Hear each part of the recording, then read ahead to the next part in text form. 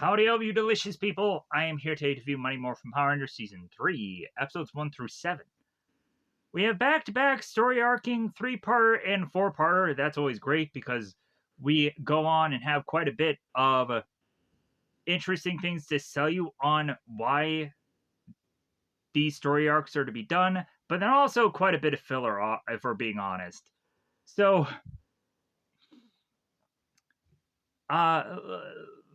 let's be a little bit honest here. And this has nothing to do with the content here, but I just want to take some time. I just want to just get this out there. Uh, the last few days, uh, like if I've had just Murphy's Law, just like whatever can go wrong will go wrong. Like I had gone on and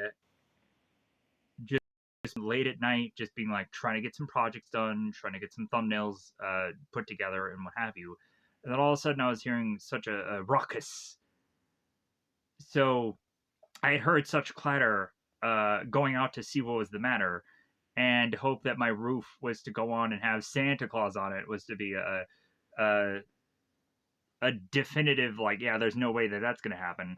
But instead, I would come to find that parts of my roof had fallen off of my house, and my gutter is now just swinging from my home.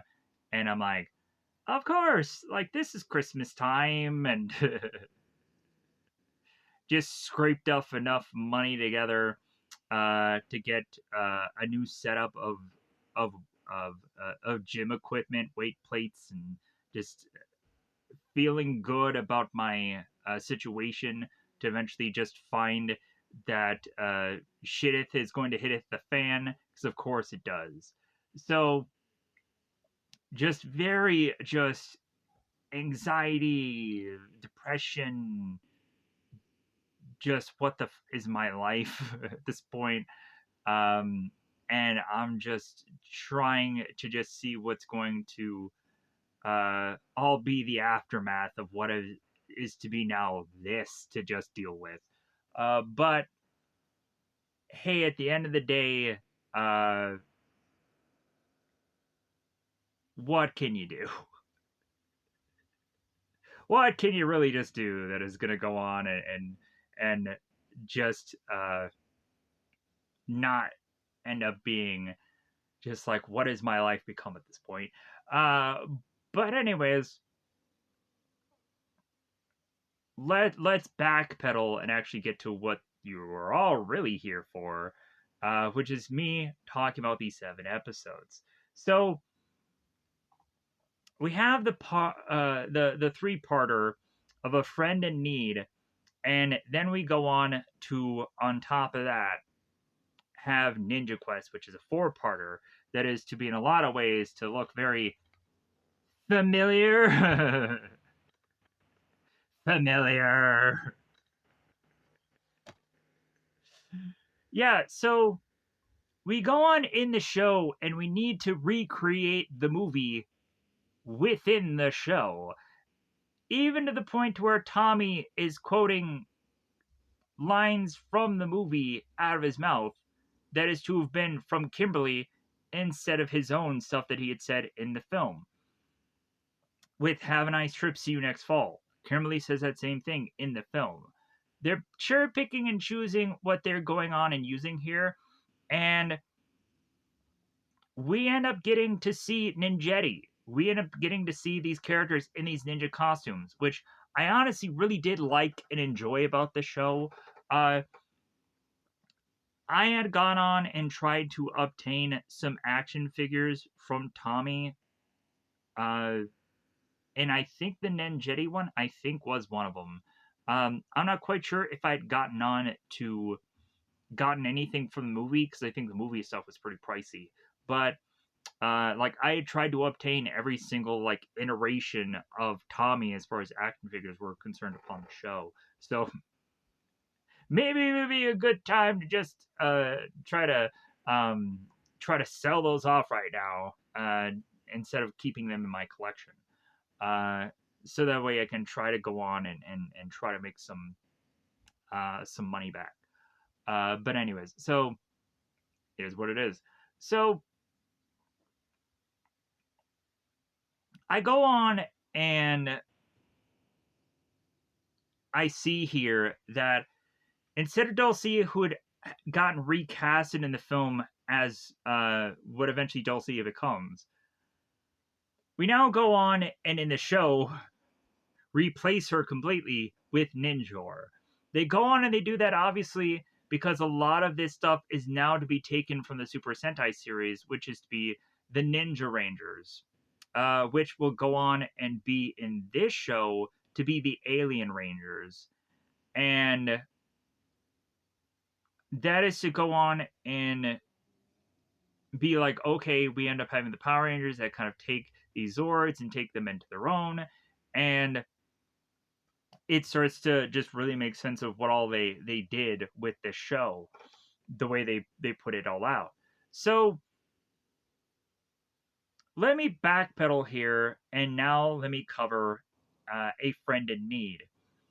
So a friend in need goes on and has Kimberly, who's dealing with a cold, so she's bedridden, and the rest of the Rangers will go on and come to find out that Alpha is having this gut feeling that Alpha's home planet is having a crisis. Weirdly enough, Alpha is to go on and be right about this, and the further investigation they are to come to find, Edenoid is to be unleashing poisonous gases onto its own planet because they are forced to because of a villainous threat of Count Dragon.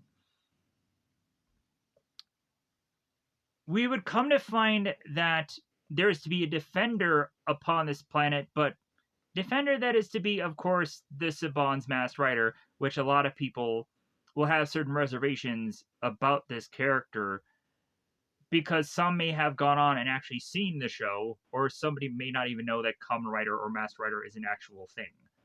Everything in between.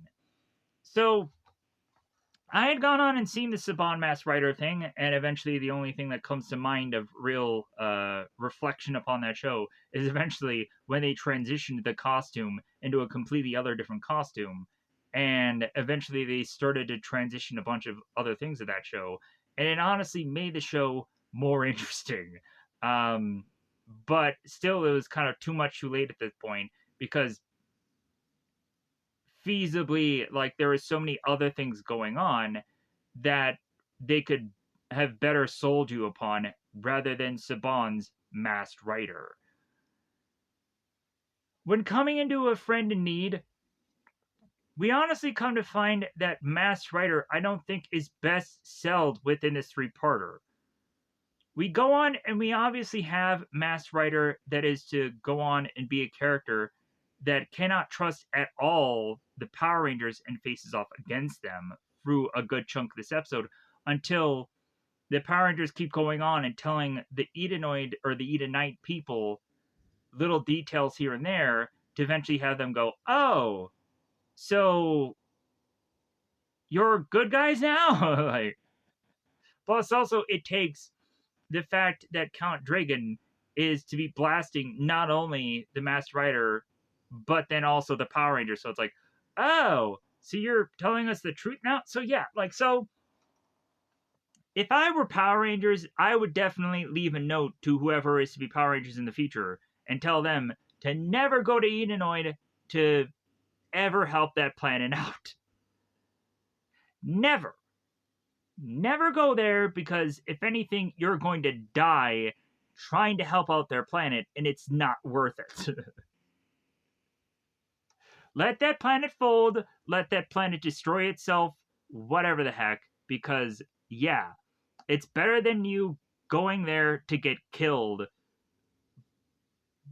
by a Masked Rider or whoever the heck is there now to defend that planet. Because eventually the Masked Rider goes on and makes his way to Earth instead of sticking around in Edenoid. Edenoid also has yet another orange filter over it, like that unknown planet from the power transfer thing. I'm like, what is it? Is it every alien unknown planet is to have this weird orange filter when we planet hop somewhere? Come on. Like, why do we have to go through all these filters? It's like I get it that you're trying to make it look like an alien planet, but it just looks just like seriously like it just really one it makes for really hard thumbnails. But on top of that, it just looks stupid. Uh, like we can just say that certain planets are to look quasi similar to planet Earth. You don't have to slap an orange filter on it to make it look alien. It's just really.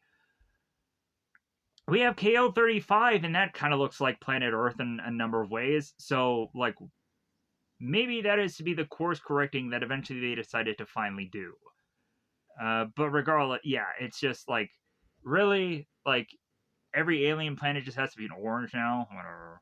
Anyways, so the Power Rangers face off against Masked Rider, and then eventually they realize that they have to coexist. And they go on into this cave, and Masked Rider goes on and tells them, hey, yeah, go on and take off your helmets. You can breathe on here like you can on Earth, because this guy is to know because he is technically half human. So, but here's the problem with that also. They go on and they eventually, at some point, leave the cave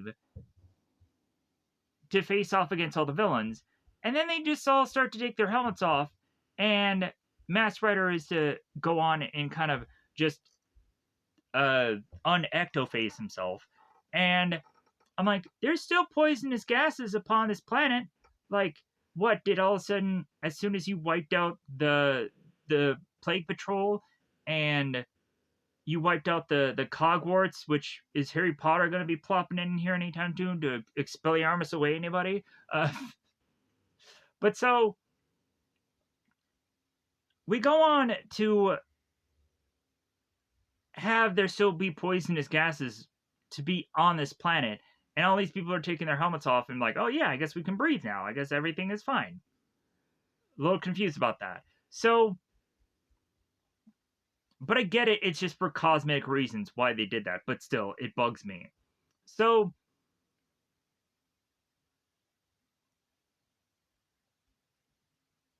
while that is all going on, we have Kimberly, who again has the boogie woogie flu, and is to be bedridden. And so Kimberly is to go on and eventually realize that there is a monster that arrives upon planet Earth. So Kimberly needs to go on and be forced to face off against the thing, and so she morphs. And if anything, like, she probably doesn't feel any different. She may even go on and actually seem to be worse. And when going on and looking at that, I look at Tommy from Return of the Green Ranger. Tommy would go on and he'd have the headache and he'd be falling down a flight of stairs. A lot of people are like, what the heck? Tommy fell down a flight of stairs? Yeah, if you guys remember season 2, you would go on to find that the Return of the Green Ranger, like, Tommy would just be in a very weakened state because they cut off his hair, and man, that hair just took a lot out of him. So they go on to tell Tommy that, hey, if you morph, you'll feel a lot better. And so he morphs, and then so he mostly does. He doesn't fall any flight of stairs down anytime soon. So we have Kimberly. She goes on, she morphs, and she's still not any better, if not even worse. If not, probably any worse. Also, blah. So Kimberly goes on and has this fever. She is facing off against Repellator, and Repellator goes on and gets his sickness as well. So eventually we start playing into the whole sick idea, and the monster ends up getting pills and needles to be asking, where is that needle going? But anyways, Kimberly ends up basically being a stopgap for eventually the Rangers to come back and defeat this monster on Earth, to really just kind of play things off here. So we then go into Ninja Quest. Ninja Quest ends up going on and give us Rito, which I really like this character. I'd even gone on and played the mobile game Power Rangers Legacy War.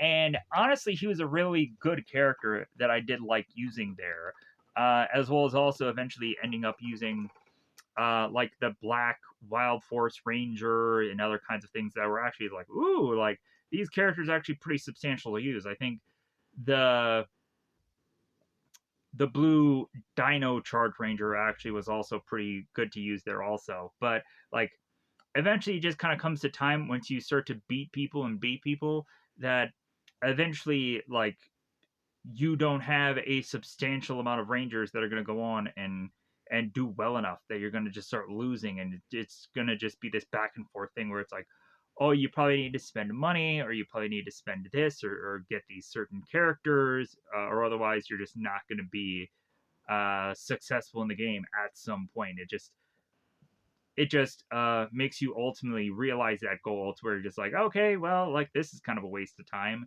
and like it just gets to the point where it just pushes you to realize you're going nowhere. So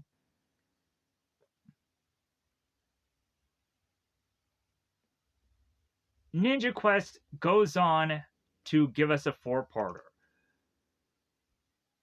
Rito makes his entrance here, and it's a debut. We find out that Rito is to be Rita's brother, and they're to look so different from one another. It kind of doesn't really make sense. But then eventually Master Vile comes in here, and still I'm like, I'm scratching my head, just like, okay, how is it that every single one of these are all to like I'm not really looking at this as a family and it all is to match and make sense here, but whatever at this point. So Rito goes on and is to eventually on the moon dump a bunch of eggs and then makes his way into the moon palace. We'll come to find out that those eggs are Tengu warriors as well as also vampires, which is to be eventually a Ivanhoe's like knockoff that eventually will play into the bit of episodes here. So Rito comes back and just gets a random assortment of monsters there to face off against the Rangers. And they're forced to go into a Megazord battle, and they end up using not quite as much power as they had gone on to use in stuff like the wedding, but they end up getting such a power acceleration that it basically has the Rangers lose every single thing. Even the command center ends up getting quite damaged. So it's kind of severely similar to, of course, the film. Whereas the film goes on and has Ivan Ooze just kind of just tear apart the command center, and that's what goes on in the film to have the Rangers lose all of their power to then realize that they need to teleport to this off planet to try to obtain these powers, the Ninjetti powers. So we have the Rangers. They go on and they make their way to the Desert of Despair. The Rangers come to find out that they have this map that is to guide them. And to me, this very much comes off as like City Slickers 2. I'm sure you guys have all heard this movie, right? And seen it. And you know every bit about it, right? I don't have to go in detail about City Slickers 2, right? Yeah, I have to. So, because I'm sure no one has heard of this movie. Or even City Slickers. What's this Billy Crystal film I've never heard of? I get it. So, in City Slickers 2, there is to go on and be a map that these guys to be given to find gold. And they go on and they try to eventually go on to this hunt for this gold, and eventually Curly's brother comes into the story and is to go on and help them out. They're thinking it's Curly the whole time, but it comes to find out it's his brother. Uh, Spoilers for anybody that hasn't gone on to see a sequel of a movie that probably no one cares about. So it's true. So we go on to eventually have the City Slicker people, and they're following this map, and they eventually get to the treasure, and they come to find out that the treasure is actually just fake. And they eventually also come to find that like this whole thing was just a waste of their time. And so they leave, and the, at the very tail end of the movie, we'd come to find that Curly's brother goes on and is to surprise Billy Crystal's character with this huge brick of gold. And Billy Crystal's character is like, well, obviously this is a fake. And then he starts scratching it. It's like, oh my God, this is real. And so Curly's brother's like, hey, come with me. Like, we're going to find this gold. And we're going to do City Slickers 3, which never happens, but still. Maybe someday. No. Anyway, so we go on, and like that is kind of what happens within this story here. We'd come to find that the Power Rangers with this map are trying to find Ninjor's cave, his bat cave, basically, because it ends up kind of really being trickingly needed to be presented in that manner. It's almost like Tommy with Dino Thunder. Maybe that's where he had gone on and gotten that bat cave from, maybe from Ninjor, I don't know. But if anyways, let me explain the episode. So the Rangers are trying to go on and find this cave, and eventually they burn off the map and they lose the map, and it's like freaking Blair Witch Project all over again, where everybody should be looking at Billy like, you lost the map, Billy. You lost it. So, but they don't, but they should have. So we go on, and the Rangers are to just be cornered facing off against the Tengu Warriors. They eventually go on and accidentally have Adam, because what a klutz, right? He goes on and hits this trip thing that ends up having this opening, which you would immediately think then that the Rangers would just be walking into this thing and they'd immediately find Ninjor, and like we would not have to clickbait people for any longer of this, right? No. They go on and they go into this cave, and still they're like, well, where is Ninjor? We can't figure out where the heck he is.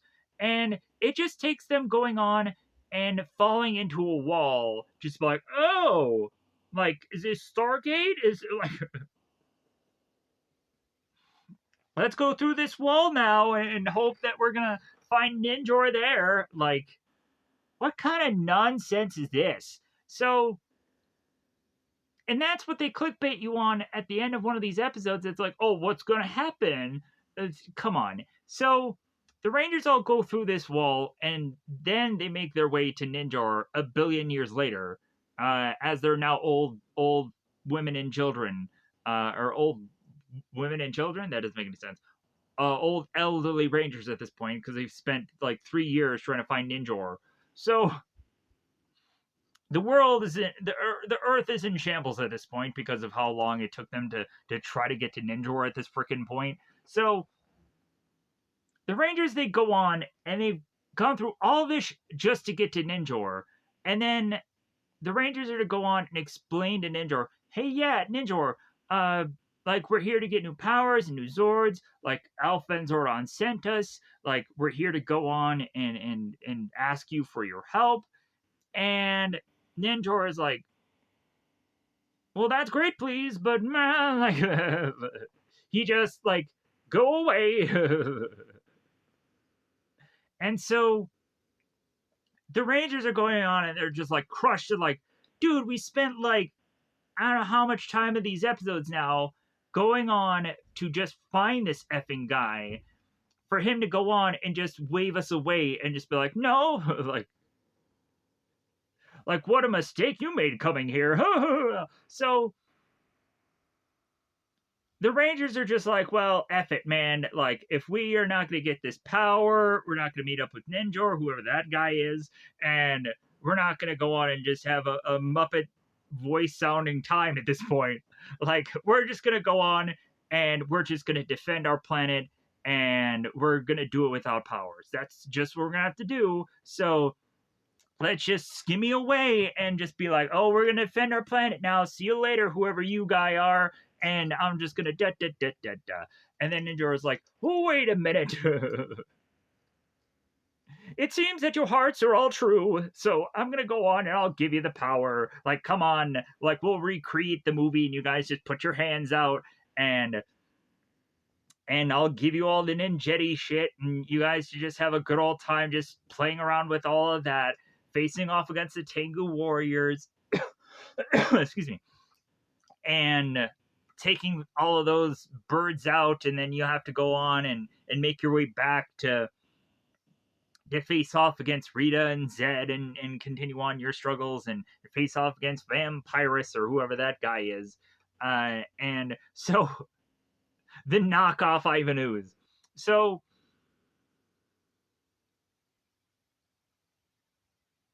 we go on and so like there's some entertaining things about these 7 episodes, but like I'm also kind of waiting to see if there's going to be something better that comes out of the season. I hope.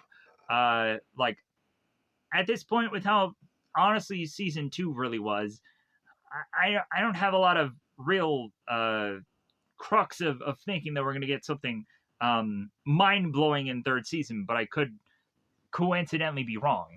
But anyways, so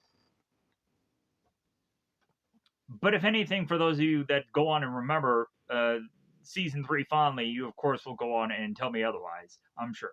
But anyways, so maybe these episodes are to be like the the best of the best, and then the rest of the season may just be polishing up a turd. I don't know. It's been such a long time since actually watching Mighty Morphin that feasibly I'll have to go on and take these episodes as they come. Because I had gone on and, of course, watched pilot of Mighty Morphin to Zeo, and then I stopped, and then I just kind of bounced around from a bunch of other seasons and watched like SPDs and Dino Thunders and Mystic Forces and all kinds of, well, not Mystic Force, well, a couple episodes here and there of that, but yeah, but like I had an assortment of just certain things that I kind of picked and choose from. But anyways, so with that said, yeah, so these episodes, thumbs up, but yeah, like they weren't all great, amazing, like, oh my god, epic. No, like to me, I feel that they were all like enjoyable. I would probably say that they're all like okay episodes. Um, the Balkan Skull stuff where they're going on and they are to be police cadets. That was good for those characters, but honestly, it was just like besides the whole physical education of things, like there's nothing to write home about here so far.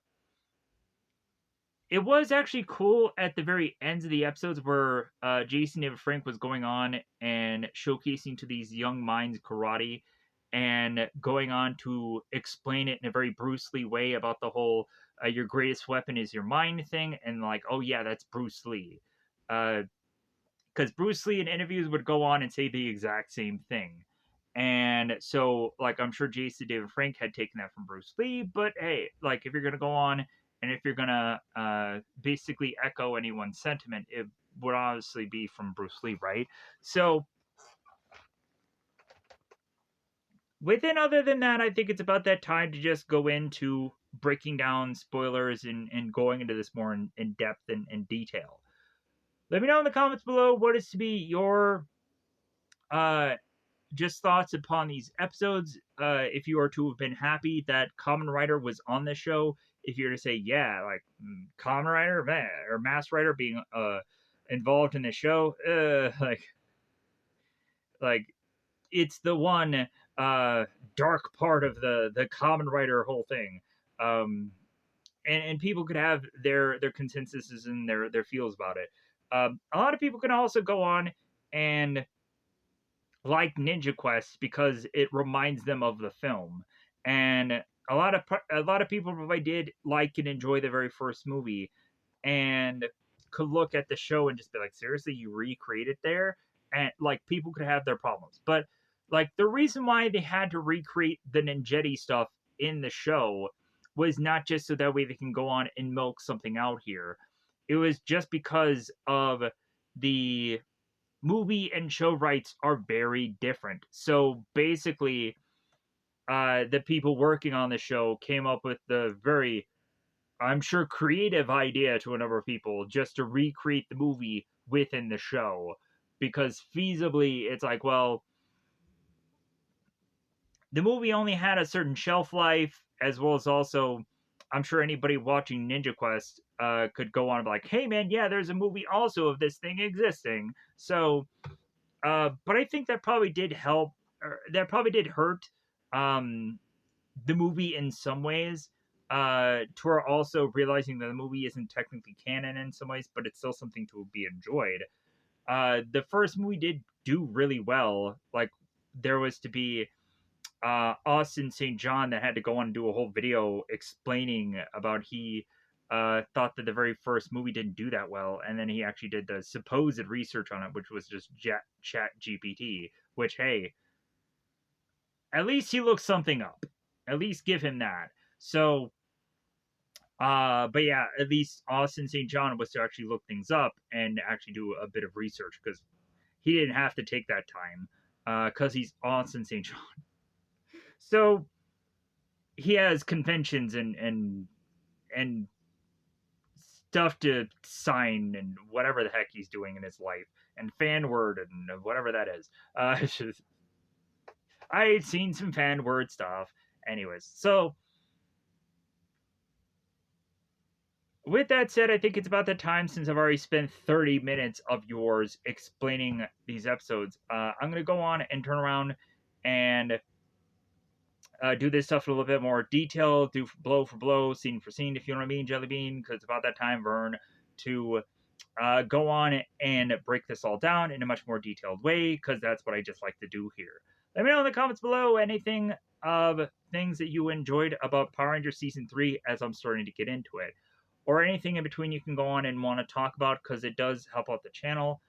Because feasibly to me, I'm to just try to keep going. I'm to just try to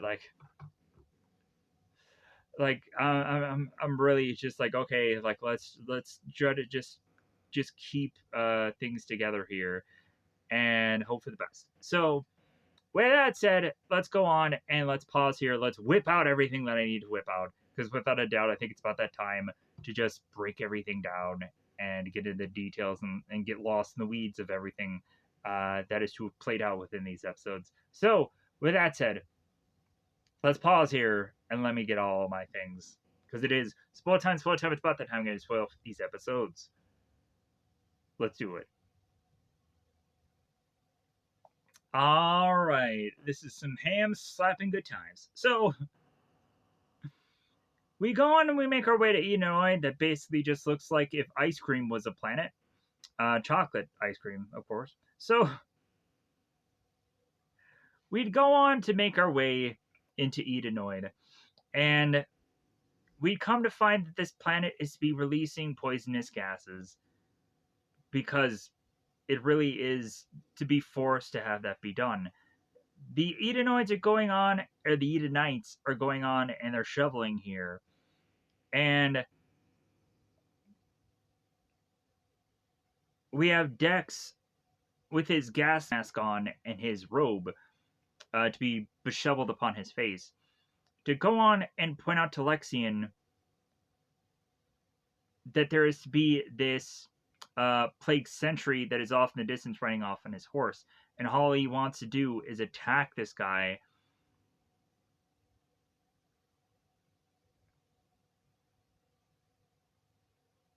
But instead, he's just kind of forced to dig up this poisonous gas that's destroying their planet. And Lexian goes on and tells Dex, hey, you'll get your shot one day, Dex, you will. So we now have at the command center, we have Alpha that is in a bit of woe. You know what I mean. So we go on to have Zordon. Like his voice is sounding a little bit strange here. Like if anything before, like honestly, it sounds like Zordon specifically in this season sounds more like AI than I think he ever did before. His voices just sound very much more weird, and I just don't quite understand why. But yeah, like I the way that his stuff is to be delivered just sounds more fake than it did before. Uh, so Zordon is to go on and ask Alpha, hey, well, what could be the problem? And Alpha is like, well, I'm afraid no one can help. We come to find this is all because Alpha has realized that her home planet is to be of crisis. And like the Power Rangers can't just leave the Earth to just go to this other planet. Plus, also like, how is their powers really going to work on this other world? So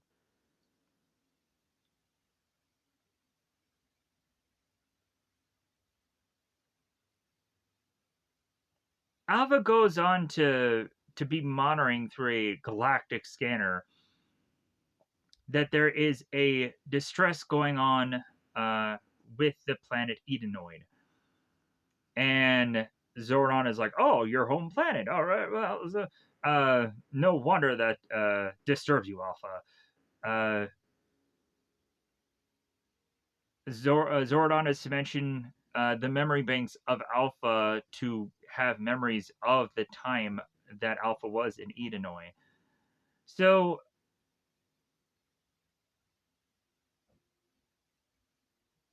Alpha is to state how he had been basically brought to life by the leader Lexian, and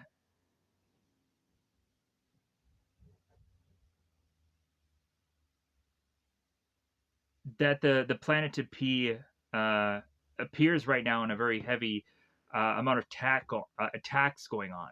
So Zorna is like, ooh, yeah, I could see why like you have this problem, but I'm not sure if we can go on and really help them because Edenoid is kind of far away, and it's not like we have the Astro Mega Ship or anything like that because this is some Power Rangers in space or any number of other things that'll probably go on and have it be like Power Rangers Space Patrol Delta or whatever the heck else, where it's like we go on and we have Power Rangers that are planet hopping at some points, uh, kind of like Cosmic Fury, how they go on and they kind of planet hop, but then again, it's not really cool planet hopping, but still, it's good enough planet hopping. So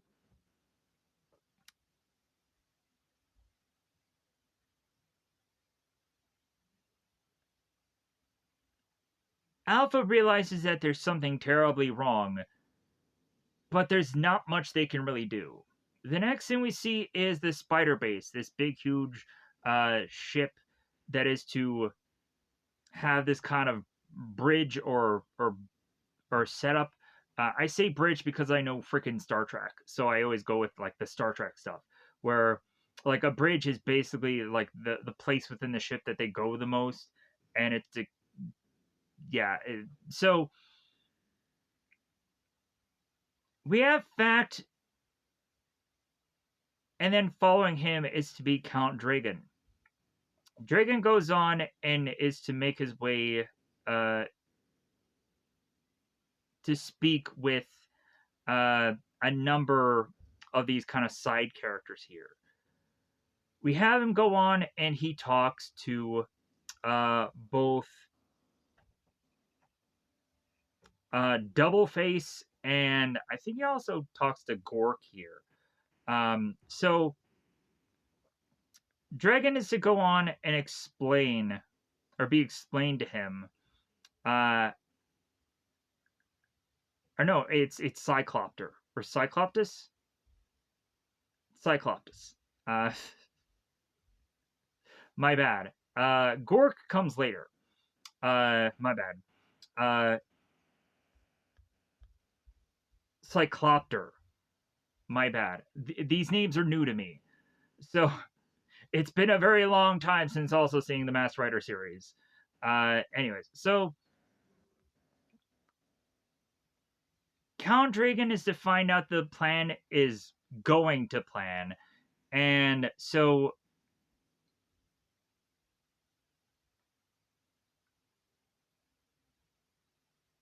Count Dragon is to go on and tell him, like, well, good, destroy the planet. That's our goal. So the next thing we go on and we transition here is to Angel Grove's Youth Center.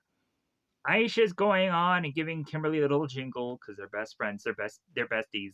So Aisha goes on and calls Kimberly and is to ask her how she's feeling. And it seems that Kimberly is to let Aisha know that she's still running a temperature, she's having a fever, and she hates having the flu.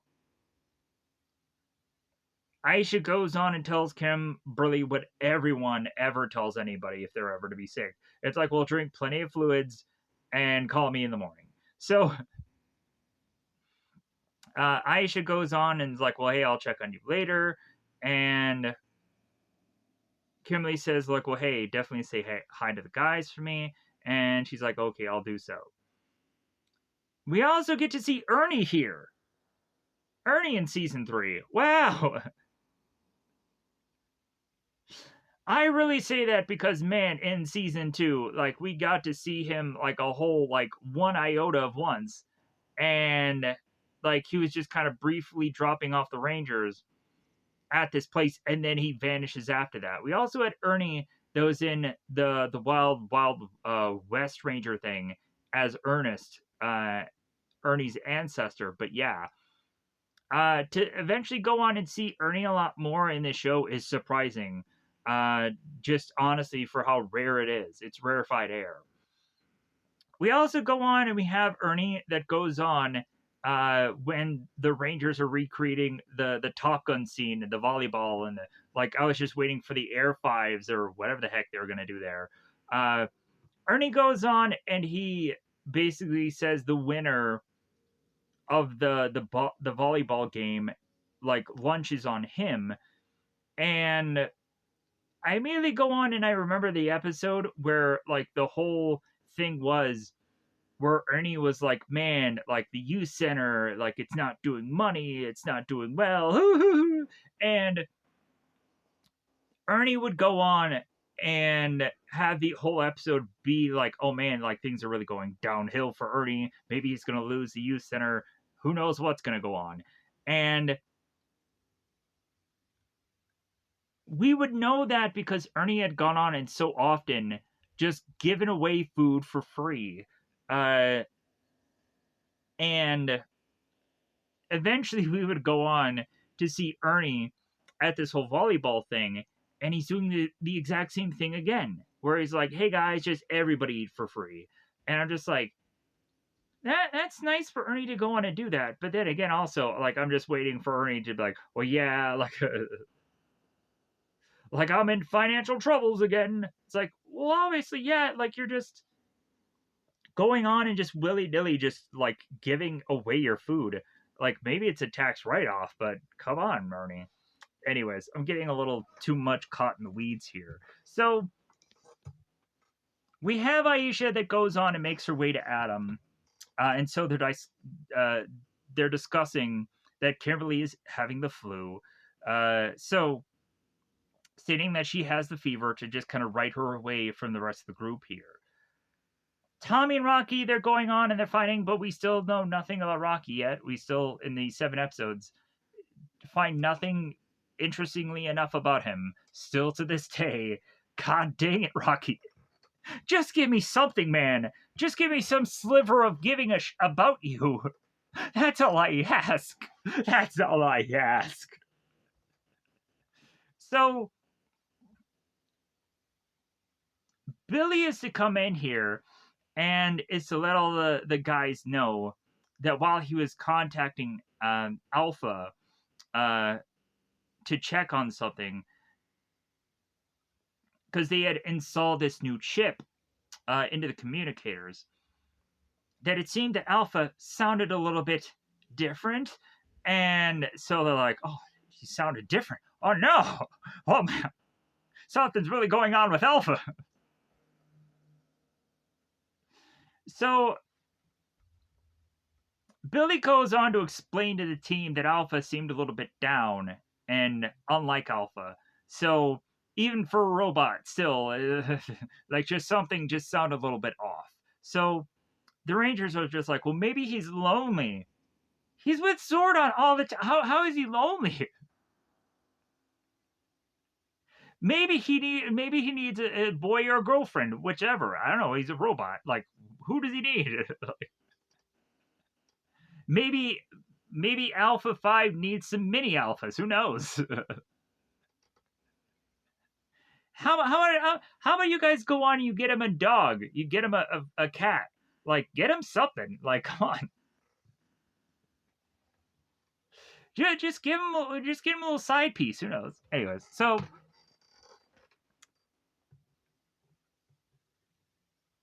but if anything, it's kind of funny how the Rangers are trying to figure out. It's like, well, like do robots get lonely? Like so. They're like, you know what? How about we go on and we just freaking visit him? Like, how about we just visit Alpha? Like, let's poke at this bear and just see what's up. So now back with Count Dragon on the spider base. So the spider base is going on and just blasting away at this planet because it just is like, okay, like we put enough poisonous gas on this planet, but that's just not good enough. Now at this point, we're just gonna just blast away at this planet until just everybody, I guess, just gets killed off at this point. Because what else better do we have to do? Like, I don't quite get exactly why Count Dragon really gives a about this planet also, because immediately he just within this three-parter, he's like, Earth looks pretty tasty. So Count Dragon goes from not giving a about Edenoid at some point to just transition onto Earth, and I'm like, okay, so like, what was the point of Count Dragon even going on and trying to do anything with Edenoid? Was he just needing something to do? Like, was he bored? Like, because immediately he just transitions to Earth. I'm like,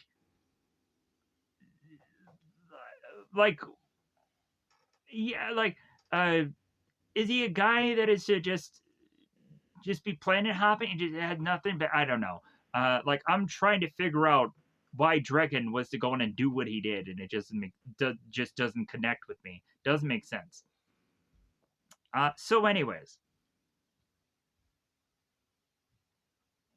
as the spider base is just blasting away, we transition to the Moon Palace. Zed is to go on and find out that there's something rotten going on in space, and he realizes that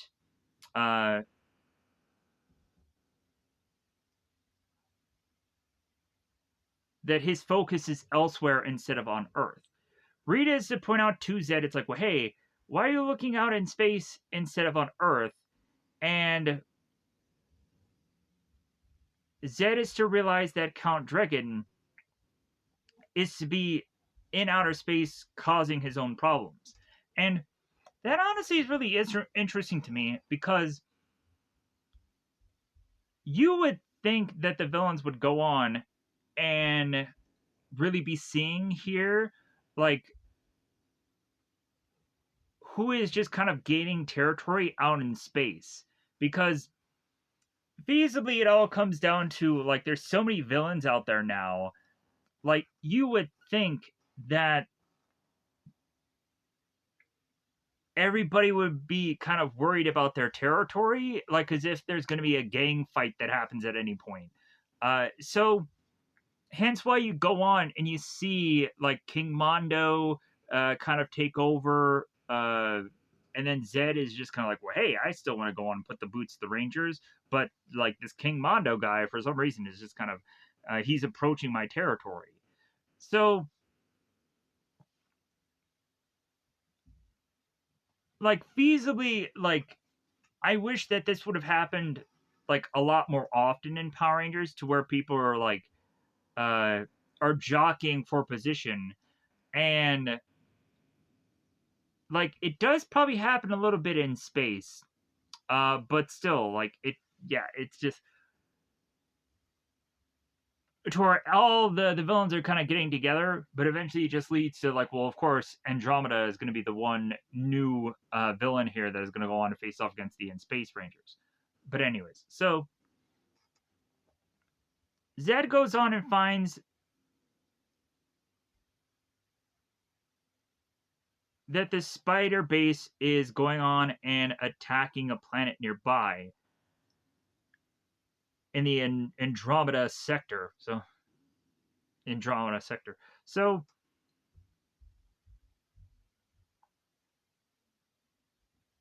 Rita ends up saying that that's great because Count Dragon is the evilest of evil, and Rita is to like Count Dragon, but Zed hates him. He really does. Why? Because we have to sell another evil villain instead of you?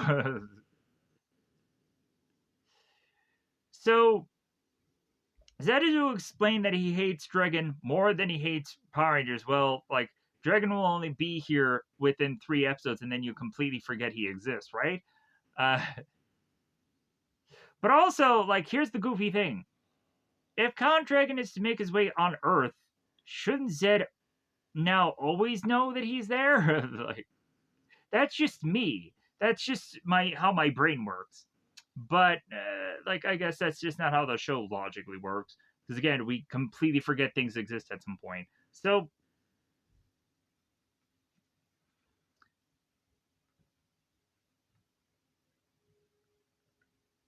Rita is to go on and just like is to just dismay and just dress down Zed here, and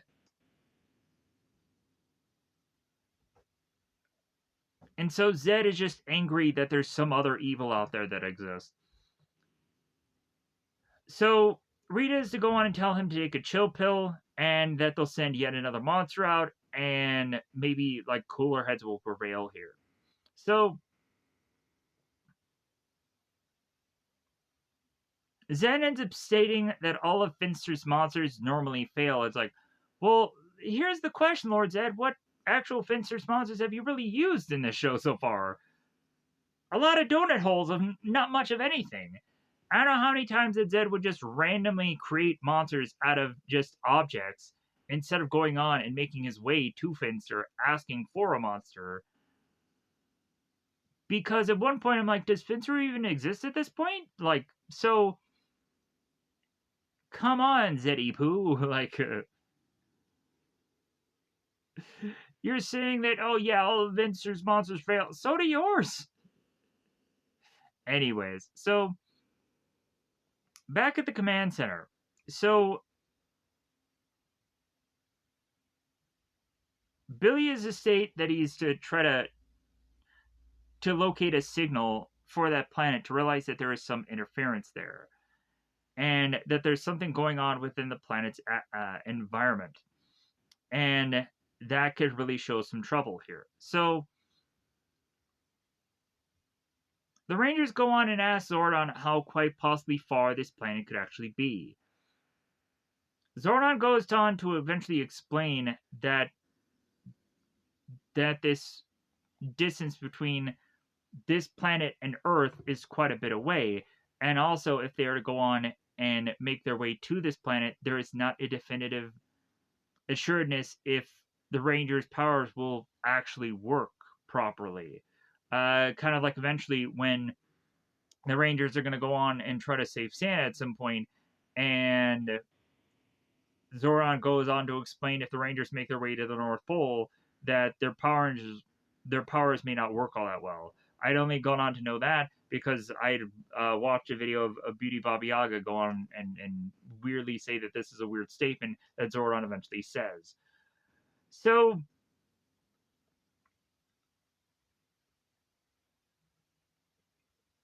Zordon explains to the Rangers that this planet could be far beyond their reach, and eventually it does take some convincing, but the Rangers do go on and want to make their way to this planet and teleport there. So because Alpha goes on and he is to say, it's like, well, the planet's leader is King Lexian, and he gave me life, and he was like a father to me, and so the Rangers are like, well, hey, if this guy is family to you, then he's family to us, because Alpha is our family, so we're gonna go on and we're gonna find out a way to help. So, short story long, uh,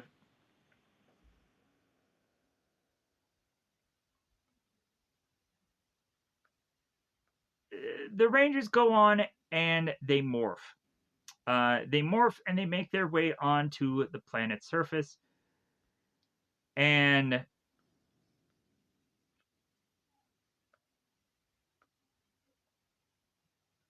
we have Alpha that goes on and teleports the Rangers to the planet. So we have Zed that goes on with his visor to find out that the Rangers are now off planet and curious where they are.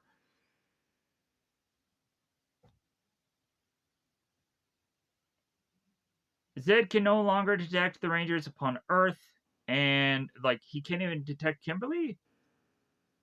So, oh, he does go on and says like, well, yeah, there is one left, but she's dealing with a human ailment, which is the flu. So, uh, Rita goes on to explain to Zed, it's like, well, hey, maybe this is the perfect time to attack the planet because if anything, like the Rangers won't be here, so the planet will be defenseless.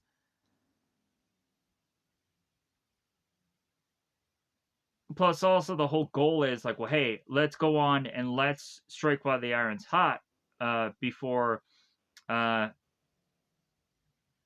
Dragon goes on and he does anything, and he uh, gets his eyes on planet Earth and he tries to do anything. So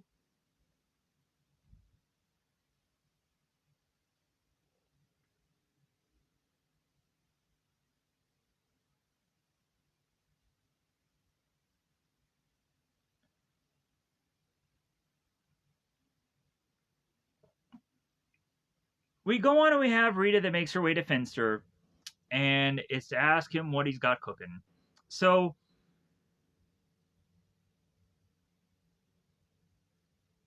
Finster is a state that the monsters did take quite a bit longer than usual, and but if anything, soon she will have it. So Rita goes on to yell at Finster, and then she leaves. There's parts of me where I am kind of curious if the scene of which that they used here was just lifted off of the Sentai, or if it was legitimate or not. For how they did some probably clever editing, right? Is what I'm thinking. So we have the Rangers making their way to Edenoid, and immediately there seems to be like an earthquake coming on here because of the spider base going on and consistently blasting this planet. So the Rangers are talking about hearing these explosions and that they're getting closer. So they don't know where it's coming from, but they do realize whatever it is, it's some heavy duty firepower. The only thing that I can logically see from their POV is just feasibly to just see rocks here. They don't know what is really causing this disturbance. So Billy surmises that it has to go on and be some kind of spaceship of some kind that is coming from the Earth's atmosphere, that is to cause the reason for this planet to just shake the way it is. We could have obviously also chalked it up to have this planet have also some weather conditions of some kind, but no, I guess let's just chalk it up to some spaceship causing some disturbance.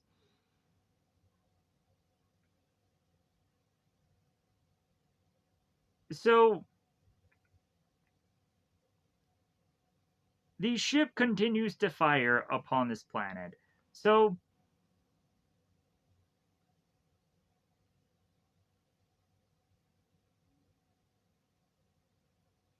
Rocky ends up stating how the ship has gone on to blast all around them, getting ever so closer, but it has stopped. So the Rangers go on and they start to make their way through this planet. It is kind of interesting because the Rangers would probably have no idea where they should go next. They're just kind of thumbing their way through this planet, hoping that they're going to strike gold here and find whoever is a part of it. Like, because, yeah, like, that is always the problem with, like, space hopping or space hopping, planet hopping. Like, you go on and you just make it onto some random part of the planet, and you just have to just walk a long ways to find any real cementing thing that is to be like, okay, I need to be here. So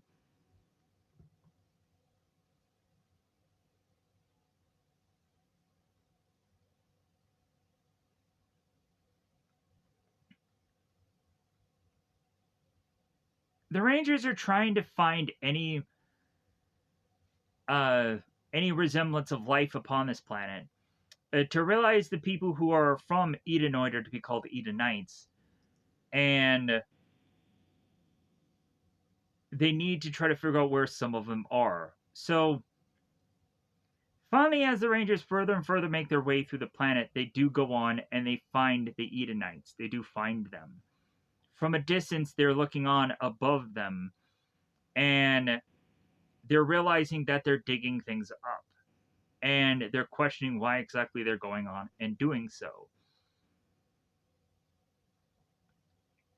Billy states from the data that he had found from the command center, they find out that this area seems to have some catacombs of pockets of poisonous gases just below the surface. And they turn to one another and realize that's the explanation of the whole gas mask thing, that they're all wearing that. But none of the Rangers quite understand why exactly these guys are going on and digging up this poisonous gas if it's hurting them and it's hurting their planet. The next thing we see is the Edenites. They go on and they fly in and they appear behind the Power Rangers, spooking them, scaring them, frightening them. So as the Rangers turn to try as best as possible to put their hands up and greet uh, the Edenites here, Edenites, whatever the plural of this alien race is. Tommy is trying to like, hey, we mean you no harm, and Dex is like, well, that's a likely story, and Tommy's like, well, hey, we come in peace, like, hey, one of these things, like, so the Rangers go on to try to explain to Dex and the rest of the Edenites here, because that's who I'm going to call them. I'm not going to say who all their specific names are up to the point where they bring it up, and still, I will completely not take the time to figure out who all these people are because they're wearing gas masks the whole time, and then also like it doesn't really matter to the story. Like these characters don't separate, and it doesn't really matter who they are. They have a very short shelf life in this show. So, sadly enough. But they do have individual names, but I don't care about them. So, I don't care about Edenites and Edenoid. I don't care about these people. How dare you not care? Because I never really watched or I was never to go back and watch the Saban Mass Writer series. That was the one thing where I was like, I don't think anyone's going to care about that. But I could be surprisingly wrong. I would love to be surprisingly wrong and have a lot of people want me to check out the Mass Writer series because that'd be cool because I would check it out because I had seen it in the past. So I watched it when it originally was airing, not any time after that because one ear out the other with that series. So, anyways, getting back to this episode here. So, Rocky tries to go on and explain to the Edeonites, that man, that name is going to be la, la, la, to me. So, Rocky goes on to explain that they're from planet Earth, and the Edeonites are going on and saying, "Oh, you're working alongside Count Dragon," and they're like, "Dude, we don't know who that is." Dex goes on to state that they mean to attack us, and so he goes on and he does his little hand thing, and he's like, "Yeah." I call upon the power of light and truth to become the Masked Rider. And so we go on to have the Masked Rider who Ectophase activates and turns into the Masked Rider. He goes on and he comes flying into frame here, and he starts going on and he does his little, his little devil horns, or his love signal, and he goes after the Rangers here. So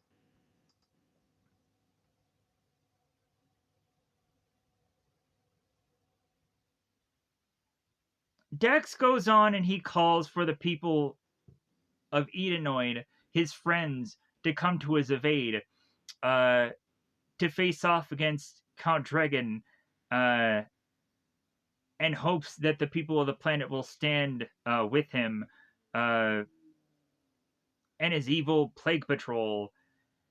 And Aisha's like, well, can't we just talk about this? That feels to be always the kind of the thing of Power Rangers, where they try to like, hey, can't we just like figure out a way to just diplomatically just figure out the whole situation? And it's like, no. So Masked Rider goes on and he gives him the good old Goldar, where Goldar at some point are like, silence! Where Masked Rider goes on and like, silence! Words have no meaning.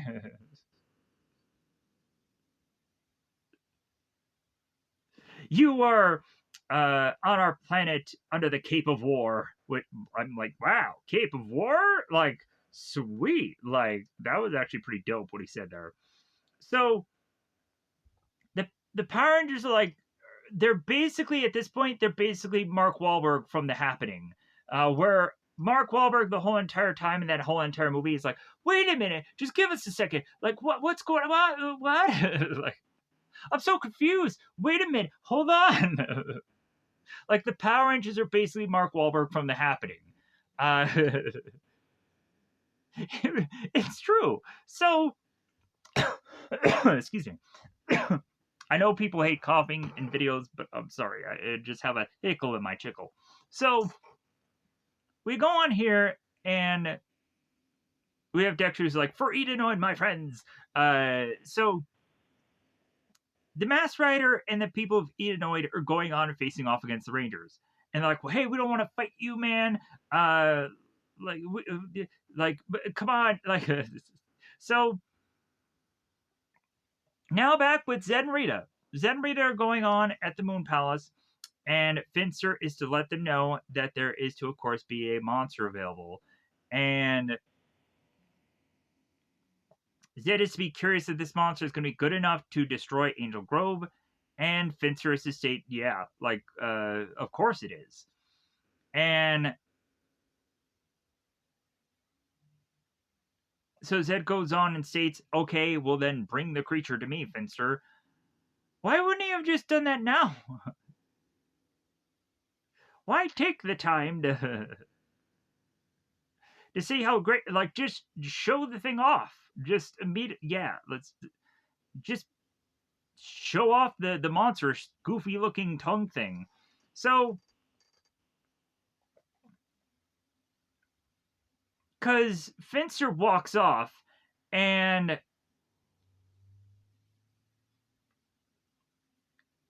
Zed and Rita are to go on and have again, they're like, well, we're gonna do it in with the Power Rangers, yeah, but, and then so we cut back to Edenoid, we have Adam that is trying to talk to the Edenite, the alien people. He tries to talk to the aliens, the the the memory crystal folks on their foreheads, those guys, the guys that are wearing the gas mask, the guys that are going on from the other planet, the dudes that are wearing the orange filter upon their faces because that's who they freaking are. So the dudes from the orange filter planet, that's them. Yeah. So Adam is going on and telling one of the Edenites, you got to believe me, with his fist in the air. Is he giving the curveball? Huzzah! So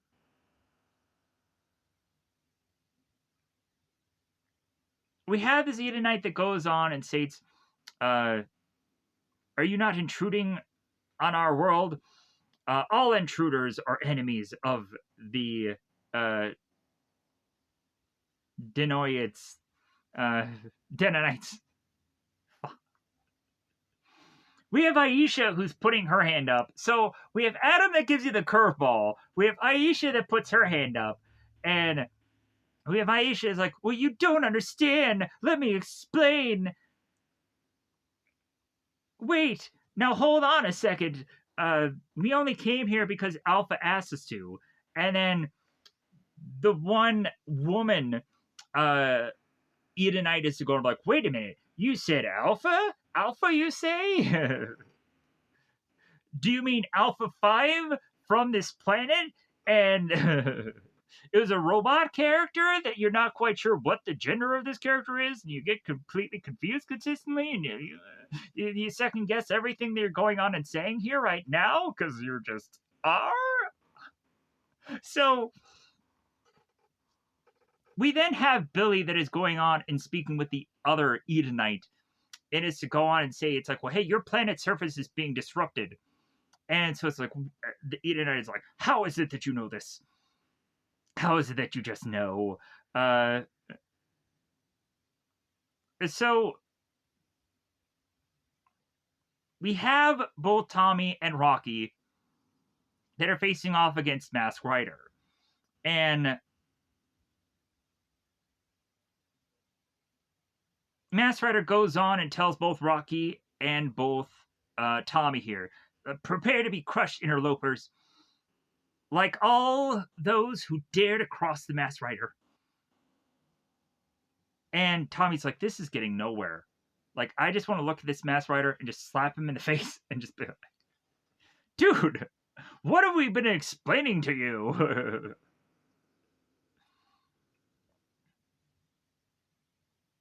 And so the Mask Rider goes on and he states, nothing you can say will save you. I'm like, so, like, again, like, these people from Edenoid, like, are gonna kill some people. It's lucky that the Power Rangers are not dead at this point. So, Tommy's like, you've got to listen to us. What thing of nothing you can say will save you is going to get through that big old insect helmet of Mask Rider to change things? So we have Mask Rider is like, okay, you're gonna pay the ultimate price. And so the Rangers are like, you have to believe us. We've come here to help. So the Rangers all do their whooping crane attacks to face off against one another because they're realizing they're having a fight here. And still they're like, well, yeah, we should be fighting together. Hold up, will ya? Never. So you can go tell Count Dragon you have failed. You will die. Anyways, now at the spider base we go on, and we have Count Dragon that turns to double face, and ends up asking him, like, well, hey, who the heck are these colored creatures that are to be with Mask Rider? And Doubleface goes on to tell Count Dragon that he's like, well, like, The computer tells us nothing of the identities of who these people are. And that's because we're on a different spin-off show than them. uh, but it comes to find out that the Power Rangers and the Masked Rider have the same kind of power set, which is kind of interesting. So the Masked Rider and the Power Rangers are very equal, as almost to think that the Masked Rider and Power Rangers probably get their same powers from the same place. It gives me suspicions. But anything, Doubleface and Count Dragon are to realize that the Power Rangers need to be destroyed equally with the Masked Rider. And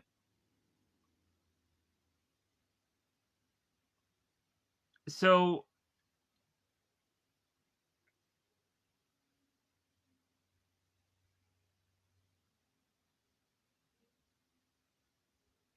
Dragon is also very worried uh, that if they do defeat the Masked Rider and he doesn't, that they'll be able to acquire the Masked Rider's power. And so that is the main reason why both the Masked Rider and Power Rangers are just being lumped into, like, well, hey, wipe them all out. So, because evidently Count Dragon's goal is to try to obtain Masked Rider's power. For some reason, I don't know why. I don't remember why. But anything. So the space or the spider base goes on and makes its way to the ice cream looking planet. The chocolate ice cream looking planet. And so all you honestly need is like a scoop of chocolate ice cream and have it on a ice cream little thing, and it looks just like Edenoid. It's true. So that's what it looks like. Let me know in the comments below if maybe it looks like something other chocolatey. I have no idea, but it looks like ice cream to me. Anyways, so Masked Rider is mopping the floor with Tommy. We see the Rangers getting right back up to continue fighting, and Dex is like, "Why do you continue? Uh, why not give up and go back to Dragon?" And so we have both Rocky and Tommy grabbing at the Masked Rider's arms to stop him from moving. Knock him the out. Pow! Just knock this guy out. Like, yeah, like you can concuss the guy and that's wrong, but like at this point, like this guy is not going to hear you out. So if he's not going to hear you out, then he's going to need to get knocked out, like, or just tied up or something. So that way it's like, you're like, dude, you need to hear us. You need to hear exactly where we've come from and why we're here. Anyways, so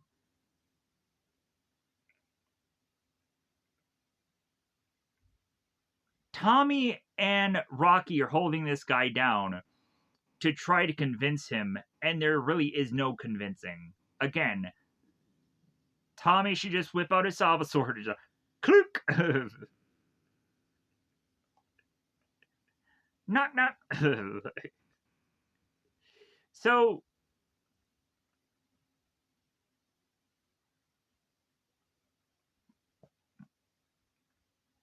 now back with Count Drago talking to Doubleface.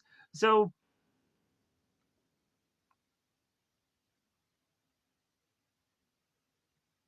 they're talking about a full aerial assault, which sounds cool, but back to just blasting away with the ship again. So Doubleface is just waiting for Count Dragon's demand. Like, didn't he go on and just say, like, dude, just wipe out all those people? Come on. Like, so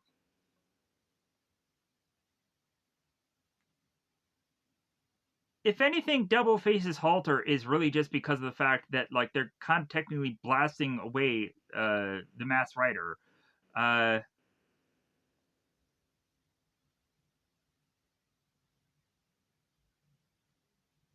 But if anything, uh, Count Dragon just tells them to be quiet and just do what he orders. So, uh,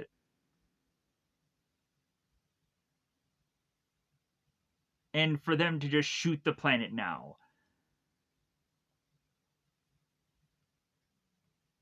Mass Rider says that the Rangers can't hold them down, and here's where all the blasting starts to occur, and that's when finally the Edenoids start to realize that not only are the Edenites being blasted, but also the Rangers are as well.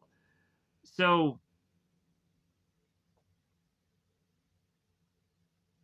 that's when finally the Mass Rider is to be convinced. He is to realize that Count Dragon would not go on and blast upon his own kind. So that makes finally the Mass Rider realize that they're working on the same side here. And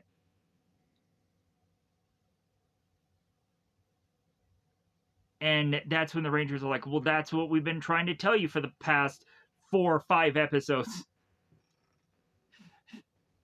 4 or 5 fights, 4 or 5 like 4 or 5 bajillion times we've gone on and been spelling this out to you, Mass Rider. God dang it, Mass Rider. Like, no wonder people don't go to your planet anymore.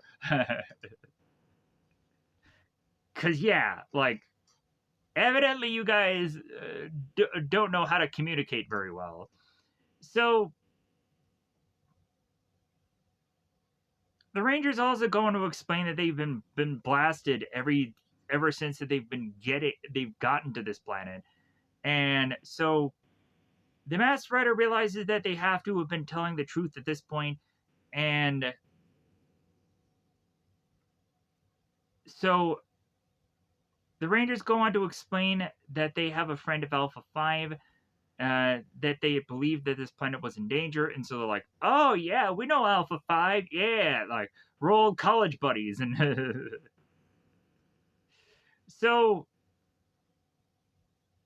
Masked Rider is like, okay, well, any friend of Alpha is a friend of ours, let's go into this cave, so that way we can go on and get our helmets off and just have a good old chat.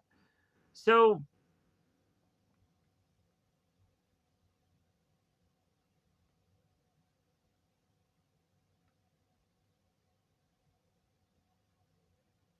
Doubleface goes on to explain to Count Dragon how the Rangers have gotten the Rangers and both Ryder had gone on to escape from them.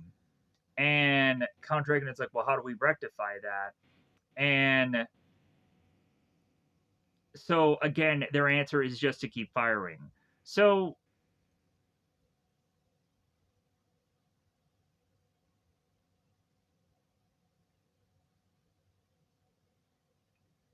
Count Dragon turns around and also has the Plague Patrol being sent out to face off against the Rangers and Masked Rider. Because eventually when they go into the cave, so yeah, so they need someone to get them out of it.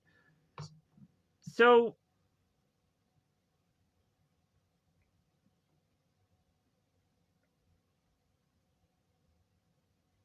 we have a to be continued, thank goodness. So starting in the next episode, we go back to the chocolate ice cream planet. We have the spider base that is going on and blasting away upon the planet. So another part of a friend in need. So man, we have for Mighty Morphin Power Rangers. There's a lot of times where they're going into caves in this show. A lot of times. So Masked Rider tells the Rangers to come with him in the caves. We'll be safe in here for a time. So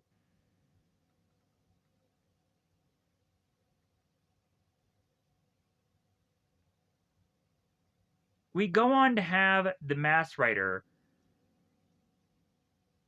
being asked by the Rangers, hey, are you okay? Like, you look injured. So, and also the Edenites that are just kind of curious of if Masked Rider is okay, because they're he's their defender, so it's like, well, yeah, we need to make sure that Dex is okay. So Dex goes on to state here that he's like, he's okay. I just need to rest a moment, my friends. So he eventually ecto phases back to human or his demorphed form and turns to the Rangers. And here's where he goes on to explain that this planet has air similar to Earth, and that these guys can all take their helmets off. And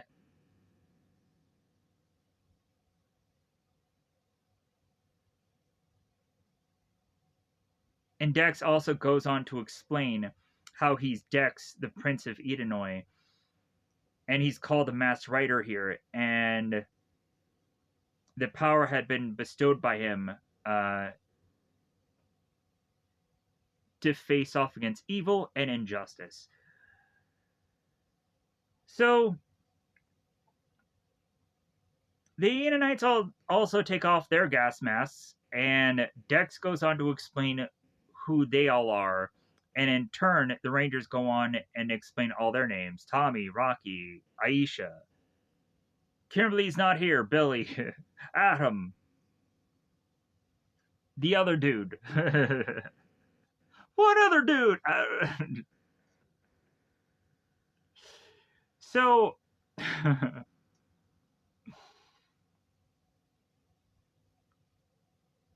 Tommy goes on to ask Dex what exactly is going on with his planet. And so Dex is to go on and say that his mind crystal will go on to explain what is to have happened with his planet here. So Dex will go on to explain that his planet had gotten enslaved by Count Dragon because his planet was to go on and be of artists and people who didn't have the means of combat. So feasibly, their planet had been easily taken a run or taken over. So, and plus, this planet was also a planet of great peace. So that's the reason why anybody can come in and just squash that. So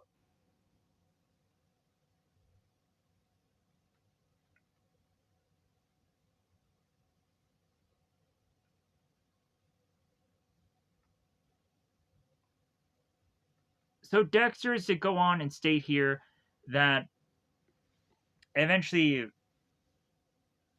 when Dragon was to come in with his forces, that they had a hefty price to pay with their freedom, and some had escaped this planet, but many more have gone into hiding. So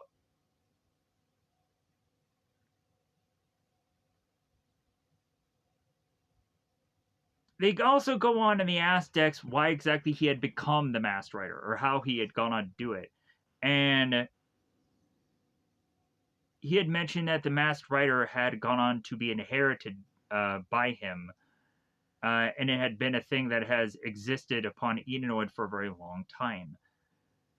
So, handed from king to king, and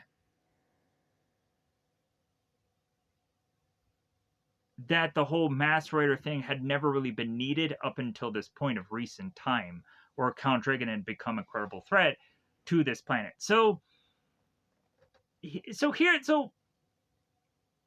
what would be the point of the whole Masked Rider thing if most of the time this planet was to actually have gone on to have been a planet built off of peace, and a planet that was like, I guess you kind of can look at it as like, say for example, uh Spider-Man.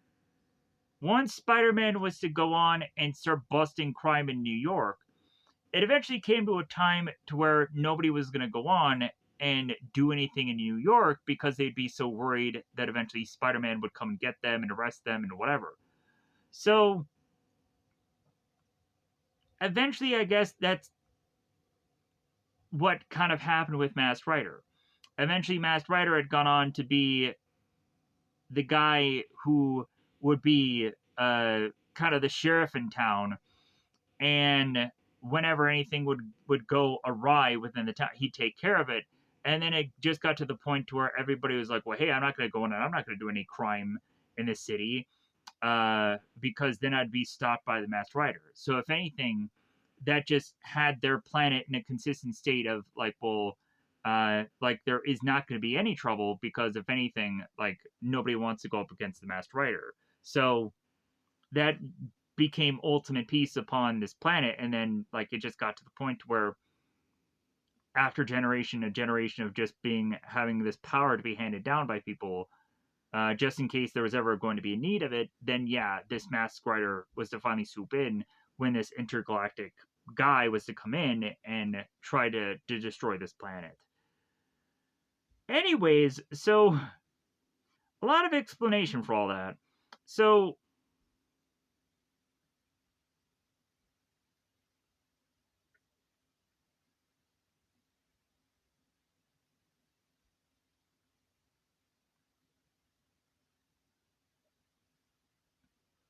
Dax goes on to explain once he was to go on and obtain the Masked Rider power, how it eventually was to be a thing that made him invincible from the entire galaxy.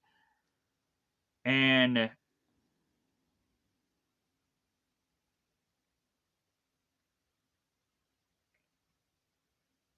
that if anything, Masked Rider going on and donning this was to try to help return Lexian back to his throne, and that's why he was to go on and become the Masked Rider. So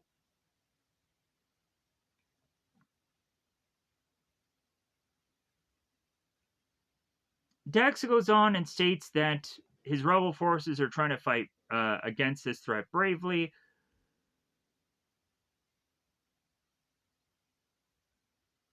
and but if anything, here's when the Rangers come in to really kind of tip the scale in their favor. So now we go on and we have Alpha at the command center, and Alpha is going on and contacting Kimberly because communicator. Alpha goes on and asks Kimberly if she's feeling any better, and Kimberly is to go on and ask Alpha if she's heard from the guys yet. Alpha goes on and says, "Hey, don't worry, just concentrate on getting better because you're gonna have to fight here pretty soon here when this monster comes up." Uh, that's legit what Alpha should be saying, but if anything, so Alpha is going on and telling Kimberly as soon as she hears anything, she will let Kimberly know. But otherwise, yeah, just rest and try to recover. So now we go on. We have at the youth center. We have these two ladies. They're going and they're being ooh goo gaga about Power Rangers. So Bulk and Skull go on here to just be overhearing these two women talking about the Power Rangers. So Bulk and Skull go on to turn to one another and be like, "Hey, you know what? Since these girls are go on and like the Power Rangers so much, maybe we should come up with a plan to try to win them over and win them over by pretending that we are going to go on and be Power Rangers ourselves." Both Bulk and Skull are going to go on into a park somewhere and they're going to put on the Power Ranger costumes and they're going to be pretending to be the Power Rangers, thinking that this is going to go on and have these women be like, "Oh my god, they're the Power Rangers," and be like, "Oh." So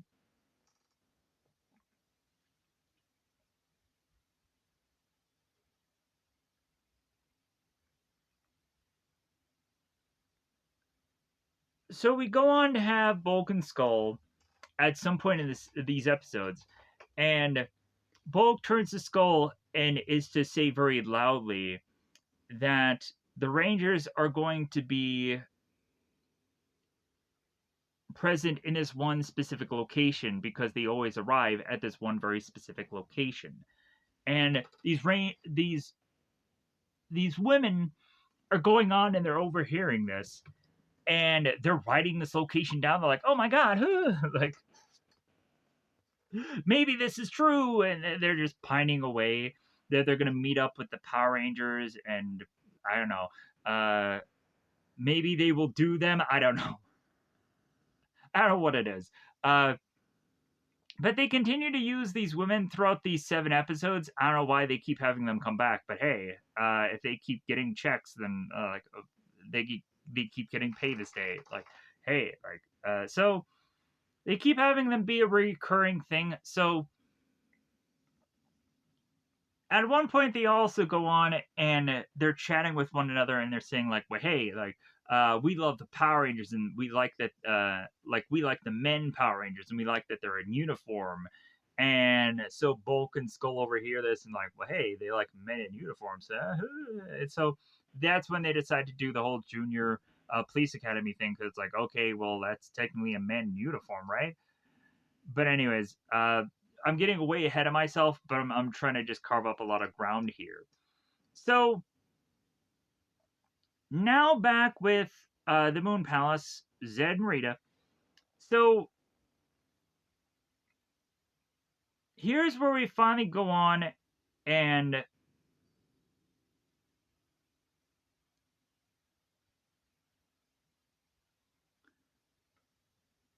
no, they still don't do the monster thing yet. We're still waiting for that garbage.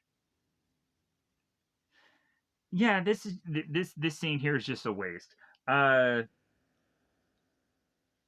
Because really, what is all happening here is they're just kind of waiting for Finster. They're still waiting for this monster, and they're really just walking back and forth, and it's like Goldar, Rita, and Zed, and they're like all like conjoined at the hip right here, and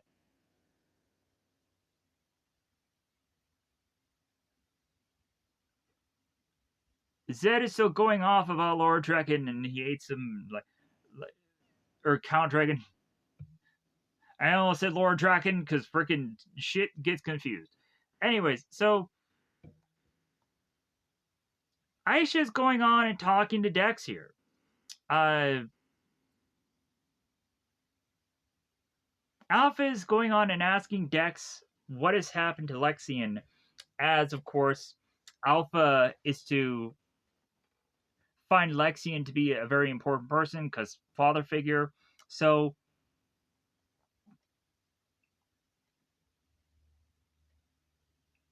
Dex goes on to explain to Aisha how Lexian is basically his grandfather and he's in hiding now.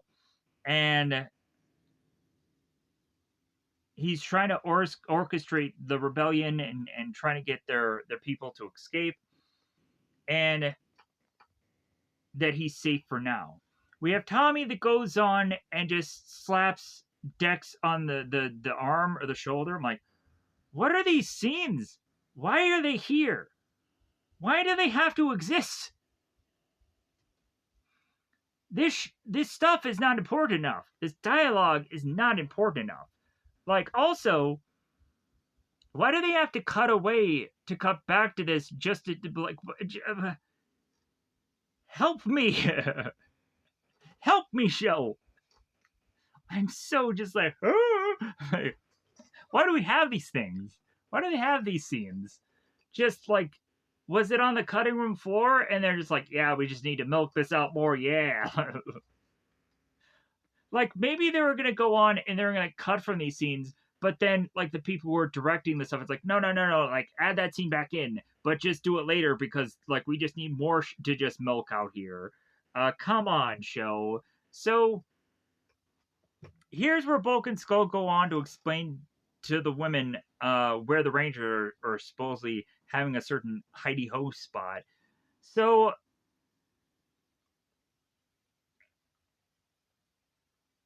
the two women are hearing this, they're writing it down, and they're like, all right, like, let's get out of here. So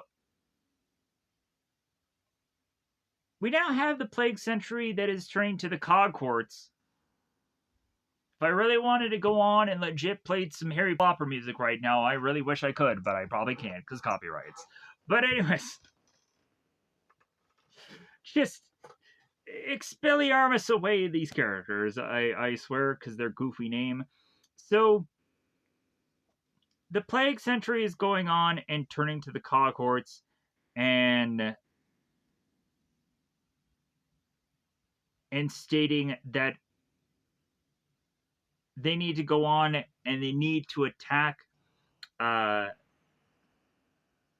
Masked Rider and his friends within the cave, and the cohorts are to agree to this. So the Edenites and the Power Rangers are to be aware that the cohorts are coming, and explaining who the cohorts actually are. So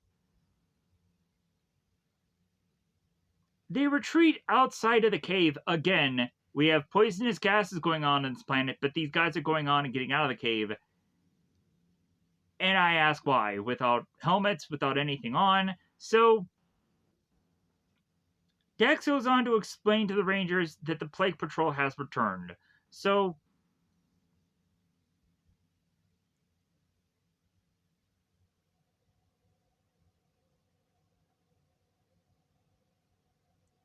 the Rangers are all like, oh yeah, this doesn't look good. What's going to happen? So the cohorts go on to tell both Masked Rider and the Rangers, like, hey, come on and face us. So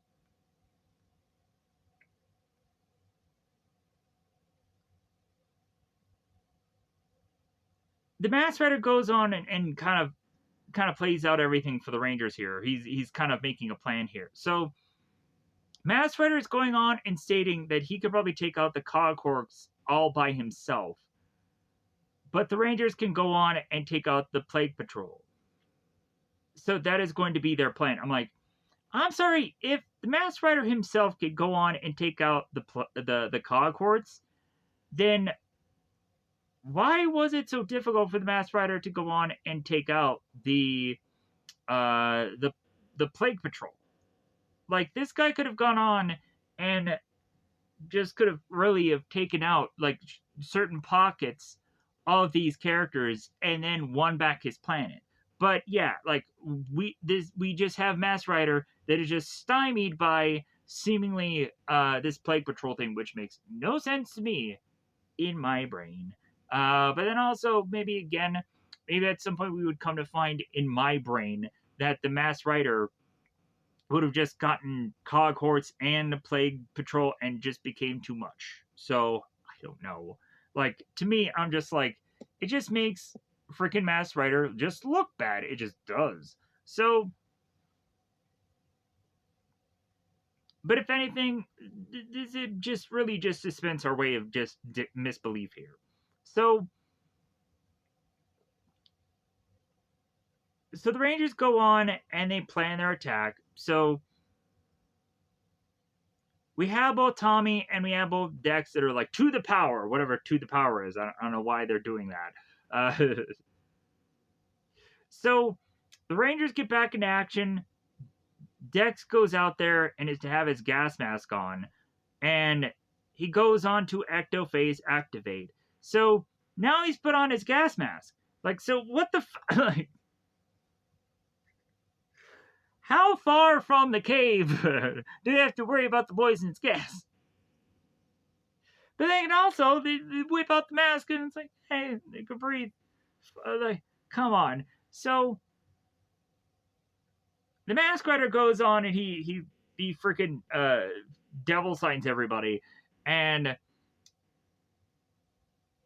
goes along with the Power Rangers to face off against the patrol here, the Plague Patrol. So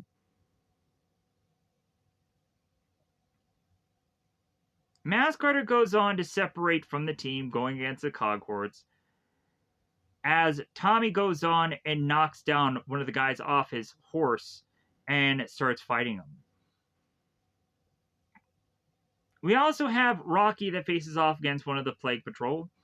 And so the Masked Rider goes on to attack one of the cohorts and he does a rider kick, which in all honesty, when I was there's Stuff that the Masked Rider would go on and do in the show that eventually was actually cool. Like he has his electro saber that comes out, and I thought that was cool. Like eventually, like Masked Rider does go on, and he does legit have a bike and a car, and like he has guns and blade and lasers and all kinds of things. More so than what is shown here, which is not to be quite complete. Like all we have is the electro saber, and that's all we really have within this three-parter. So,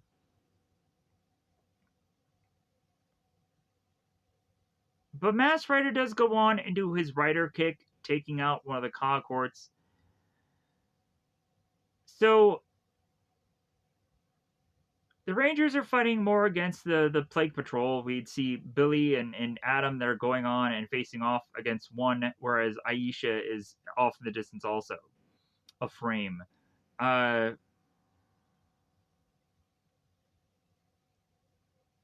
Tommy goes on and faces off against one of the patrolmen and or Plague Patrol, and so does Billy. Then we go back, we cut to Tommy. Uh, so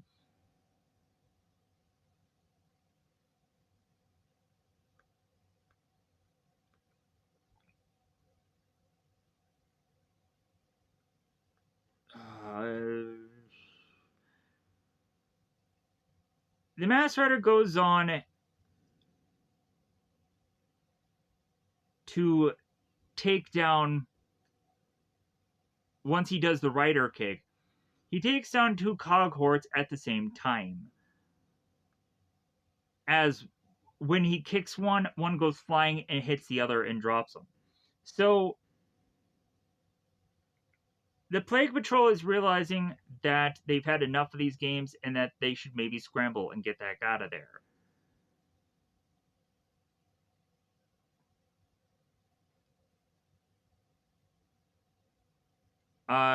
Rocky goes on and is playing a little bit with the Plague Patrol, and Billy and Aisha are going on, and they're facing off against the Plague Patrol. Now back at the command center.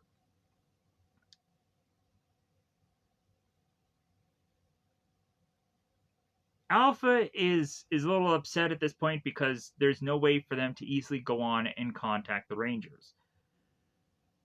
And Alpha is getting very worried about what's going on that planet because they're not really sure what's going on.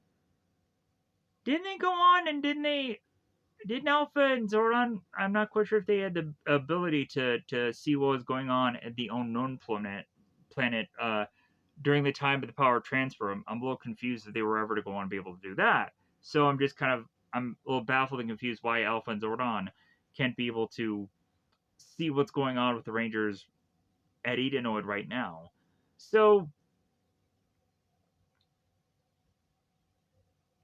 Zordon ends up telling Alpha to have faith, and Alpha says like, well, at least on planet Earth, at least things are quiet. Won't be quiet for long. So finally, Fencer goes on and whips out his Repellator, and it's to bring him in to Zed, Rita, and Goldar to show off his really just his tongue that is all goopy and ugly. We have Rita that goes on and touches his tongue and then regrets it forever. So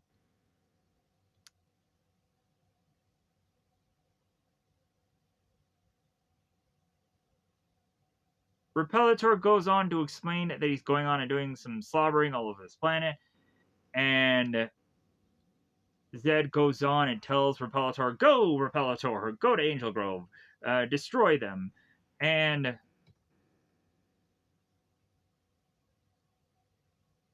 so he does, and he does so.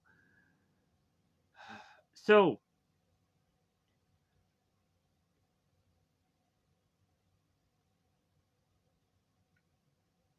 back at the command center goes on and finds out that there's alert going on, that there's going to be a crisis. So, that Zed has unleashed another monster onto Earth.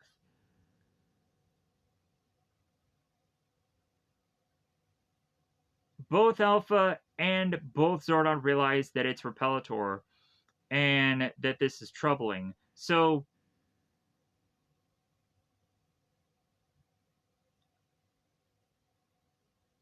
they go on to realize that, well, the Rangers are at a very serious distance at this point from Earth. So if anything, uh, they should probably try to go on and call Kimberly because that's the only thing that they have left to do. Because after they try to call Tommy and they can't get any contact from him, Kimberly is the second choice. So Alpha goes on and Alpha calls Kimberly. Kimberly ends up asking Alpha, "Hey, what's the news?" And Alpha ends up saying to Kimberly that there's a monster attacking Angel Grove, and they know that she's not well, but they need her. So Kimberly goes out of her bed to morph. Kimberly faces off against Repellitor, and Kimberly tells Repellitor to hold it right there, whoever he is. So, just needing a little bit of time here to just get to the next thing. So, Kimberly goes on and is to find how repulsive this monster is, and is to continue to just start sneezing away.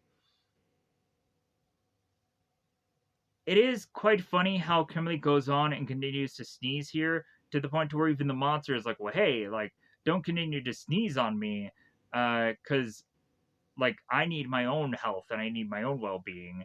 And the further and further as Kimberly continues to just sneeze at this monster,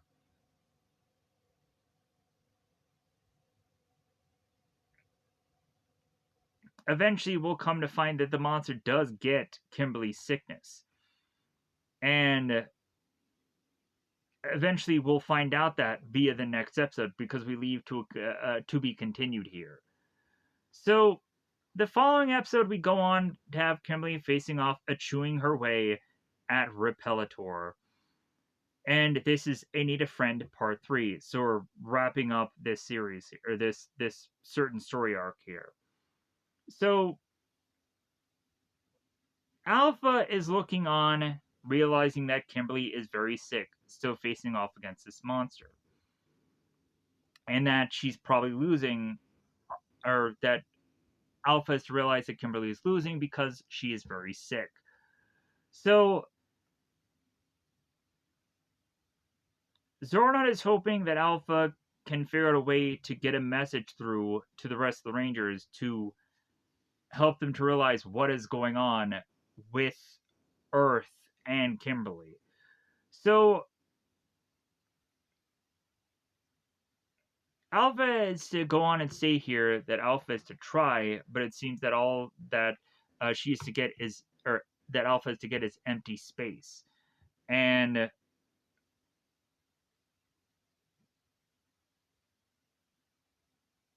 that to hope that Kimberly is to just kind of be kind of their saving grace here. So back with Kimberly and Repellitor. So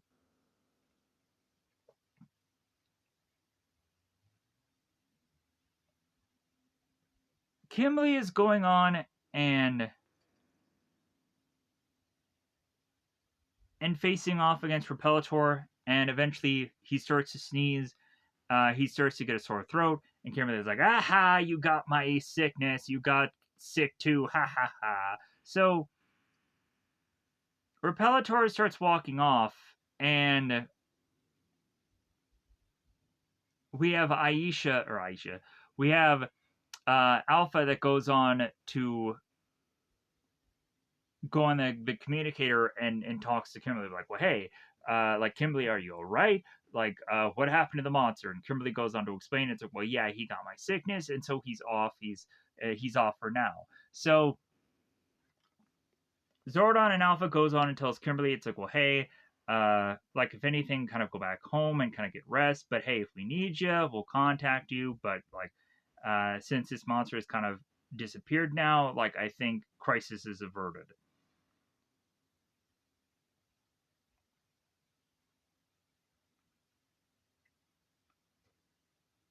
So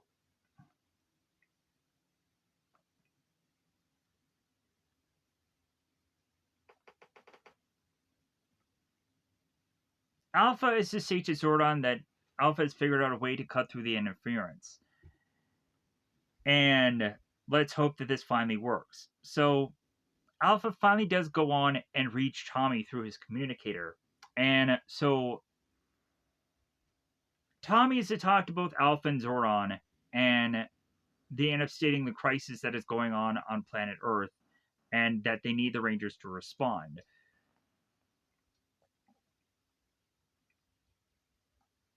So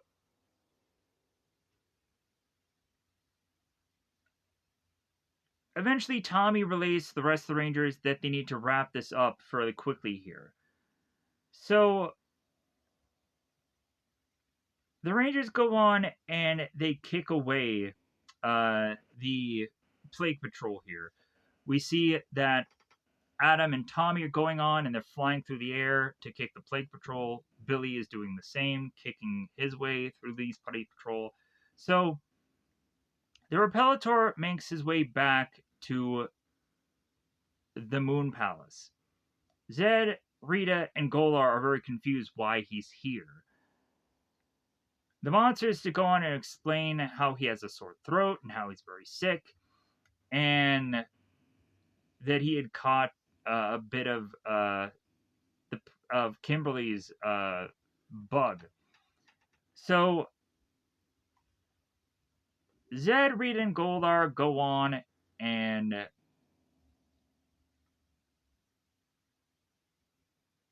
have Finster come in. They go on and they tell Finster to try to cure the monster of his sickness and shove him back onto Earth immediately as soon as the monster feels better. So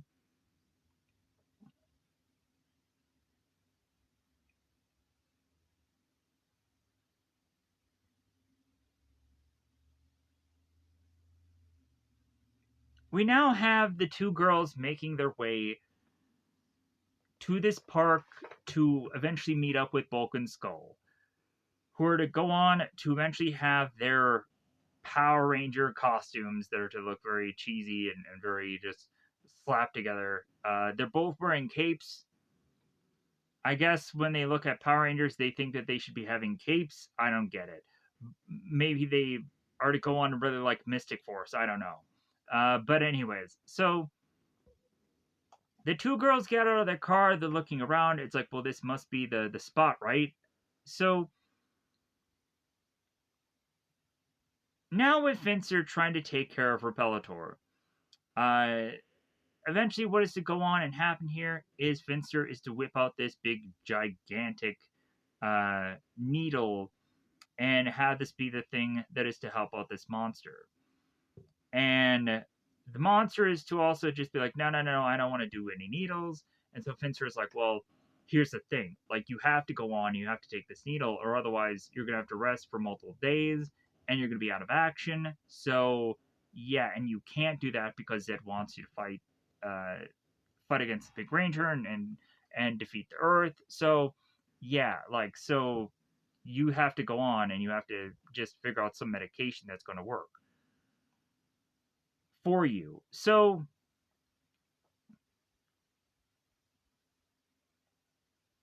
Repellator goes on and asks, like, well, hey, is there any other medication that I can go on and I can take? Vincent goes on and hands him these giant pills that are the size of hockey pucks. And Repellator is willing to take those. He ends up taking the pills. He ends up taking two of them. So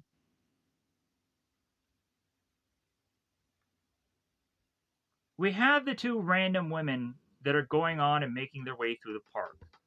Eventually, to have Bulk and Skull both surprise them and because these two girls had gone on to mention something about the Power Rangers. So then ended up giving both Bulk and Skull the cue to come out of the woodwork to uh, to surprise these women and to say that they are the Power Rangers and in living spandex. So the two girls go on and they turn to Bulk and Skull and like, well, hey, where are the other Power Rangers? So Bulk and Skull go on and say that they're off polishing their Zords. Sure they are. So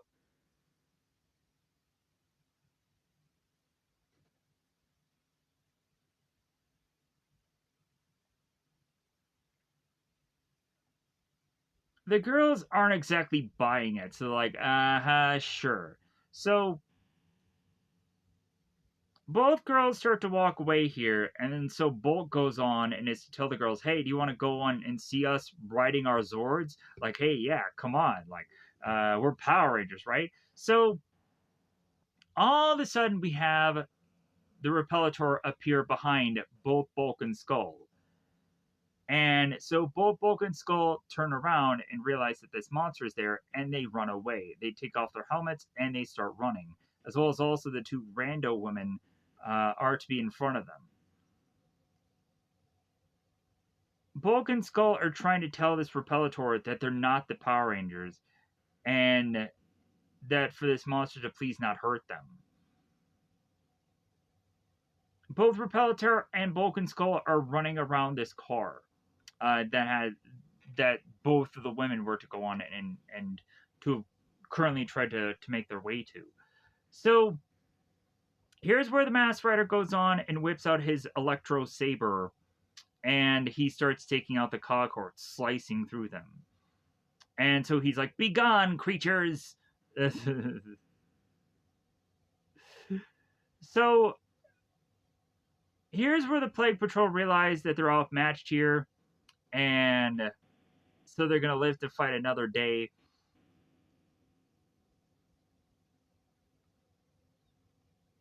The Plague Patrol goes on, and they of course tell the Masked Rider here. It's like, well, hey, we'll face you again when you don't have your troublesome friends with you. And Masked Rider's like, well, save your breath for your retreat. So Masked Rider goes on and deactivates and he devil horns everybody.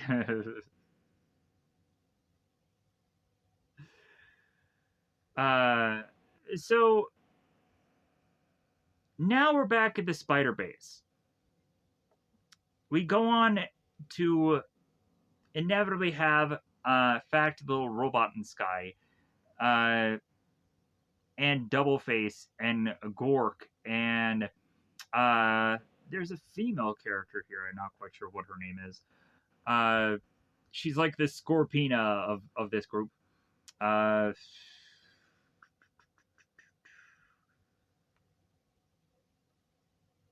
uh,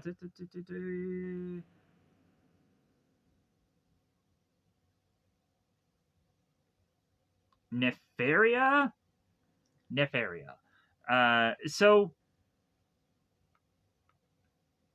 if anything, she's not really much used here. So, if anything, it doesn't really matter. But still, I just wanted to state what her name is.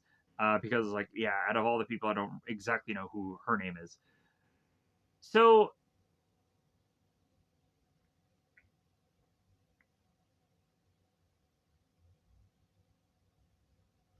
Count Dragon is to go on and find out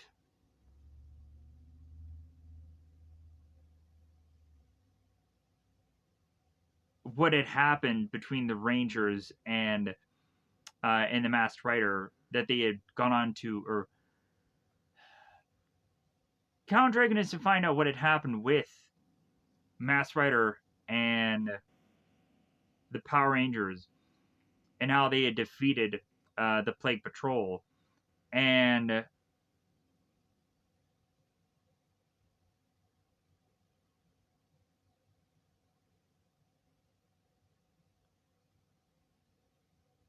also explaining the Power Rangers who had beamed from another planet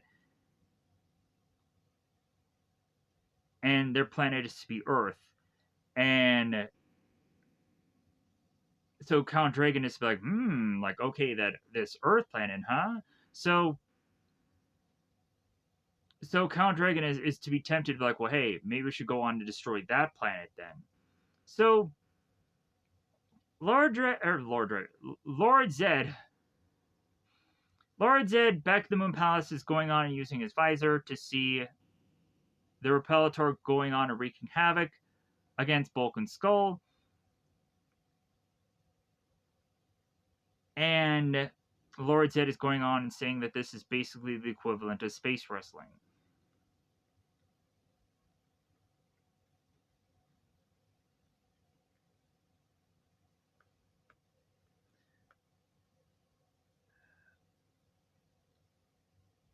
Both Rita and Zed go on, and they realize here that I think it's about that time for their monster to grow. So Zed goes on and whips out one of his growing grenades, chucks it out, and the Repellator goes on and grabs it from Earth and is to become giant.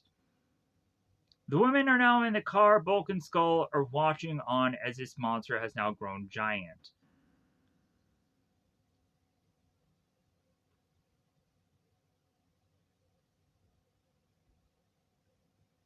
So now there, of course, is going on and having Kimberly in the command center. Her helmet's off. They're to be alerted of this crisis. The alarm is going off, so they have Kimberly turn to the viewing globe.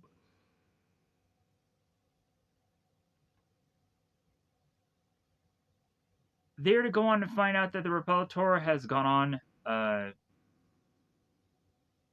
to recover quickly and that he has grown to a big size. And because the Rangers are still not back yet, that they're just like, well, hey, what are we going to exactly do?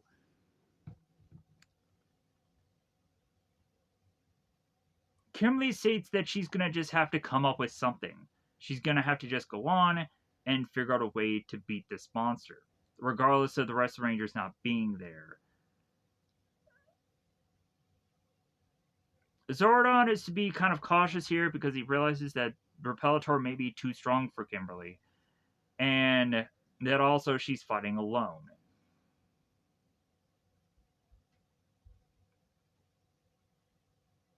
Kimberly just goes on and tells Alpha and Zordon and says, well, hey, there's nothing we could do. Like, if anything, you guys go on and you tell the Rangers to meet me as soon as they can, but I'm off. Back to action. So, you would think that Kimberly would just take out her Firebird Zord and just keep blasting and just kind of be a distractionary measure. So, both Bulk and Skull are going on and looking at the giant Repellator.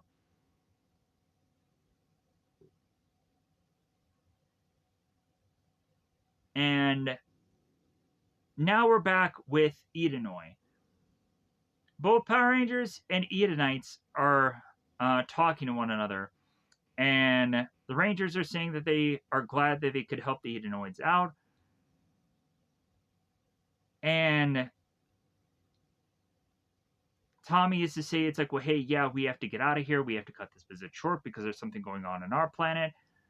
And we have to go on and we have to protect our planet. As, of course, do you protect yours? So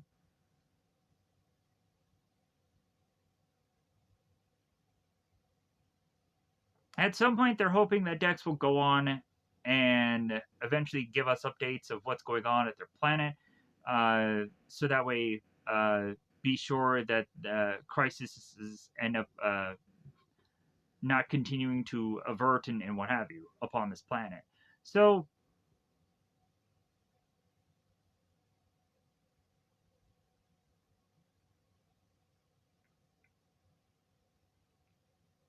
again, we have Dex is like, well, to the power, to the power. They say, see you later, take care.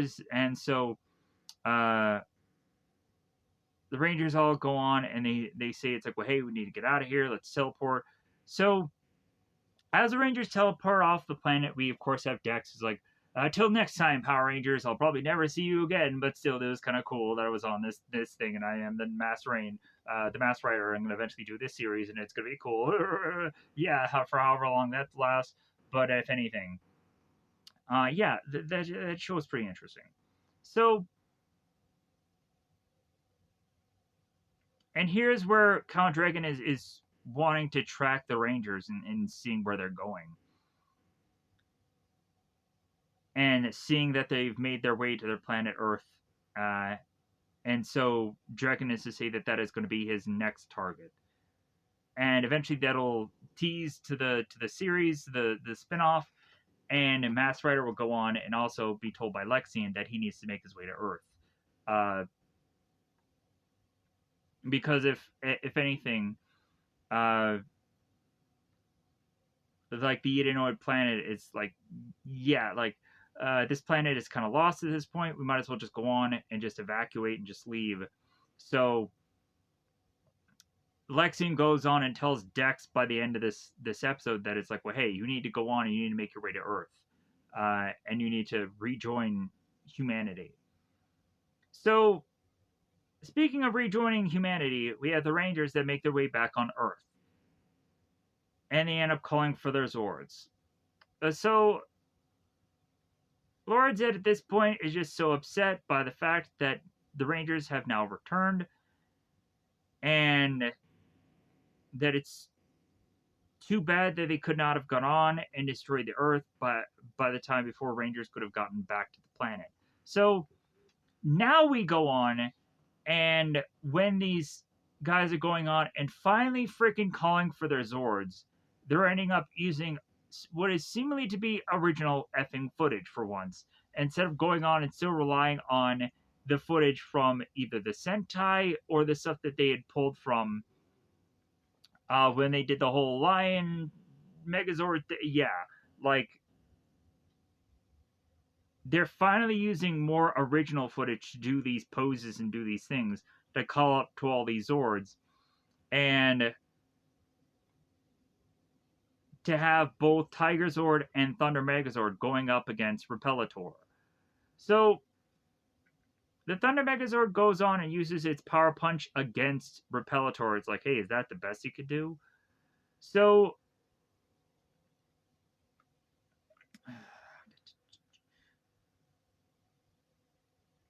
God dang it.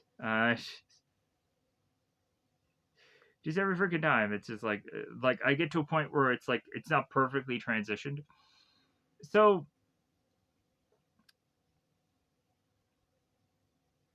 when Repelator was facing off against Kimberly, Kimberly had this attack being done on her, which is to scramble her molecular structure.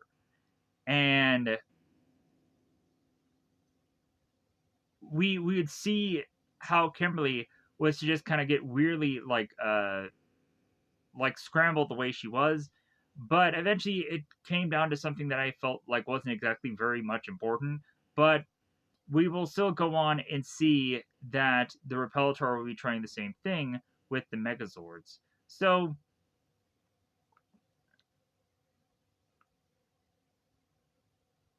the Thunder Zord will whip out its Thunder Saber and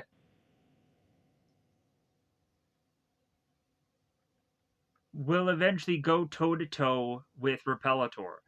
It seems that this footage is just seemingly all be original. It's kind of interesting to see this all play out, this battle here. So Repelator goes on and knocks back both the Thunder Megazord and also knocks back Tommy in the Tiger Zord. So eventually the Megazord goes for a double punch with combined both Thunder Megazord and the Tiger Zord. And so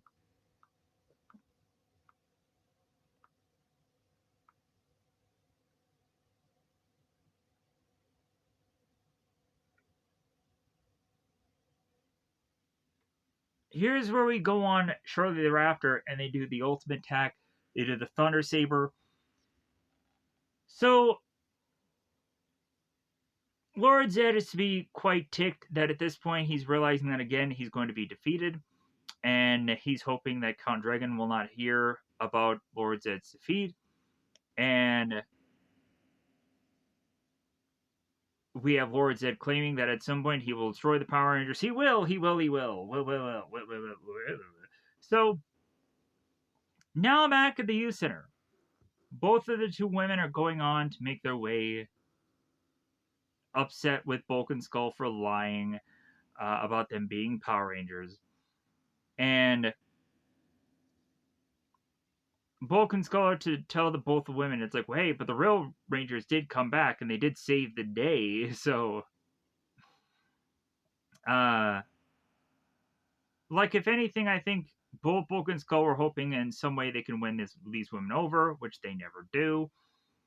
And both these women go on to find these two guys, and Bulk ends up telling Skull, hey, if I ever come up with a plan ever again to do anything with the Power Rangers, simply staple my mouth shut. Because again, this is at a point where finally Bulk and Skull are kind of both done with the whole finding out the identities of the Power Rangers or even pretending to be them. So eventually they're going to go on and become different people, and they're going to try to have these characters do other things. So Zordon is to welcome the Rangers back as they are now back at the command center. Zordon is to be happy that the Rangers were able to help out the Edenites. What if ever there was to go on and be at a point where the Rangers were to go on and do a mission and then they miserably failed at it? Very rarely does it happen. But like, what would it happen? Like that would just be an interesting bit of episode to see them like miserably fail. Because so oftentimes we always see the Power Rangers win. So it's kind of nice to see them actually, like, if a mission goes horribly awry and there's nothing they could do at some point. But eventually, also, we do get to see the Power Rangers defeated here, so that's nice. They get to have to go into their new powers and new Zords. So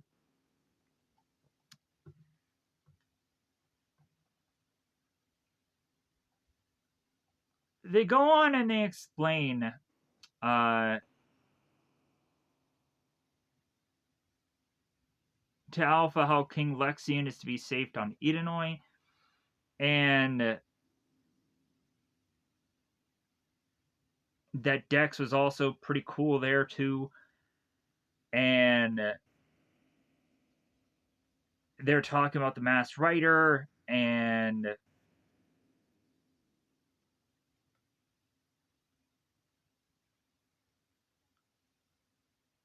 so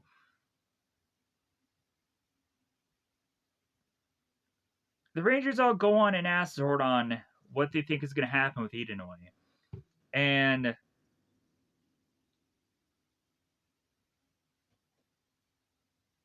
Zordon states that there's a possibility that all these people are going to have to evacuate the planet eventually. But they are strong-willed people, and he believes at some point that the people of Edenoi will succeed with whatever they're doing. I don't know, but they'll succeed eventually. So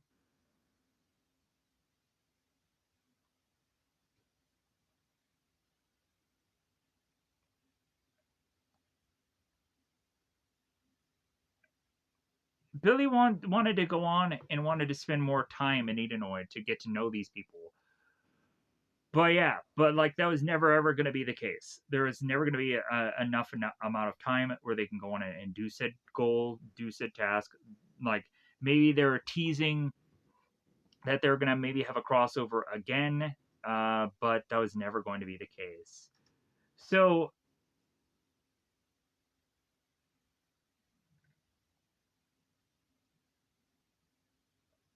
the next thing we see is the spider base.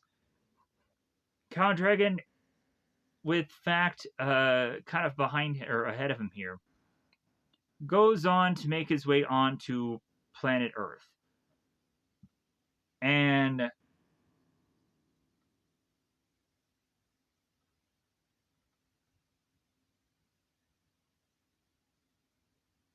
Count Dragon is to explain that their ultimate goal is to try to go on and find anybody who's to aid the Masked Rider, and that they shall make everyone into an army of slaves.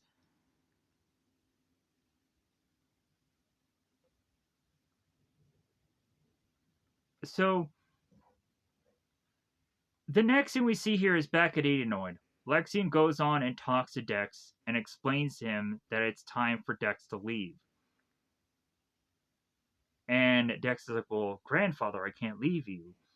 And Lexian is like, well, you must. It's too late for our planet now. Our spirit will live on in you to guide you in your destiny. And Dex to say, well, my destiny?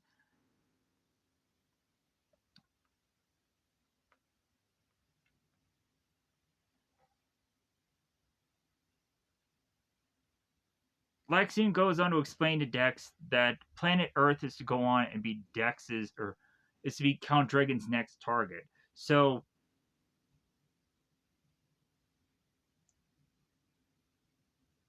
that Dex's goal is to go to planet Earth to stop its destruction before it's too late.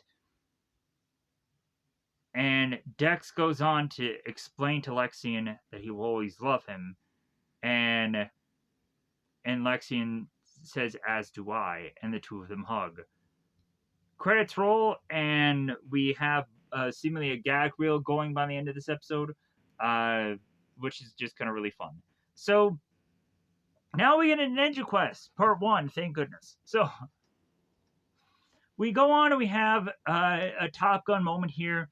We have the Power Rangers, they're facing off against these other people to have this tournament to be done.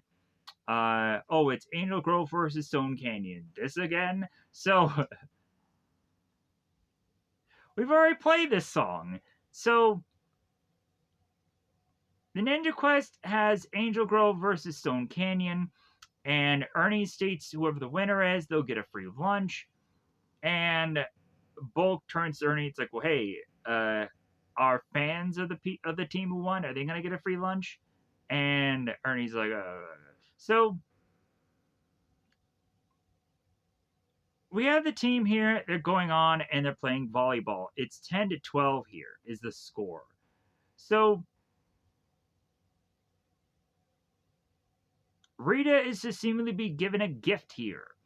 And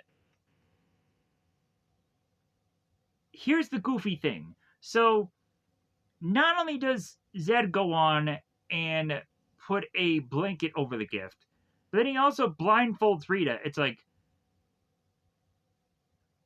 what is to all be the secrecy of this item? Like, why is it we have to like double up with the blindfold and the cape? I'm confused here. So Zed goes on and reveals to Rita this new telescope that she is to say that is to even be better than the prior repulsor scope, to kind of remind us that this character was to, of course, have this telescope in the past, and that we're reflecting on that now. Plus, they go on and they use this pretty decently within this specific episode, but I'm not quite sure if they completely forget it after the fact. So, because we consistently have Rita who's to use this telescope to see if the eggs are hatching within this episode when they arrive. So,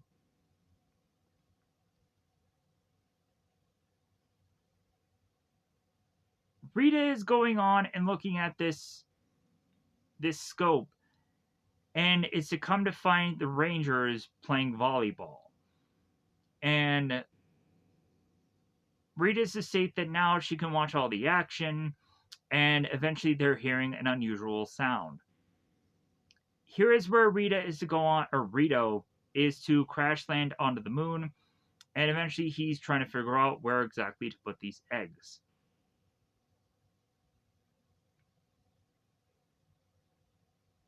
We come to find that this ruckus is to be echoed within planet Earth as Billy goes on and he tries to uh, go on and he tries to hit the ball, but he accidentally goes on and he smacks Bulk on the head. And Bulk looks at Billy. It's like, hey, I could have done that, dweeb. So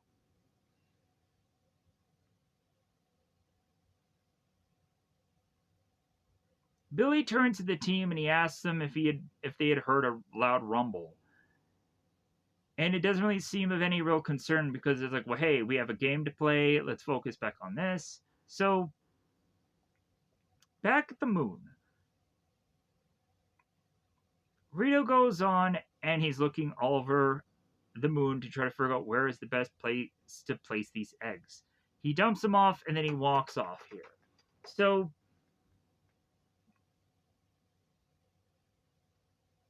having Rito realize that he can't wait to the reaction of Rita when he explains what these eggs are. But the funny thing of it is that Rito won't even remember what these eggs are. And when people are starting to ask him about it, he'll go on and be like, oh yeah, the eggs. So Rita goes, or so Rito goes on and just magically appears in the Moon Palace. He just lands, he falls on his ass. So Zed goes on and it's to turn to Goldar and say, hey, we have an intruder here, grab him and get that out of here. Rita realizes who the intruder is, like, wait a minute, like, that's not an intruder, that's my brother. So we have Rito that turns to Rita like, hey, how's it going, sis? So there's a reunion going on here. So Goldar says, like, well, I thought I smelled something rotten. So now back at the command center. Uh, it seems that Alpha and Zordon are realizing that there's a possible disturbance on the moon, but they don't quite get exactly what it is. So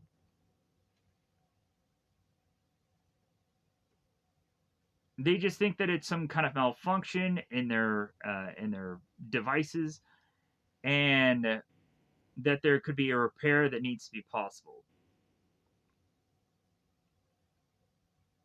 So the next thing we see is again the volleyball score between 10 and 12. That all the Rangers need to do is score two more or three more to go on and just win this whole thing. So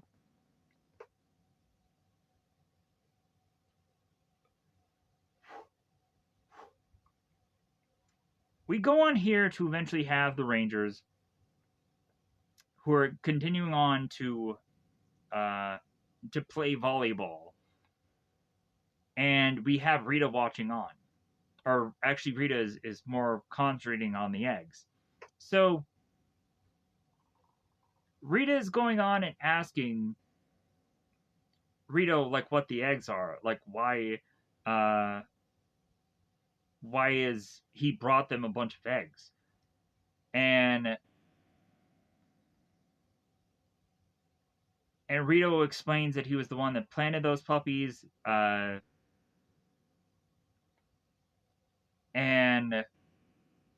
the further and further that they try to question him of like what are these eggs, and eventually gets to the point where Zed is like, hey, I'm gonna count to 10 and you're gonna give me this answer.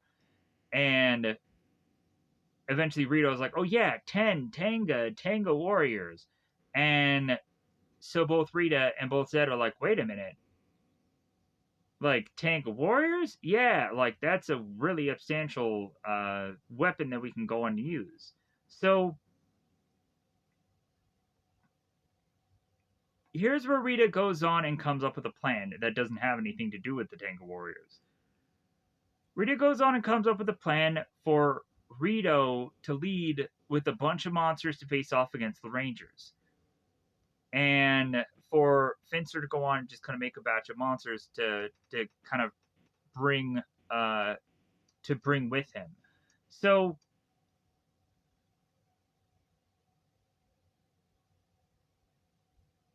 Rito is going to arrive and just be on planet Earth, and all the other monsters are going to be scattering around and they're going to be hiding away.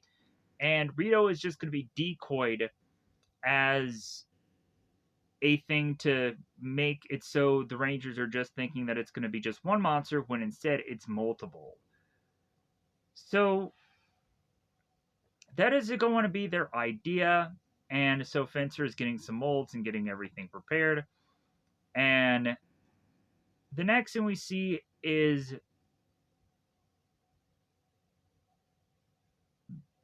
the Rangers still playing volleyball 3 years later. So Adam goes on and tries to spike this volleyball here. We have Billy that has to dive for the shot. It eventually becomes now 16-14, Angel Grove. So at this point, we now realize that finally this game has come to a conclusion, and we finally find that the Angel Grove team has won.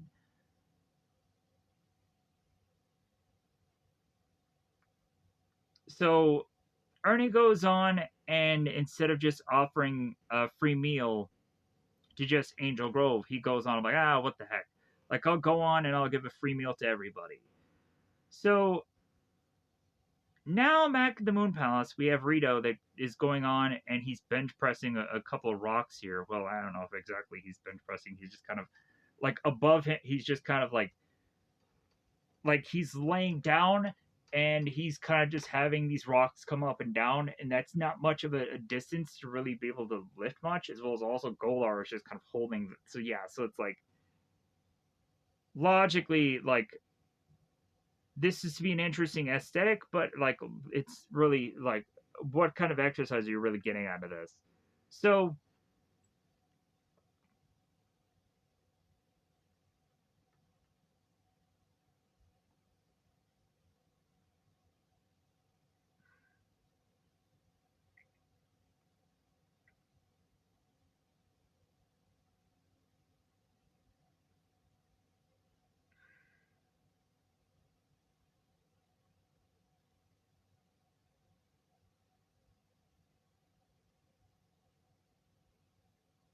so I guess like I thought that they had resolved this. No, they're gonna really milk this out.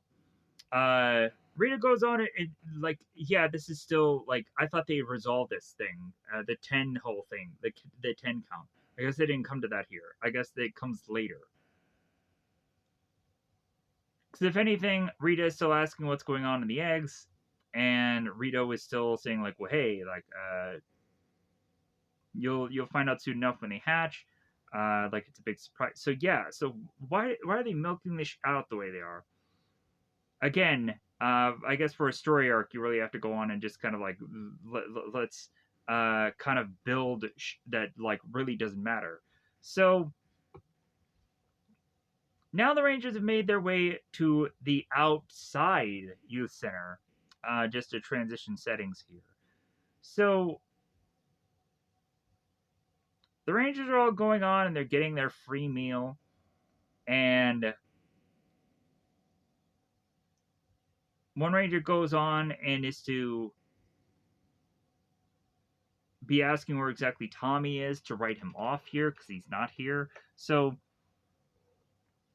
Tommy had gone on to need to get the volleyball net and bring it back in. That's why he's gone. And like, well, hey, he better get back here quickly or he's gonna miss his free meal. Bulk and Skull are going on to have this big, huge plate to be handed to them, and there's a lot of sandwiches there.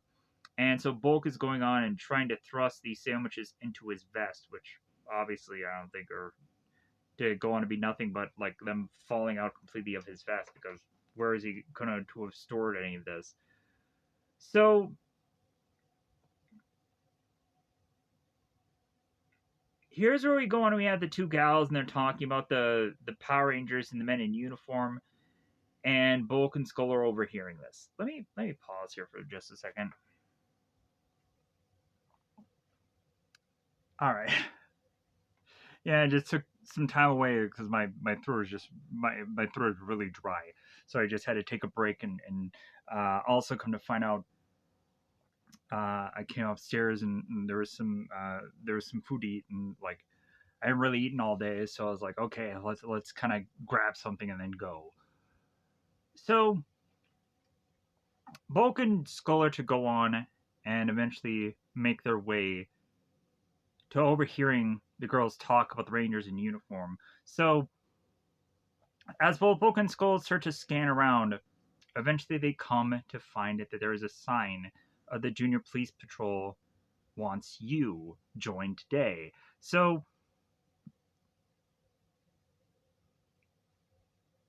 Bulk and Skull try to get everyone's attention, and of course, the usual Bulk and Skull manner of getting people's attention is to really just have Skull go on it and smack this glass, and all the stuff coming from out of the glass is pouring right into Bulk. So, man, it would go on to be just so interesting to find out like how hard it was for both the actors Bulk and Skull to always like have to do all these scenes and the aftermath of all of them. It always just be weird, like how like were they able to shower after all these scenes? Like where would they go to like? Would they have to just have like towels just waiting for them all the time after they were to yell cut for these things? Like that's always what I would kind of question. But anyways, so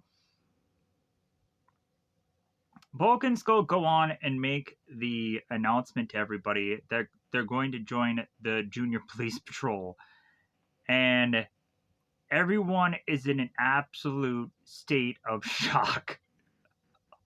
All their faces like, and it's all funny to just watch everybody just all looking and just in shock and awe. So even Skull is just like, maybe we should probably second guess this, and then Bulk turns to Skull. It's like the uniform, Skull, the uniforms. Think of the girls. Yeah. So Fencer is chiming away at the Monster-matic here, and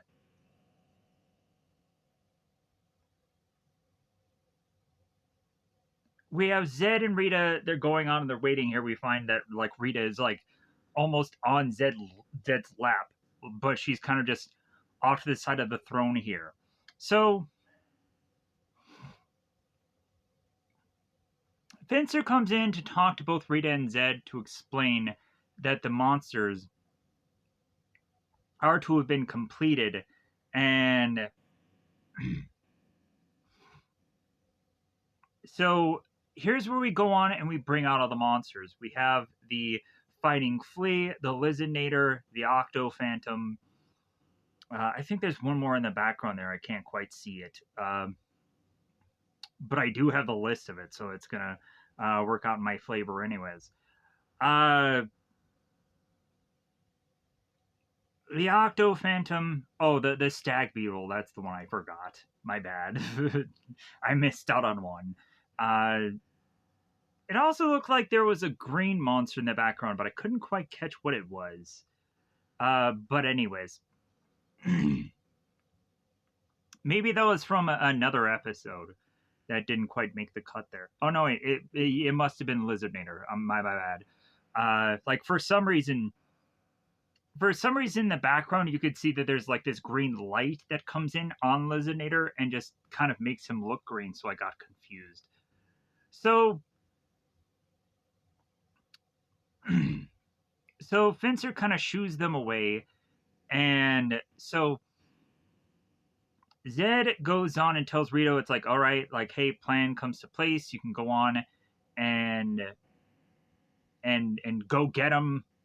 Rito, you're the new acquisition that is gonna have to kind of prove yourself to us. So Rito goes on and he starts walking off and he's like, where am I going? How do I get out of here?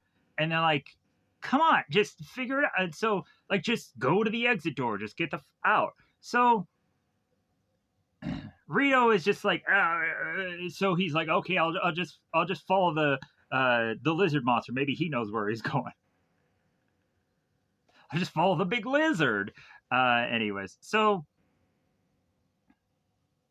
Rito appears with Stag Beetle, Octophantom, Flying Flea, and Lizardnator all at this park. So we have Rito that goes on to eventually see the monsters behind him start to scatter. Rito goes on as like, well, like, oh man, you guys are taking all the hiding spots. Oh man, like that one's a good one. Oh yeah. So Rito is thinking that he's going to be hiding himself, and the monsters go on and they tell Rito, no, you're the one that's like, you're not the one that hides. You're the one that just sticks around, and you're the one that is to need to be the decoy here. So you're not the one hiding. And so Rito's like, oh yeah, you're right. So Rito is just going on and just like watching to see if something is going to happen. And the later and later Rito waits, the more that he just goes on and he just drops to the ground. And he's like, all right, I'm waiting. Something's going to happen. So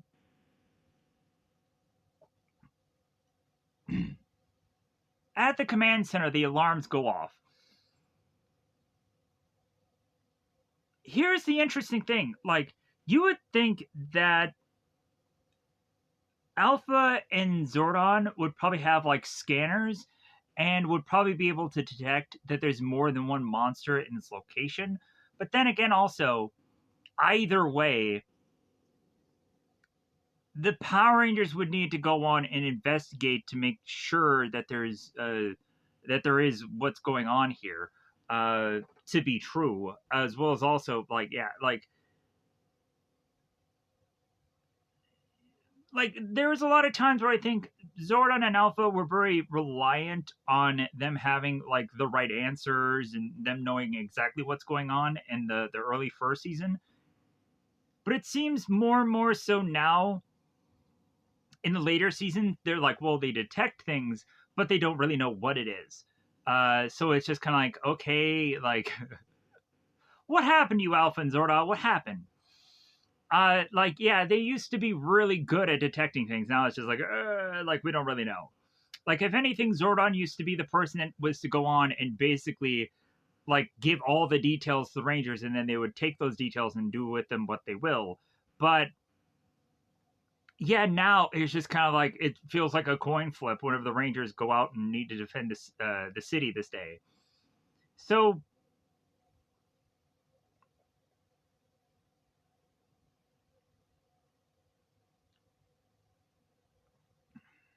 Alpha goes on and mentions about some spectrometer being offline. It's like, okay, whatever that means.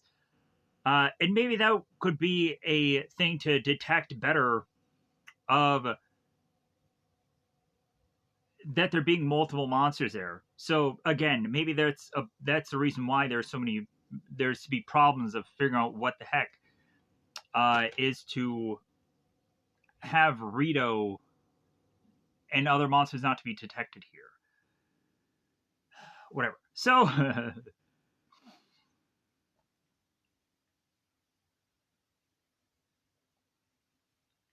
we of course go on to have Zordon who goes to the old standby. That it's like, all right, we need to go on. We need to contact the Rangers because, yeah, of course, that's what we're going to end up doing. So the Rangers are all together, and they're very much shocked still about the news about both Bulk and Skull, who have decided to join the Junior Police Academy. And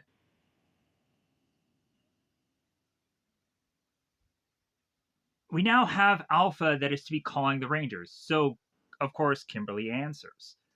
Alpha goes on to explain to the Rangers that there is a disturbance in Angel Grove Park, because there always is. A disturbance in the outskirts of Angel Grove. My bad. So, Kimberly goes on to explain that Tommy is to not go on and be with them, where of course Alpha will relay this news to Tommy and eventually have them join with them eventually. So there is always to be the question of like, we assume at some certain points that probably Tommy, like Jason David Frank, like the reason why he's probably not to exactly always to be on this show is because he has other things going on. Like we know that Jason David Frank eventually has a karate business, and that's why eventually he's to not be as much there in Dino Thunder. But to me, also, I'm like, all these people also have freaking lives as well.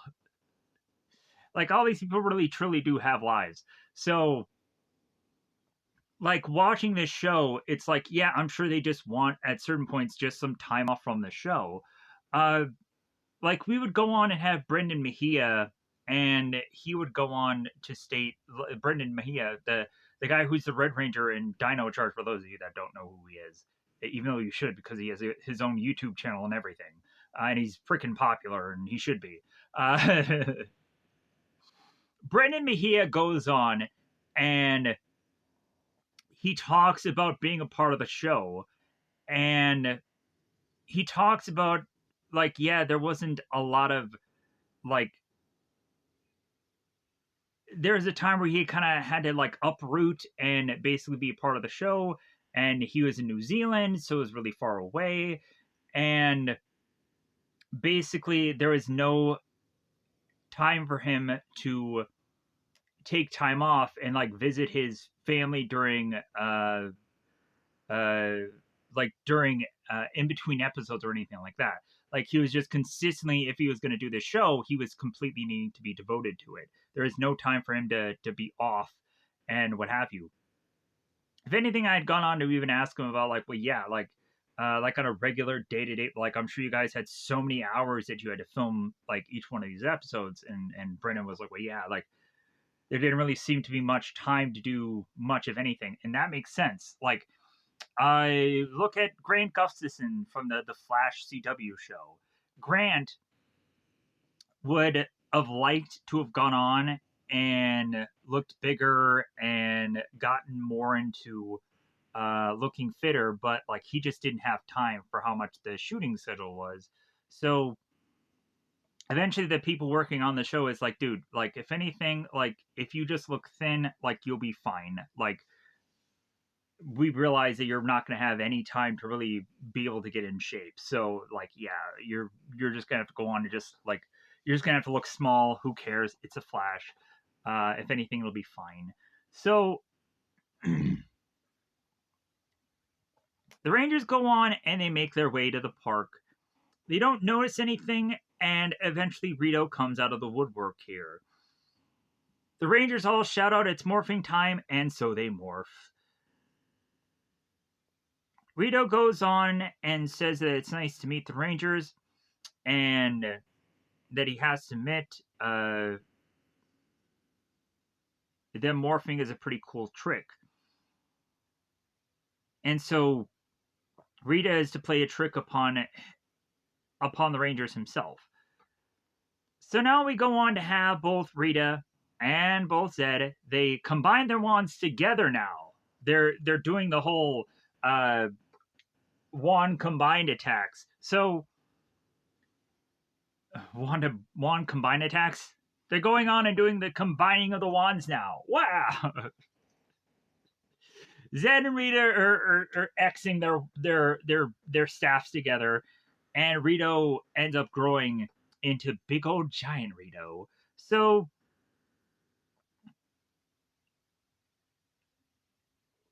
Rito is going on and asking the Rangers if they want to dance. And so here's where we go on to have the Rangers who call for their Zords as they raise their hands up. So we again go on at this point still to have the Rangers who are going on and actually doing an original bit of footage here where they're calling for their Zords. They're doing the hand signals. And I'm like, thank God, like we're having something original here. I would just get so sick of them like reusing footage so often just to lazily phone this in. Even though, yeah, like it's really hard to get all those poses down right and everything. Like, yeah, it's really difficult, right? Come on, it's easy. Blah blah blah. Yeah. Anyways, at least they're not getting kicked in the face, right? So They go on and they call for the Zords. Tommy ends up getting into the Tiger Zord. He takes his sword and puts it down like he usually does in his Tiger Zord. So we of course have Tommy who's pointing away.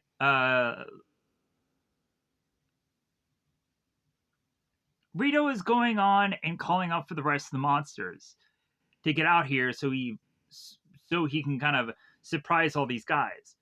Tommy is like, well, hey, looks like Zed left you hanging. Like, sucks to be you. So Tigazord and both Thunder Megazord are attacking Rito here.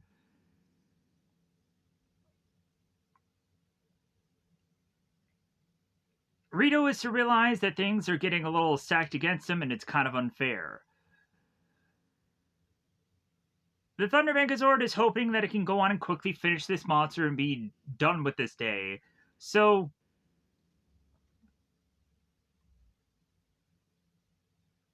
we now go on and see Rita and Goldar. They're telescoping their way to look at what Rito is doing.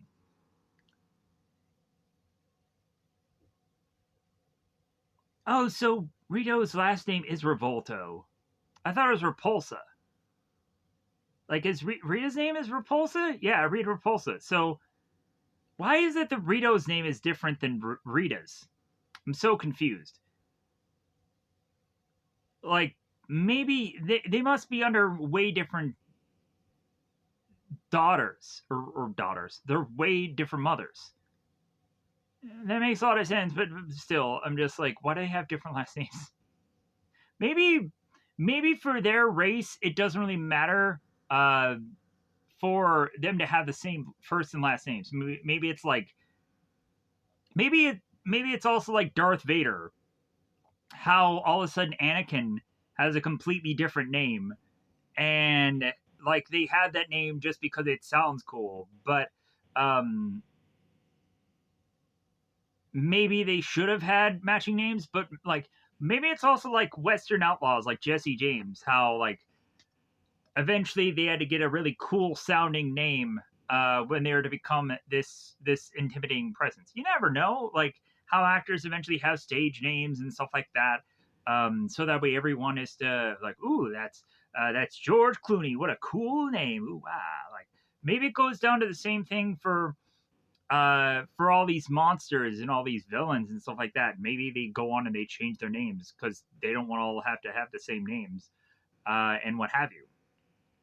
I don't know. I don't know how monsters works in this world. Anyone can go on and probably explain that to me at some point, right? Anything. Moving on here. So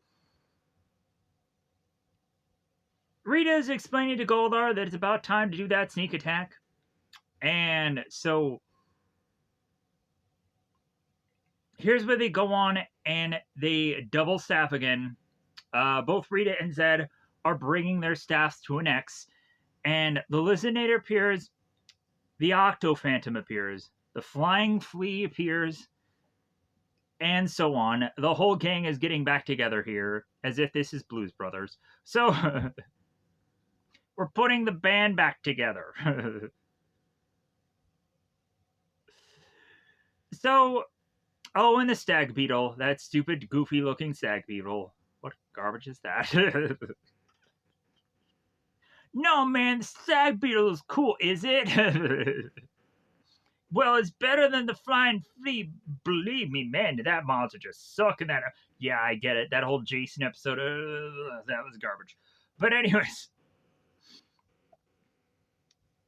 here's where we go on, and we have Tigerzord and Thunder Megazord facing off against these monsters, and the monsters are starting to wipe the floor with Thunder Megazord and Tigerzord. The Flying Flea is going on and attacking the Tiger Megazord as the Octo Phantom and the Stag Beetle are trying to take down the Thunder Megazord. The Thunder Megazord goes on and thrusts away the Stag Beetle, and so we go on to eventually have where Rito starts to use certain attacks, going on and having his sword that he has upon him glow into the air, and then Rito goes on and blasts blast the away of the Thunder Megazord and Tiger Zord. So you would honestly think at this point that maybe we would go on and switch and have either all the Zords separate and eventually like just maybe have all the Zords just just start to individually attack certain monsters. Or maybe even we can go on and transition from honestly the Thunder Megazord to the Mega Tiger Zord and just start to do some attacks to kind of start wiping out some of these monsters, right? Also, what is to have happened to Tor, the turtle monster? He could have came in there to even the odds, right? Yeah? Nobody? Well, also, what was ever the point of Tor? There was never like an Ultra Zord thing that came out of that. No, no, no, no. None of that nonsense. Like, what was the point of Tor? Really? Like, there was never really a time where we would go on to see him do a lick of anything. Really, there was like the only times that he was there is to like protect the Red Dragon Zord from getting clobbered by Serpentera twice, and anything other than that, like I never saw that dude ever again. He almost gets written off as badly as Scorpina does. That's how badly Tor was really handled. But why aren't the Rangers calling out for Tor? I'm just a little confused here. If anything, that wouldn't have exactly evened everything out, but like it's another thing to call. Just me, just thinking here, just coming out loud with the thoughts of to figure out ways for. But then again, also with the command center here, Alpha goes on and is to plead to the Rangers to hang on.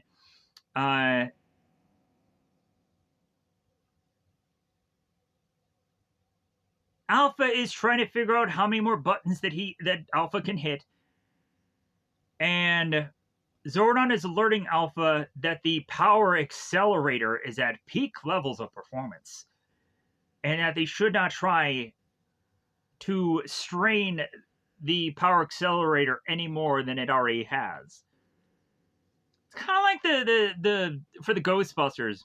It's kind of like the containment unit. We would go on and find out that like if you just hit just this certain nozzle of thing, that eventually the containment unit will effing explode.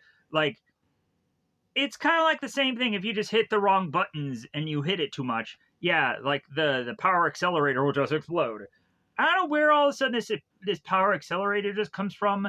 Like I would go on to find out that their powers come from like the Morphin grid, but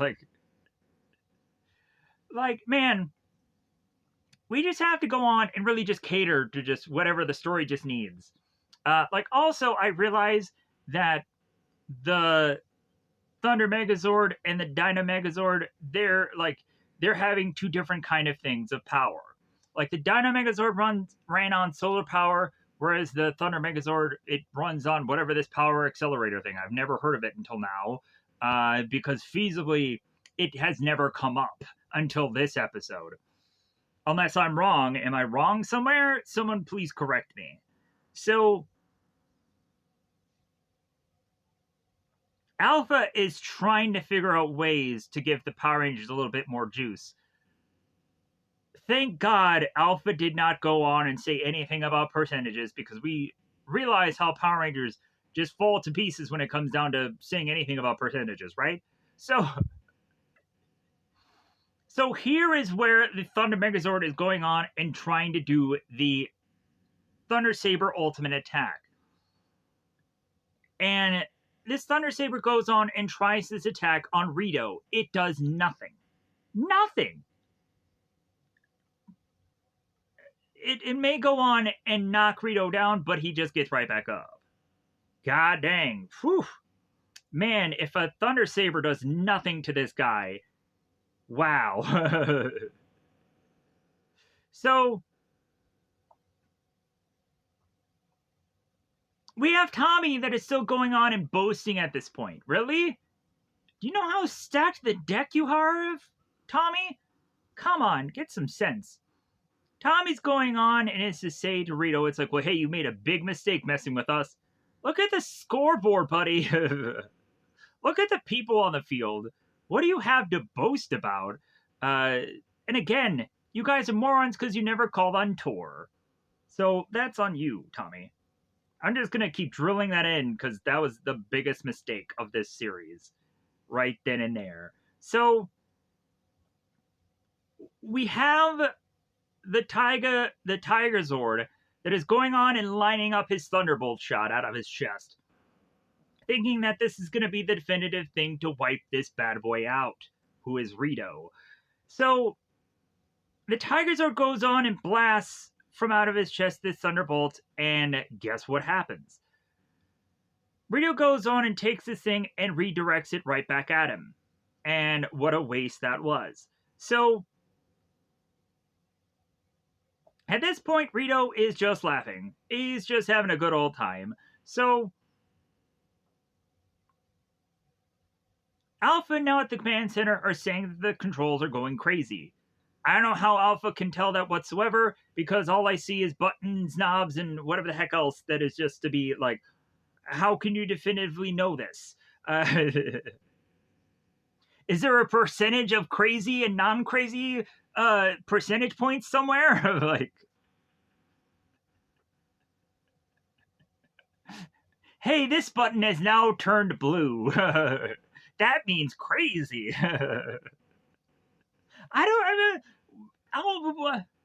Come on, Alpha. Let's make some sense of this. So,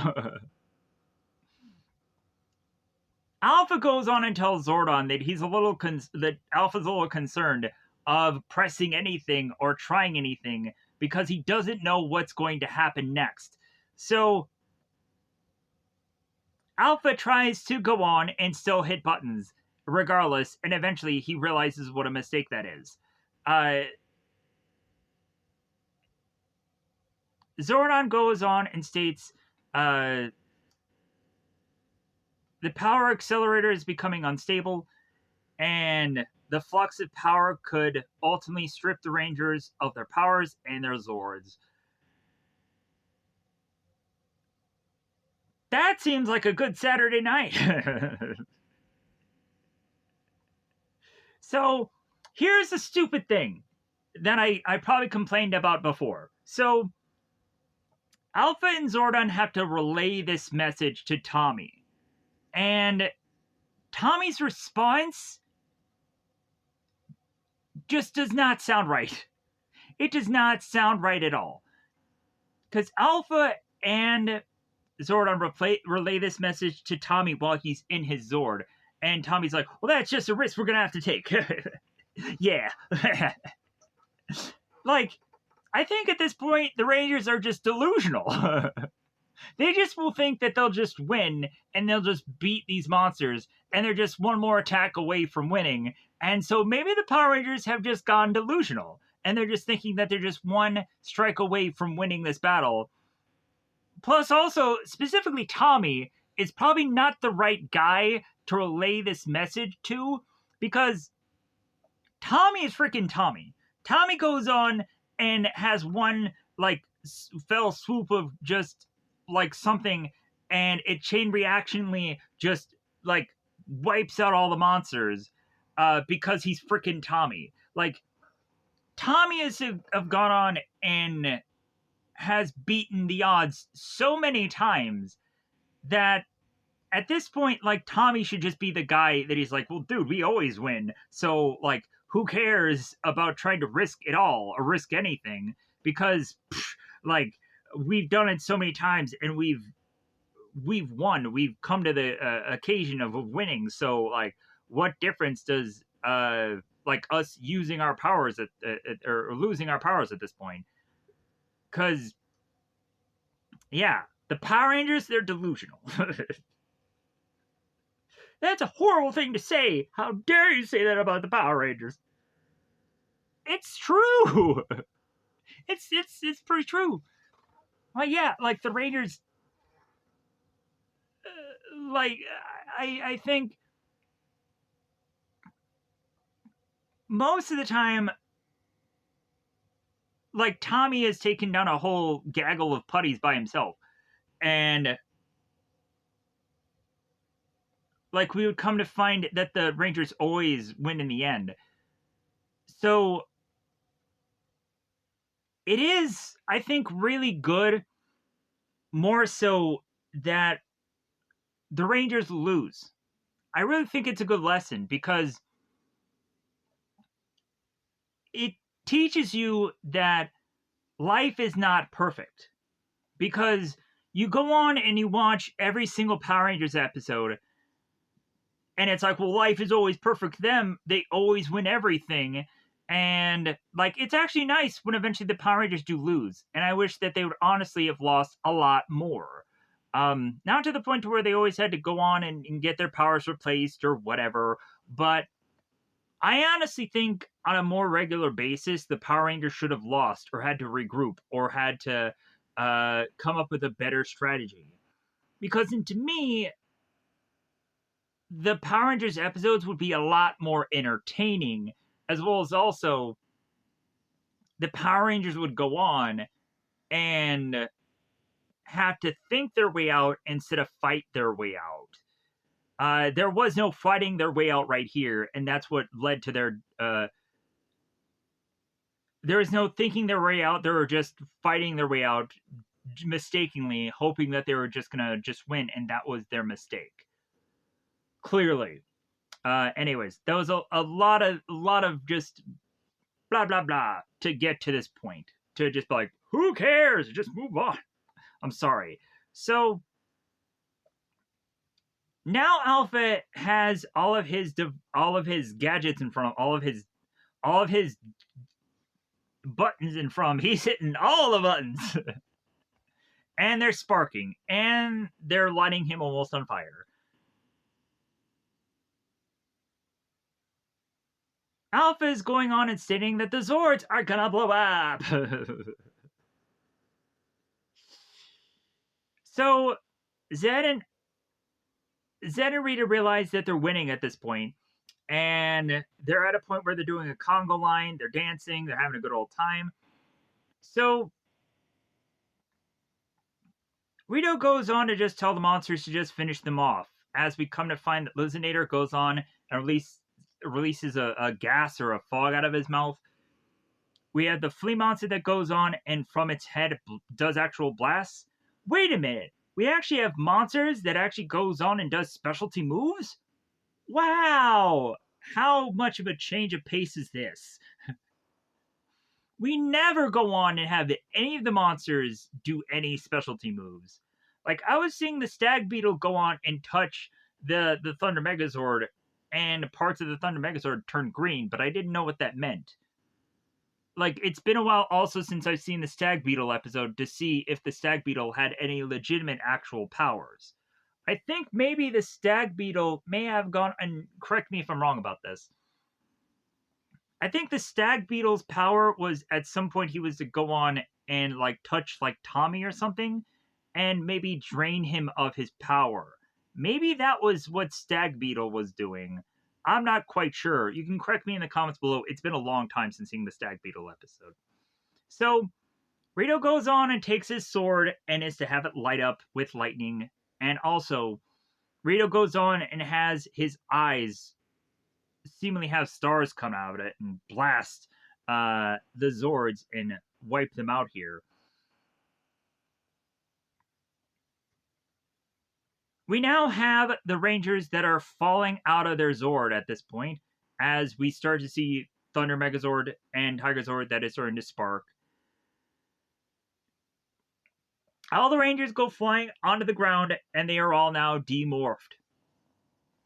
All of the monsters are to be having their hands held high, like, yeah, we beat them!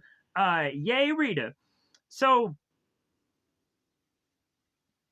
Rita goes on and ends up telling Rita and Zed, hey, what do you think of my your baby brother now, Rita? So, out of all the people to have gone on and beat the Power Rangers, Rito is the first to do it. Rito, really, out of everybody so far, like, and I mean really whoop them. I mean needing for them to go on and find new powers and find new Zords. Yeah, we can technically say that Zed had gone on to do that himself, where the Rangers had to go on and come up with new Zords with the Thunder Megazord. I realize that, but like, really, Rito had gone on and cleaned house here. Freaking the Rangers had lost their power completely, had gone on to force them into getting both now new powers and new Zords, a whole different set of new powers. Even though it's in the same effing costumes, it still counts. So, Kimberly is going on very baffled and very confused about what is to have happened here. Billy is to go on and explain that they've demorphed. And they are to go on and look on in their Zords and be like, all right, what's going to happen now? Like, the Zords are there. We're here. Like, hey, did any of you leave the oven on? Cause waboom. Sparks are flying. Flames are going off. The Rangers are like, oh no, what's happening? Yeah, I'm sorry, guys. I left the Megazord oven on. Blame it on me for what happens next here. So, the next thing we see is the Tigerzord's head comes falling off. Oh my god! Wow! And then the Thunder Megazord's arm falls off. What the fuck? The white Tigerzord is sparking. It's doing some firework display here. We're starting to see some wires coming from its crotch area. It's weird. Kimberly is like, no, I need to run after that. And the Rangers are like holding her back. She's like, no. No. Yeah, it's sad. Tommy's like, oh, no. So we see the Thunder Megazord's head. Its head. It's on the ground. Like, no. My childhood. And then we have Kimberly that's still just like, yeah, I'm just so sad. This is heartbreaking, right? To be continued. No! Don't be to continuing me. I need to know what's gonna happen. So, we end up having the end credit scene, and it's an extended thing of like Rita and Zed. They're getting funky, they're getting down, they're getting jiggy with it. I don't know what they're doing. I know that's with Will Smith style, but still, anyways, nobody slapped anybody this day. It's okay. So, so we now go on into the following episode. We now find all the Rangers. They're in the rubble. They're just looking around. This kind of gives me flashbacks to Power Rangers in Space where they got whooped there. And all the Rangers are all just in their civilian clothes. It's like, what can we do at this point now? I don't know. like the Rangers have never really been defeated this badly so far. Or so bad. Also, I forgot about something. There was at one point where the Rangers, they're going on and they're in the desert of despair. And I'm kind of getting ahead of myself, but I want to just bring this up. So the Rangers are going on, and they're in the desert of despair because they really needed that desert at that point. And they've already eaten their dinner, so they just have the desert. That's a stupid joke. That's a dad joke. So we go on and we have Tommy that goes on to tell the guys, it's like, hey, like these bird brains, like we've never faced them before. You haven't, Tommy? Really? I think you have. We've never faced them before. Sure you haven't, Tommy. Sure you haven't. But I also just thought that was funny, just me reflecting back on that. So, if anyways, back to the carnage and the horrible headless Megazords now. Kimberly goes on and says, "Our Zords are completely destroyed. It's unbelievable."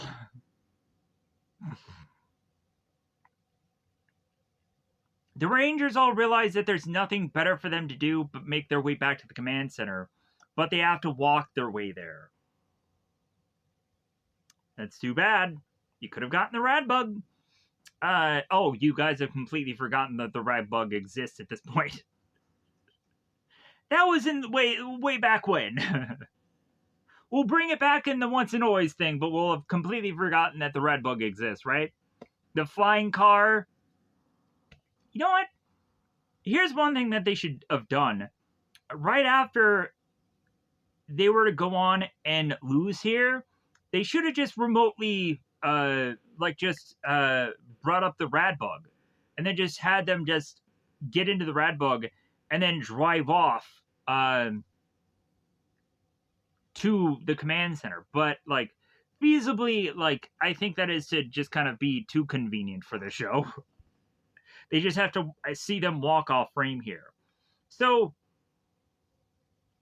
Tommy goes on and states, "It looks like we've lost more than our Zords. We've lost our powers completely." And we're still seeing the Megazord hit, and it's sparking, it's having a good old time.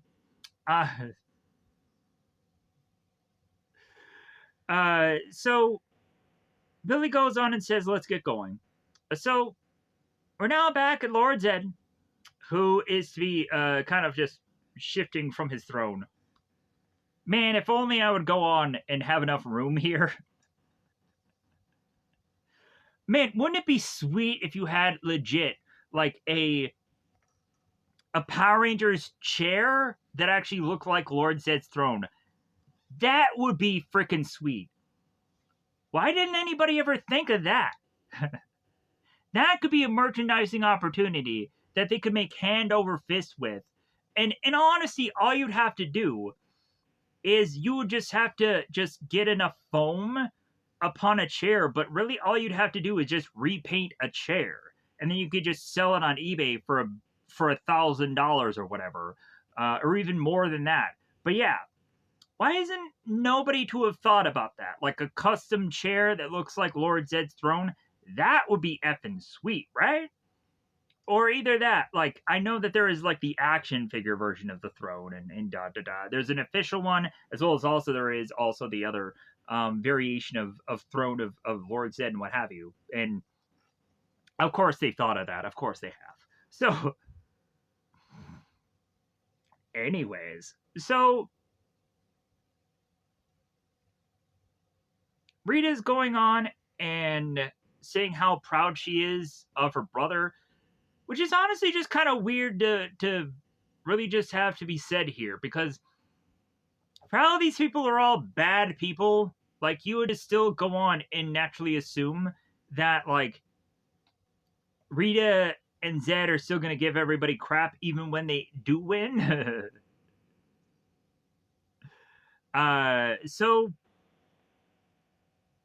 But Rita is to kind of clap back with like, "Well, yeah, I'm proud of me too."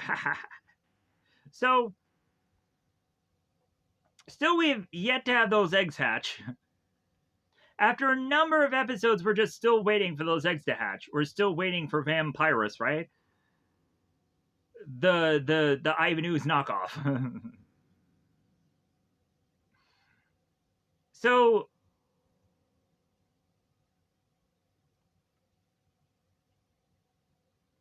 Zed is to realize, since now the Rangers are kind of taken off the board here, and there's nothing that Zordon can do now to stop them, they should just try and just conquer the world at this point. There's nothing left for them to do. It was also really interesting when both Bulk and Skull, they make their way to that police academy. How eventually you end up seeing a sign that's at the police academy that goes on to have like a wanted sign for Rita Repulsa. I thought that was so cool in that thing where they were going on and they actually had that there. Because she's a legitimate threat. My apologies. I had to go on and adjust my chair because it's been 3 hours now. So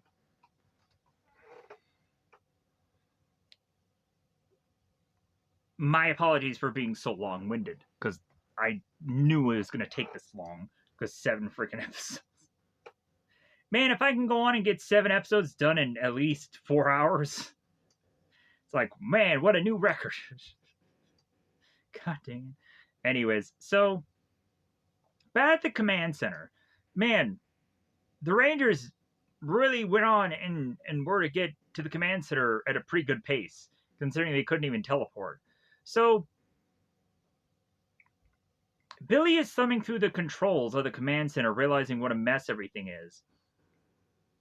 So the Rangers are hoping that Billy is just going to come up with things, and Billy's like, well, I wish I could, but I can't really do anything. They're hoping for good news, and Billy has none.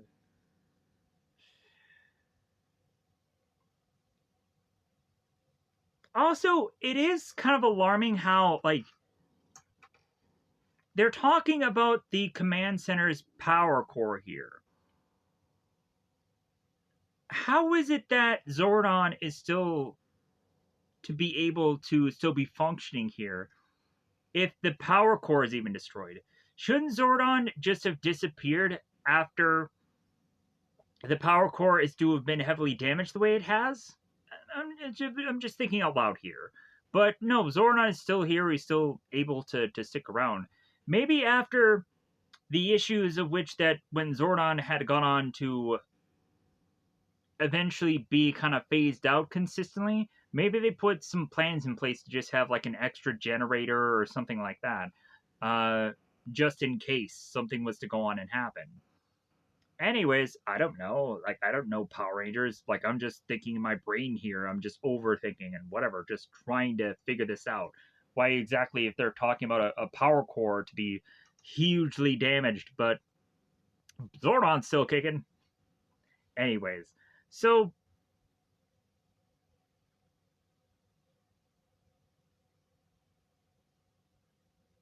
they're trying to figure out if there's any way to resurrect their Zords, and there must be something at this point that the Power Rangers could do something with. We end up having Adam that ends up having the bright question to go on and ask Zordon, where it's like Zordon should have been like, Adam, what a perfect question you just asked me. Adam goes on and ends up asking, where did the powers come from in the first place? Zordon explains that legend has it comes from a lost temple. Is hidden beneath the Desert of Despair. So the keeper of the temple there is Ninjor, where the original power coins were to be used by those battling the evil forces of the universe. But this all may just be chalked up to be some kind of myth. Zordon is not even quite 100% sure. So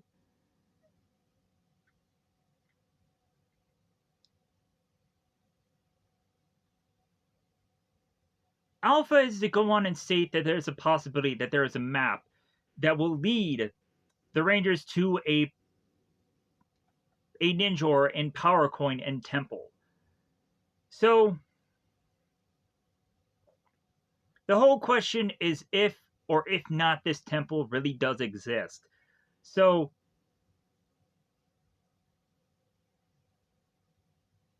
Zordon explains to the Rangers that the Desert of Despair could be very dangerous for them, and without powers, yeah, all the more reason to just be like, I don't know if you guys should really go on and do this. Tommy explains that they faced so much danger before, even an episode ago. If there's even the slightest chance they can find this temple, get new powers, and be able to continue on their fight against evil, then they need to try this. They need to attempt this risk and give it all they have. So succulently, juicingly. So Billy is to go on and tell Zordon that they just can't give up. They can't surrender. They're like John Cena. They'll never give up unless you tap on your very last match. You just have to keep coming back to that. Anyways, so this is really referencing exactly when this video is to be put out. I'm sorry for everybody that's to go on and be like, John Cena, who the heck is that? I don't even know who that is anymore. He's retired. He's a guy who's always disappeared. Who the heck is this? Anyways, so, and then there's also going to be some people who's like, hey man, shut up, John Cena, I cried during that match. Whatever. I'm just making jokes. I am just making the laugh tracks. Not to tick anybody off, but ultimately I just tick everybody off by just, I just don't get where it comes from, but it happens. Anyways, so probably from having almost a 3.5 hour video, or probably longer. Anyways, so Zordon says very well, I get it that it's probably to be against my best judgment, but if anything,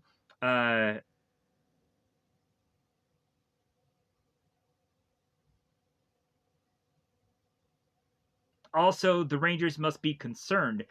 If Zed figures out exactly where the Rangers are going, he'll throw everything at him he can to stop them from getting there. So, if anything, the Rangers will be at Zed's mercy, and it's like, well, that's just a risk we have to take.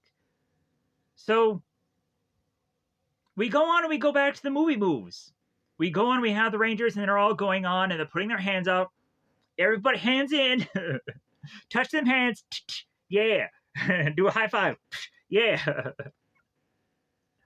Touch them hands. Yeah. Yeah. We're touching them. So,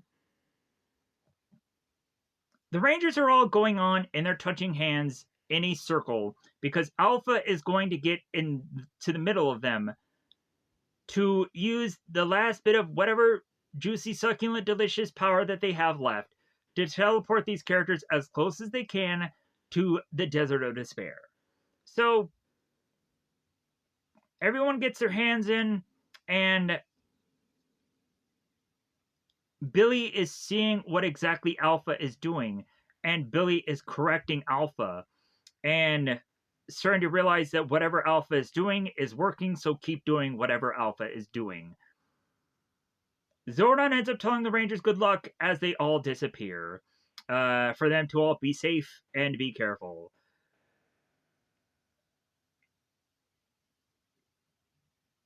Alpha is to be concerned that they were to go on and do the right thing, and Zordon is to go on and explain to Alpha, I think we didn't do it at all. We did the wrong like, bring them back. No, they won't be able to. Also, this is exactly like the film Also. We come to find that the Rangers make their way back to the command center. The command center is disheveled and destroyed.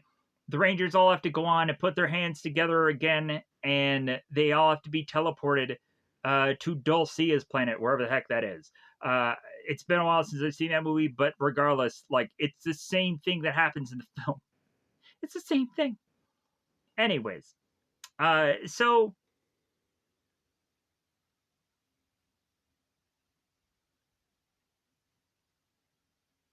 Kimberly in the rain. I'm like, man, I gotta state this, man. Amy Jo Johnson, considering, yeah, she's wearing a shirt that shows off her midriff, but like, goddamn, like, honestly, Amy Jo Johnson specifically in this season looks incredible. She does. But also, like, the Rangers actually look in amazing shape across the board. Like, Billy is, like, always wearing a tank top now. It's like, Billy. But also, this has to be, of course, after the film. So all the Rangers are going to look in amazing shape because all of them had took X number of time away to train for this movie so that way they can look in the best possible shape because they wanted to look into movie shape. Uh, I'm sure also their schedule was crazy. Like I'm sure they probably had to work, they had to like wake up at like dawn or whatever just to train to look good for this film and to also uh do this show and whatever the heck. Um so I'm sure for them it was probably just like it was probably a horrible just thing to eventually do that first movie and then turn around and do the second film, which eventually led to a bunch of Rangers being like, dude, I'm freaking done. I'm so burnt out here, uh, doing all this stuff. Like there's, uh, and plus how low they were getting paid, and still how the merchandising was still selling well for this stuff. Yeah, um, like, but I'm kind of curious, like, because you would have certain actors that worked on Power Rangers that would kind of explain the show, but also like I'm kind of curious of how exactly they were to go on and film the movie and how much prep they had and everything in between because I'm just curious of the layout of it all.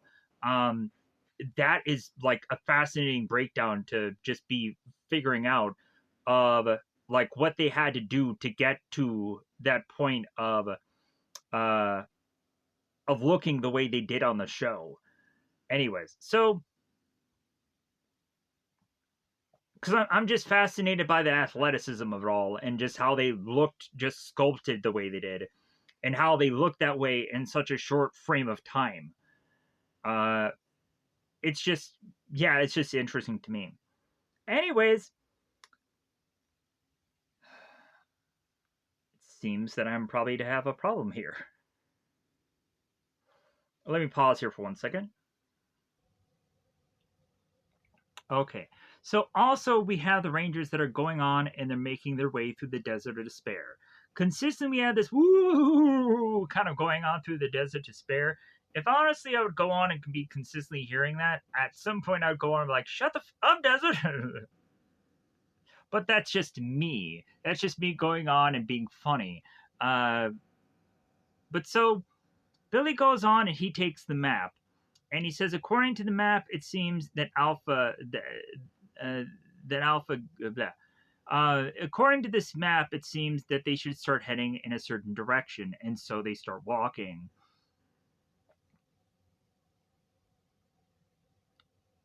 They go on and they realize that this place is to be called the Desert of Despair for a reason, and so they need to really go on and realize to kind of just be alert at all times. So now I'm at the police academy with both Bulk and Skull.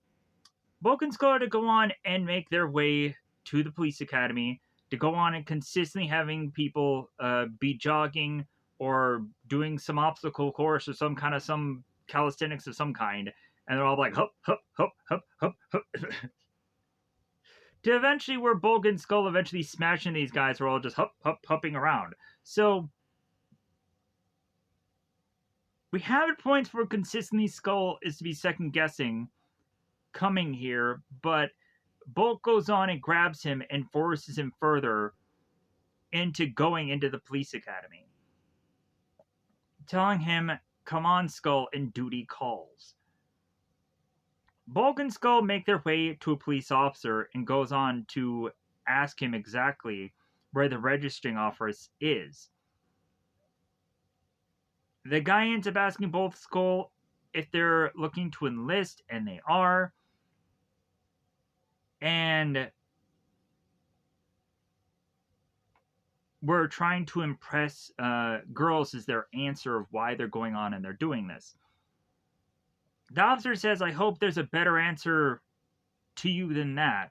And Bulk is like, no, the answer is we want to protect the girls. And so the officer's like, well, that's better, I guess. So The officer goes on and tells both Bulk and Skull to make their way straight ahead. You can't miss it. So Bulk and Skull make their way hup in the background. uh,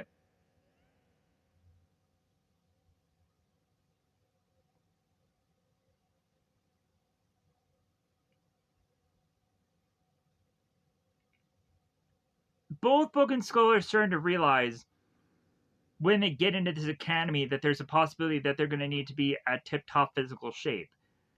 And further and further, they're inspecting all these people doing these jumping jacks, push-ups, and all kinds of things.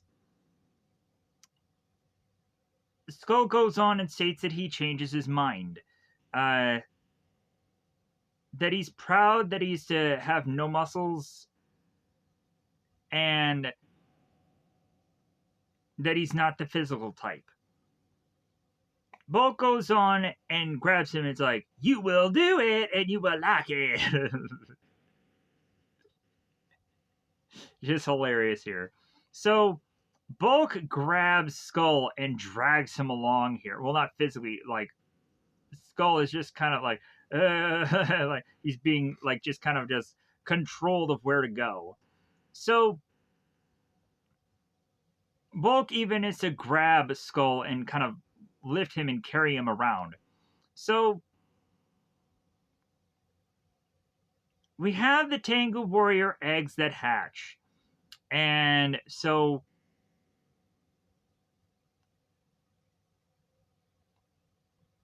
here's where we have the big reveal of the Tengu Warriors. Zed goes on and counts to 10, and then, yeah, here's where Rita does go on and reveal what it is.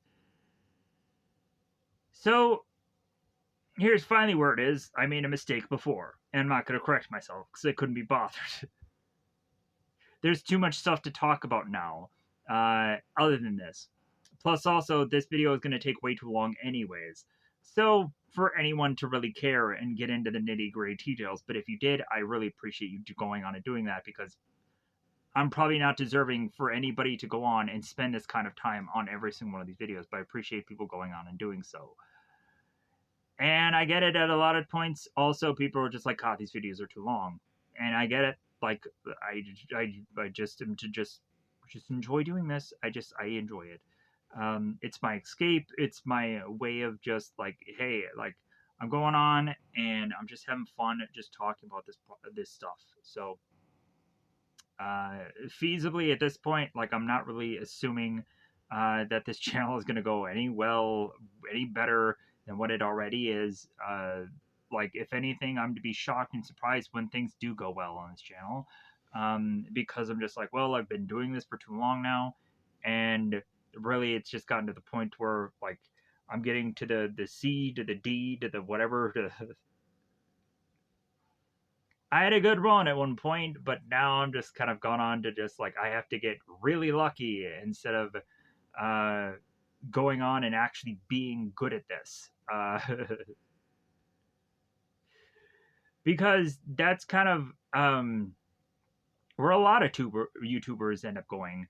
Like, if anything, like a lot of people are to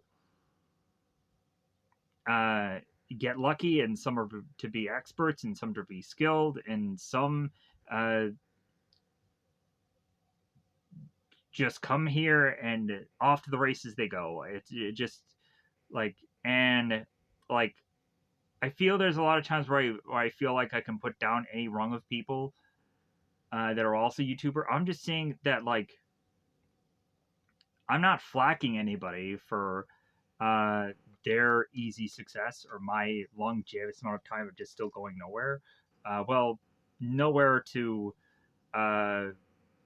like I feel that like 400 subscriptions and thousands of views, it like to me it means something.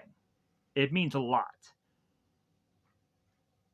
And yeah, I'm getting lost in the weeds here. I apologize, but yeah, it's just like it's also to the point of just me kind of just second nature or just second guessing myself at any point of like, why am I still doing this? But I'm doing it because I enjoy it, because I love it, because and there is always just like, man, you could be doing way more other things than this. You could be trying a billion other things, but I will just almost every other day or every day I can come back to this because that's how much this means to me. A lot of people, it's probably to be a much different rationale for why they're to go on and do YouTube and how they have such easy success without even trying, and they go on and they have hundreds of thousands of whatevers and what have you. And I've gotten to a point where I also had a channel before this that had its just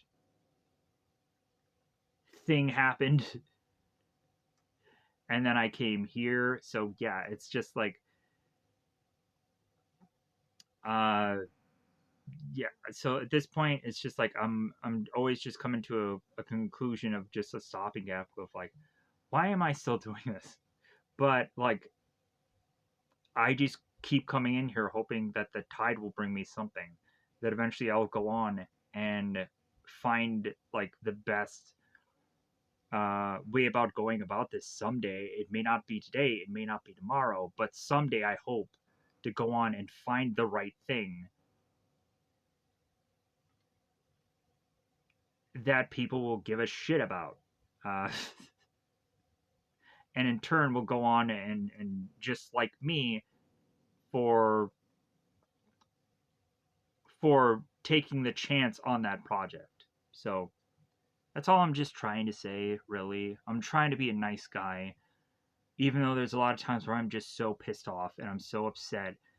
Um, Not at the world, just at myself, and not at any subscribers, not at like uh, the view counts going up and down. No, like I'm just upset at myself for how like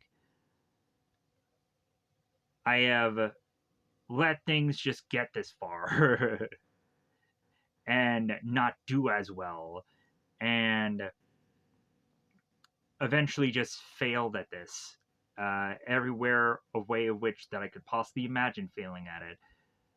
And I don't know, it is what it is.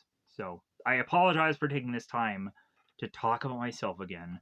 My bad. So let's get back into the episode. So we have the Tengu Warriors. They're at the moon. Seems that the Tengu Warriors don't need to actually need air to breathe on the moon, but like when looking at it, that's kind of a dumb thing because honestly,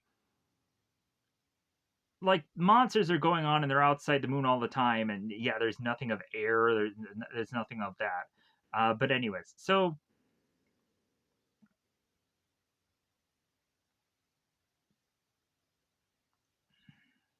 the Tengu warriors, as soon as they hatch, they start circling around the castle. Rita's hoping that all the Tengu warriors are going to start flying off to make their way to the Desert of Despair. There seems to be one egg left, and it's like, okay, why hasn't that hatched yet? So Rito eventually explains that that egg is actually special, that that egg has Vampiro in it, and that's why it takes a little bit longer to hatch than all the others, because it's a specialty egg. So we have Zed, who is to go on and put on his visor to try to find where exactly the Rangers are. Zed goes on to find that it seems that the Power Brats have made their way to the Desert of Despair. So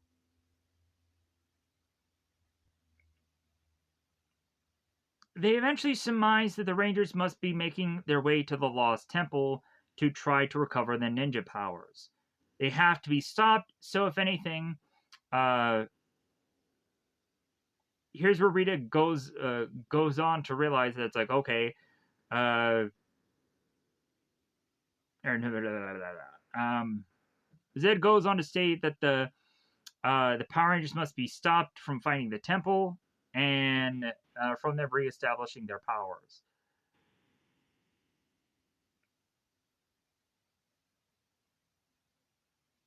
They go on and they state that they should go on and have the Tengu warriors bring with them the vampirus egg to the desert of despair. So that way, eventually, when Vampirus does go on and hatch, he's right in front of the desert of despair, and Vampirus can attack either Ninjor or the Rangers, whoever is to be left to just kind of stand in his way there. So,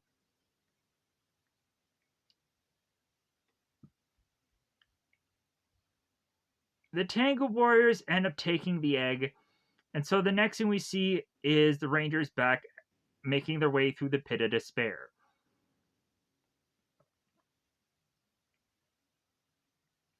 Billy looks further in the map. He's to be convinced that they're coming up on a certain very specific rock formation. Are they going to meet Dwayne the Rock Johnson? There's a lot of rock talk here, so I'm getting a little confused. Anyways, so Billy goes on and points out to the Rangers that they must go this way, and the Rangers follow him because they're the only one that they believe that Billy is to be the only one that can logically have read this map. So the Rangers all go on to make their way further through these rocks, and they land into a trap. All of a sudden, there's to be this huge amount of flame that circles around them. And they find out that slowly but surely they are to jump away here. We see Rocky, we see Aisha, and back and forth we continue to start seeing people jumping away from the flames. So Tommy, Rocky, and Aisha make it first. Then we would go on to have Adam, who jumps out following. We then have Billy that goes on and is to help Kimberly jump away from the fire also, so Billy is the only one left. As Billy goes on and gets away from the flames himself, he realizes that he had dropped the map. Billy is to go on and realize that the map is burning up, so he runs for it. And the Rangers grab him away, like, no, you can't get to the map. But Billy's like, but we need the map. We need to find where the temple is. So, sadly enough, the map is to burn down, and everyone should blame Billy, right? Let's blame Billy for this mistake. How dare you, Billy? That's why we didn't get to the temple, because Billy lost the map. Anyways, bringing up a little Blair Witch Project. So, Billy turns to everybody, it's like, what could we do now? Like, we don't have the map. So, the Rangers just continue to just make their way through the desert, not quite sure what exactly to do at this point. So, but they're still trying to key in on that rock formation, trying to figure things out. So, since Billy had spent so much time on the map compared to everyone else looking at it, they're trying to hope that Billy can remember anything from the map. And Billy's like, well, I'm not quite sure. If anything, we just need to keep walking to maybe see if I can pinpoint or spot anything that looks familiar. We get to a point here where Aisha, of all people, is going on and falling into a sand that is to be quicksand.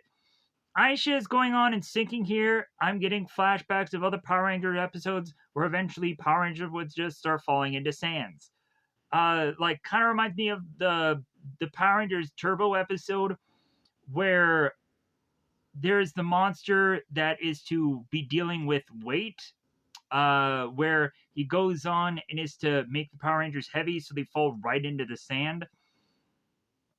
This goes on, and this is to be an episode that's focusing on Catherine, the pink Turbo Ranger. If you guys remember Catherine, she eventually replaces Kimberly. She becomes the cat at some point, and she goes on to eventually marry and fall in love with Tommy. And she goes on to have JJ, and JJ, like, she also goes on to to be in Once in OA. It doesn't matter. It's Catherine. It's okay. Catherine's cool. So Aisha is realizing that she's in quicksand and she can't hold on because it's freaking quicksand. Tommy comes up with the good idea of linking all of these people together in a chain and having Tommy go out there to try to fish Aisha out. Aisha is not a fish. I'm just going on and stating the obvious here. So Tommy goes on and tries to go for Aisha. We start to see some of the Rangers within the quicksand starting to sink. Honestly, just the way that they're actually propped here looks honestly just kind of dumb. If you kind of look at it, we legit, like, we have Tommy that, like, his whole body's out there trying to grab onto Aisha. Kimberly is, like, holding on to just Tommy's leg. And then right after him, there's Adam, there's Billy, and there's Rocky.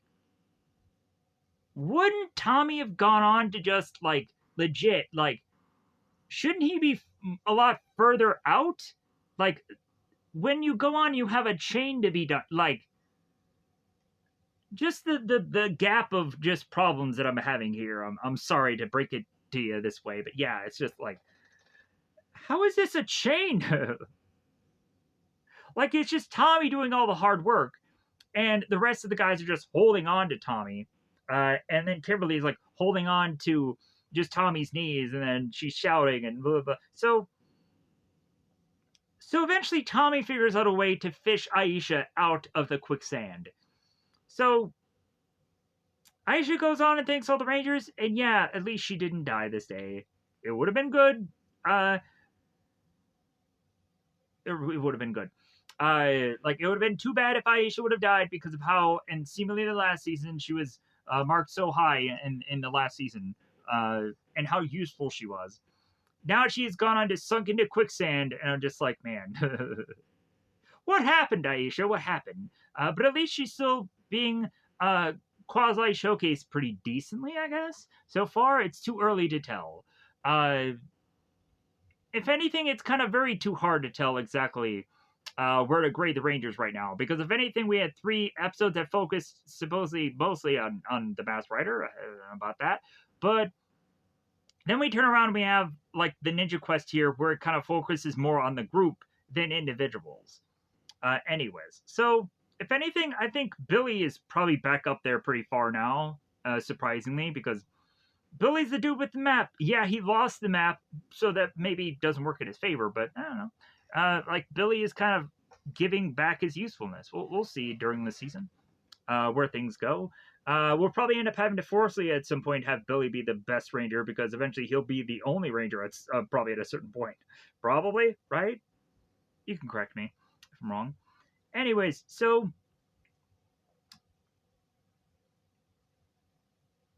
Billy goes on and is to finally find the rock formation that they've all been waiting for. He's not exactly sure because, of course, the map isn't in front of him, but he's just going to take a guess that this is to be the rock formation that they needed to get to. So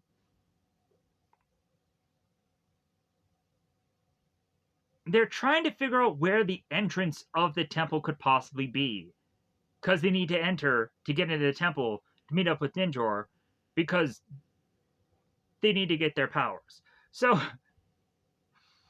God dang it, why do I have to explain all this? I'm sorry. So, they all make their way to the cave, and so here's, of course, where they go on, and they are to be approached by Tengu warriors. Or Tengus? Tengus? Tengus? What is the proper term here? I've heard it both ways. Tengus or Tengas. I'm going to go with Tengas. Anyways, so, but eventually it'll still slip my mind, and eventually I'll say Tengu. Anyways, so, it doesn't really matter. It just, who fucking cares? So, the Tengas go on and they face off against the Rangers, and so what ends up happening here is Billy ends up getting kicked in the chest. How horrible, Billy. He just ate. You don't kick a man in the chest right before he ate. Just, no. Just, what did he eat in the Desert of Despair? I don't know, but he ate something. You don't want to know what he ate. believe me. So he's looking at his fingers. Whatever. So here's where Tommy goes on and tells the Rangers, hey, we need to stay close together because we've never seen something like this before. Have you? There's no telling what they could do. They're birds, Tommy. They're birds. What do you think they're gonna do? They're gonna caw, and they're gonna fly, and they're gonna try to hurt you with their feet and their claws or whatever. Like, if anything, Kimberly should know what happens because eventually, Kimberly in the movie, she gets grabbed by the Tengu's feet and gets flying around for quite a bit of time. If anybody should know what's going on with Tengu Wars, it should probably be Kim, besides everyone else. Anyways, so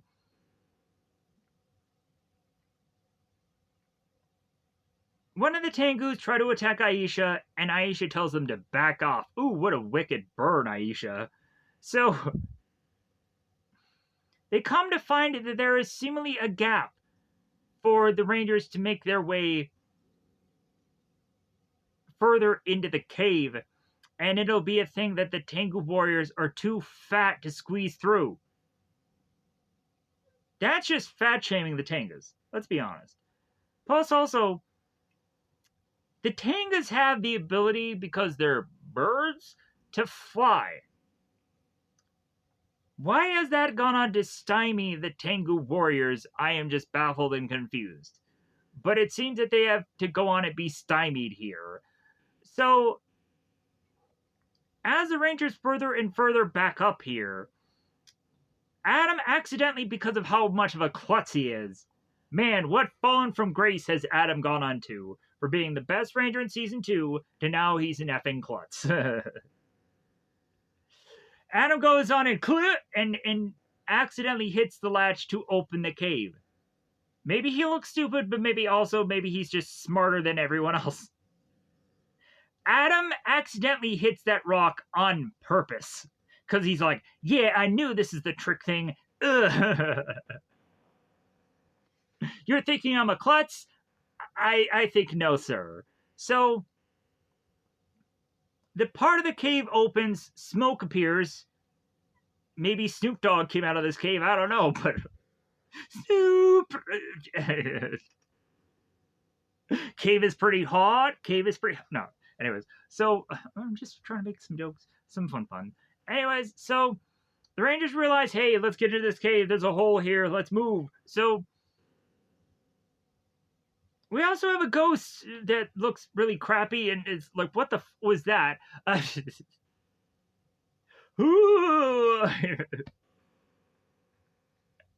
You ghost.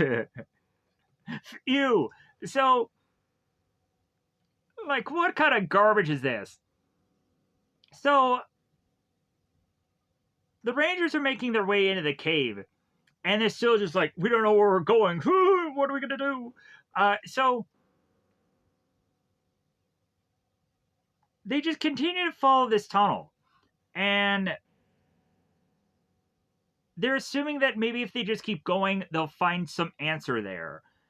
And eventually they end up coming to a dead end. And eventually, what are we going to do now? Like, we can't go any further. What the fuck? So, now we're back with Rita, Zed, Golar, everybody just clowning around, just having a good old time at the Moon Palace. Zed is going to mention how the Rangers have reached the temple entrance, and Rita ends up saying to everybody that the Rangers had reached the temple entrance, and they may have gotten in, but of course they will never go on and probably get out. So, like, at this point, like, really Rita and Zed are just like, well, hey, like, now if we can't go on and stop them from getting in, yeah, like, the only thing, like, they have to also try to get out of this thing, so maybe we'll just stop them from doing that. Because, yeah, that's their backup plan of just like, well, hey, Like, why not just go on and bring out like Serpentera? Have Serpentera go on and just blast away this cave, and then have the cave just collapse in on itself. Then there'd be no way for the Power Rangers to get out of the cave definitively. But yeah, where has Serpentera been? Serpentera has been taking a long effing time to just get charged, right? Plus, also, like, I'm sure Zed just got tired of using Serpentera for how often it is to just not work. Like, just wait till Wild Force and eventually we'll see Serpentera again. So, the Tengu Wars go on and they figure out the entrance, as we have one Tengu warrior who is to be well above, kind of seeing where the cave entrance is. So, the Tengus drop the egg, and so the Rangers, again, they're at a place of a dead end and they can't figure out what to do next. Tommy is to accidentally fall away from the Rangers, and they're like, okay, what the heck happened? So the Rangers all go on and realize that they can walk through the wall. So Adam is to turn to everybody like, okay, we need to go after Tommy. We need to figure out what happened to him. So first we go on and we see Billy going through. Then we see Kimberly going through. Then we see Aisha. Then we see Rocky. Then we see everyone else. And they cut to be continued. What the show? What the fuck? Ninja Quest! Oh my god, we're only at part 2 now? Holy this is gonna. Oh my god. Whew! So, I thought we were way further than this. I was wrong. Wow. So, that's why I was really just like I was really stretching things out because I'm like, yeah, like I think we're almost done here, but I guess I was way wrong. Anyways, so Ninja Quest still on this thing. The Rangers are to go on and make their way through this area that has all this lavish fountains. And honestly, I think this fountain here that they used was probably to go on and be used in the Mighty Morphin season episode of the past, where I think this is where Tommy had gone on and handed over. Or no, wait. Tommy had gone on to find out that he was the last resort for the Power Rangers as he was still the Green Ranger. And he had to come back to try to get the power coins away from Goldar. And Tommy was facing off against Goldar, and that whole fight and that battle happened.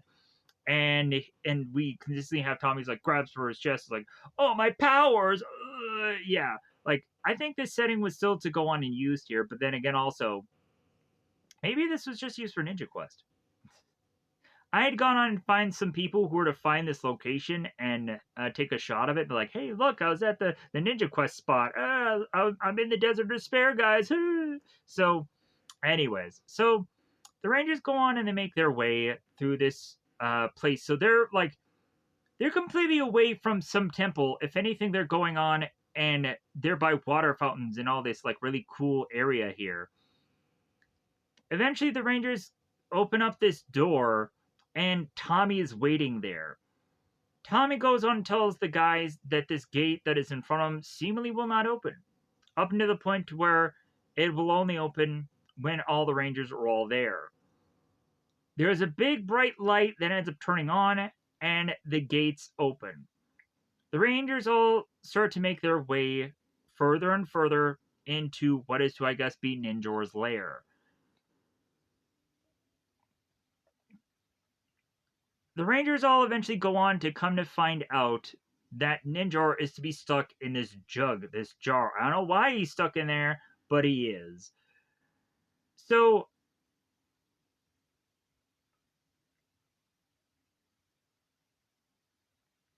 Ninjor is to go on and be talking to the Rangers, and is to try and tell them to get out, I say, and leave me in peace. And the further and further they are to go on, and they tell him to get out of his hiding spot, he then appears in front of them and is to go on and talk to them. So Ninjor appears in front of him and states that the Rangers have 5 seconds to explain themselves. Tommy steps up and he says that their leader Zordon sent us on a quest to find new powers and Zords. And Ninjor goes on to be like, well, don't let the door hit you on the way out. And we have Rocky's like, well, hey, man, we're the Power Rangers. And Ninjor's like, well, what does that mean to me? So Adam says that the world's in incredible danger. And Ninja is like, not my problem. Go away, please. Aisha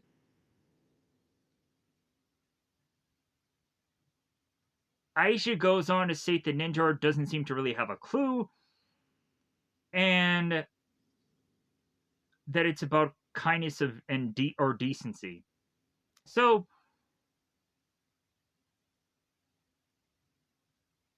they're not really sure if this is exactly Ninja or not. They're going on to draw the conclusion that they can't believe that this would be the guy that Zordon sent them to get these power coins. And so the Rangers go on and they turn to one another and they're like, okay, well, like, what are we going to do now?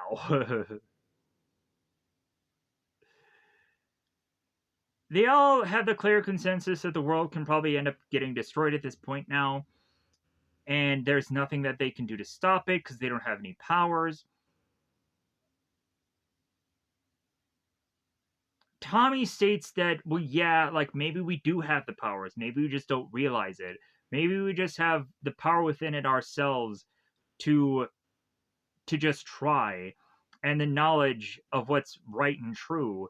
And Lord Zed can never destroy that and take it away from us. So maybe that is going to be the thing that is going to stop Lord Zed from destroying Earth.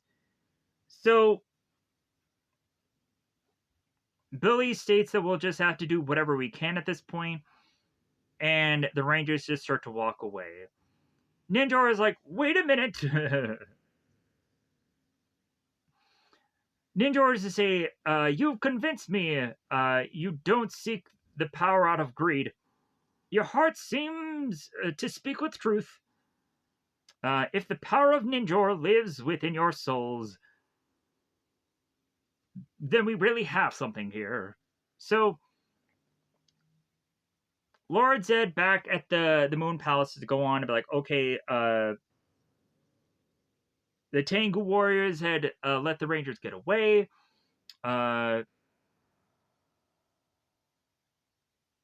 If anything, we need to create a full-scale attack on the city of Angel Grove before the Power Rangers come back and regain their power. So Rito's like, okay, like I'll go and I'll plan something, I'll get something cooking. So consistently also we'll always have Rito that goes on to say Ed instead of Zed, and it's the running joke, and it's always funny. We even have Zed that consistently corrects Rito, and he goes on to say the other name anyways. Back at the Junior Police Patrol Academy registration. Here's where we go on in the background and have the wanted sign of Rita Repulsa. That's kind of fun. Bulk and Skull are going on and they're filling out these papers, and they meet up with Lieutenant Stone. This is the debut of Lieutenant Stone. It's kind of cool. So eventually we'll come to find that Lieutenant Stone eventually goes on to eventually own the youth center once Ernie is to go on and leave, because they have to kind of write his character out because eventually they had to.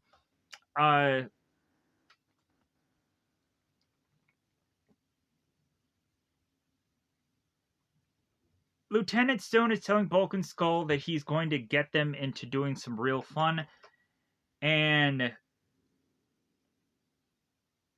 for both Bulk and Skull to follow Lieutenant Stone. Bulk and Skull go on to follow Lieutenant Stone to a barber's chair. They're going to get their hair cut. I think there's a bit of joke here between both Bulk and Skull, where they go on and they tell these barbers to cut a little off the side, and they do way more than that. So, Bulk takes off his hat, as well as also Skull goes on and is to take off nothing.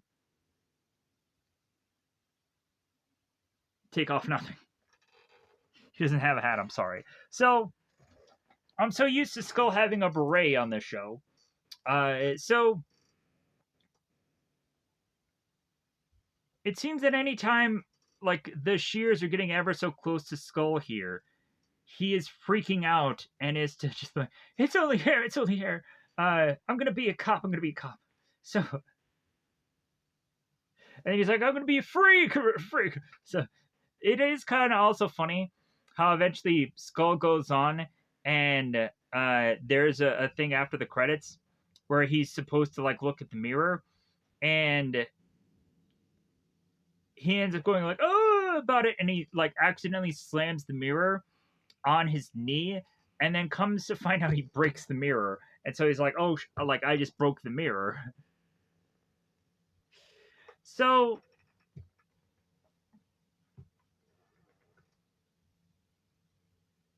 Lieutenant Stone is watching as both Bulk and Skull are getting their haircut. Skull is going on and just like getting his haircut as if he's enjoying it.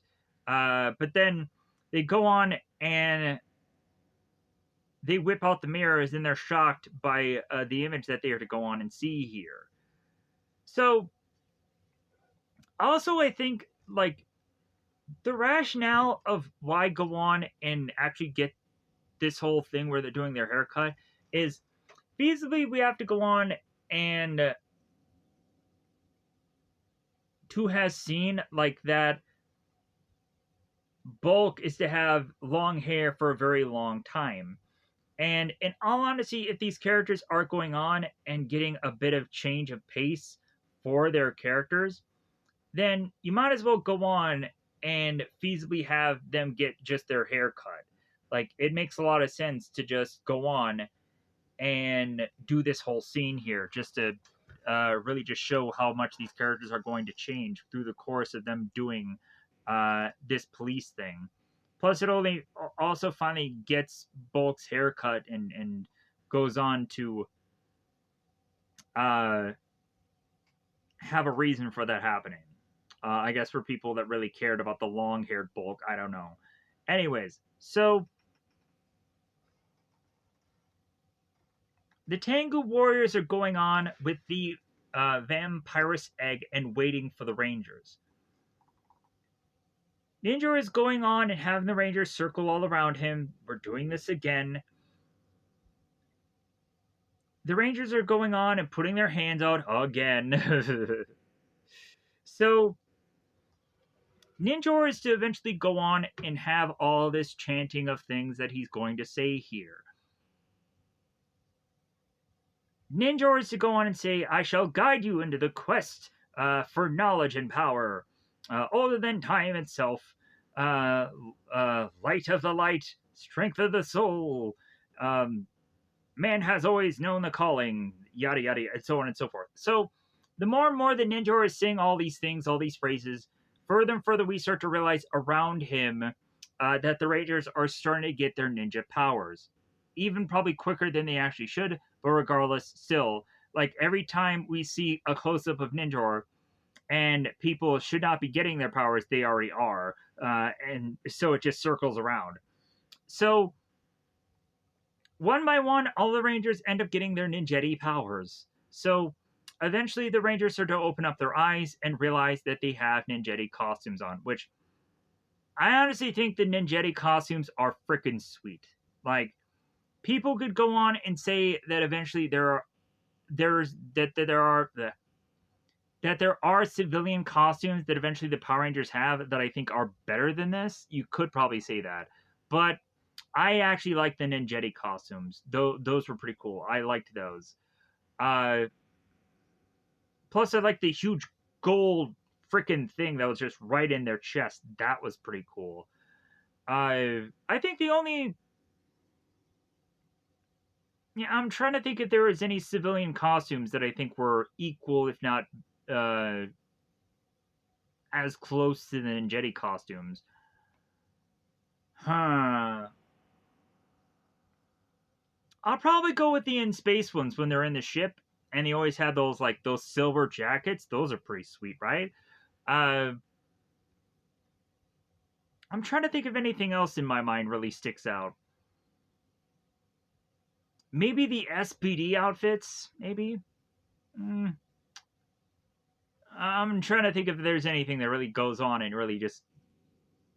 I'd probably have to see the rest of the seasons to kind of really look and thumb through it and see if there is to be anything more interesting. And maybe we'll get to that at some point. So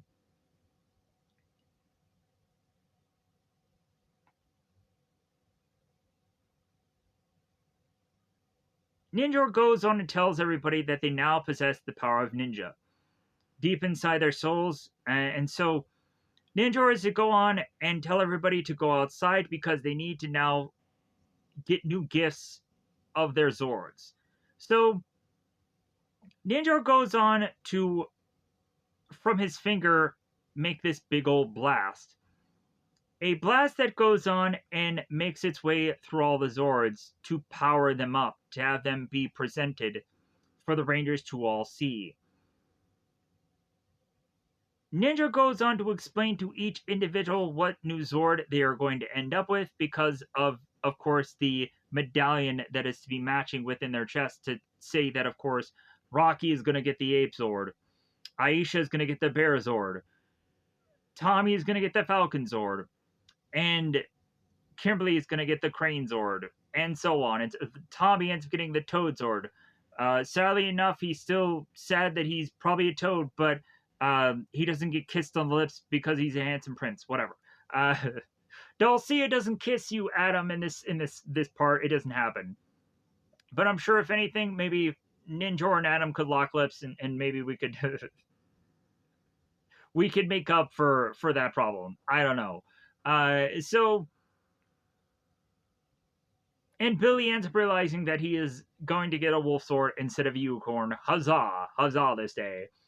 So, because that was the one thing that, of course, David Yost was upset about, how he had gotten on to need to end up to get the unicorn Zord, which they didn't do that on purpose. Like, they just straight up they only had these Zords from this pre-done Super Sentai. So, sadly, yeah, he was just forced to end up getting the unicorn Zord. Like it had nothing to do with who Billy was. It was just coincidence. I feel. Like what were they gonna do? Just change his Power Ranger color? Anyways, so they could have, but that has rarely ever happened on the show. This isn't the train Sentai, of which name really does go on and escape me. I think it's like Resha something. I don't know. It's been a while since I've watched that. Anyways, so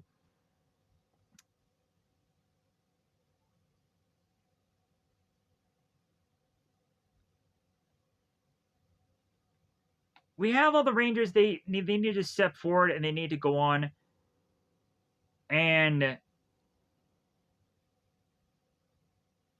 they all need to glow with their colors up in the sky. And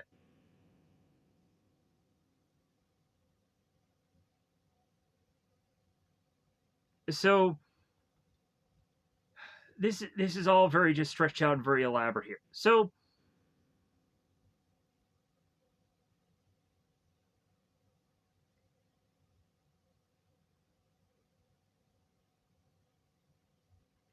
Ninja goes on to explain how there seems to be some disruptors around the temple of power, and The Rangers need to go on and learn how to activate their ninja powers in order to defeat them.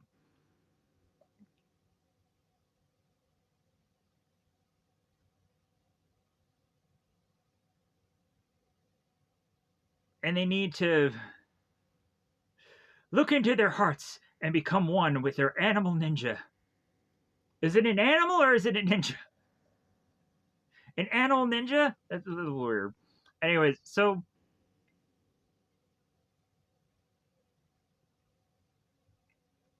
here's where they go. They all go on and they call out all their frogs and their bears and they have to call all this shit out. So like, man, we are really just milking this out here, and so am I. I've already spent 4 hours and 20 minutes now. I'm sorry. So Lieutenant Stone goes on and is to again uh with Bulk again. Lieutenant Stone is making his way with Bulk and Skull to be running and doing push-ups and pushing these guys physically.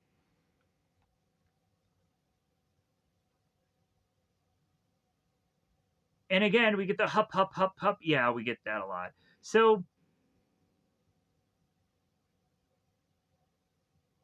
Bulk and Skull at some point are not really quite understanding how to do certain of these exercises.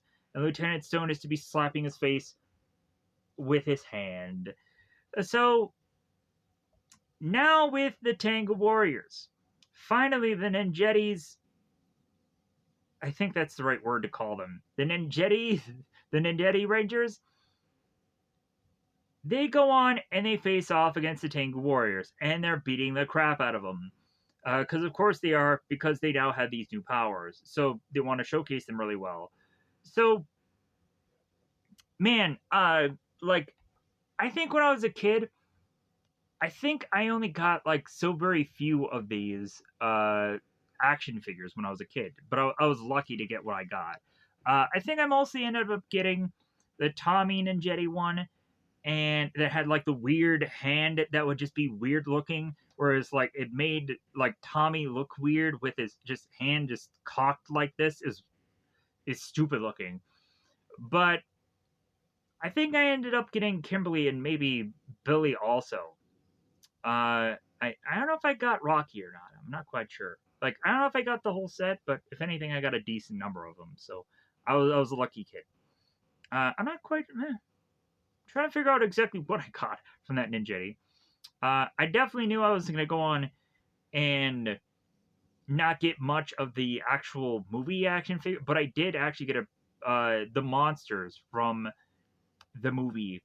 The ones that were the Ivan Ooze monsters, the big monster things, not the uh, like I don't know if I got anything of Ivan. I might have gotten the Ivan Ooze thing that like just had the hands but had like no feet whatsoever.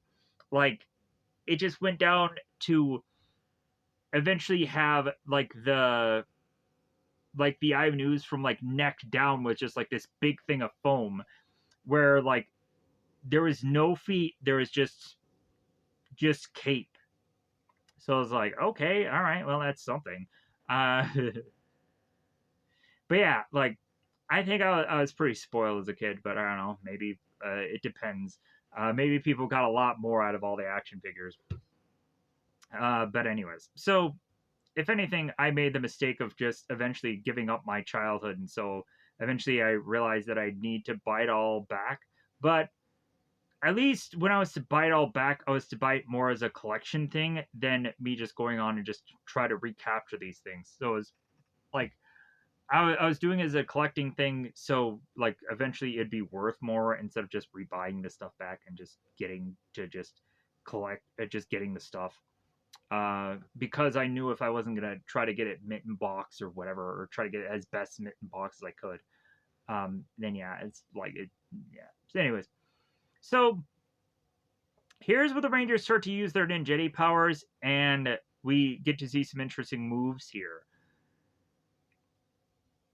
Adam and both Billy go on and they do some specialty moves here, as well as then Tommy goes on.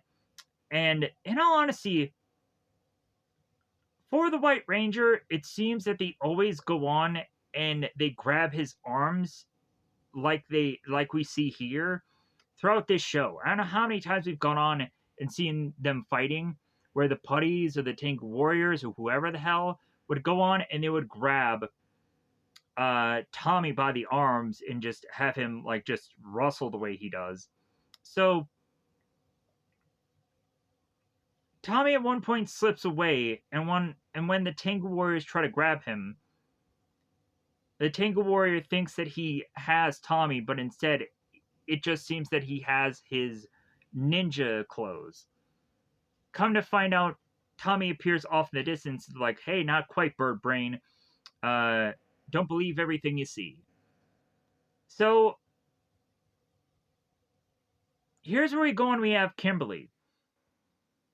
Kimberly is to be basically playing keep away with the Tengu Warrior, as Kimberly starts to teleport from place to place, and the Tengu Warrior is like, "Oh, I try to get to Kimberly. Oh, I can't get to her." So Kimberly goes on like, "Hey, you can't catch me." So Rocky goes on and is to be flipping and flopping away from the Tengu Warriors, kicks I think one of them in the face. Uh, Rocky goes on and jumps on a flying Tengu Warrior and takes him for a ride, which is really kind of fun to see here.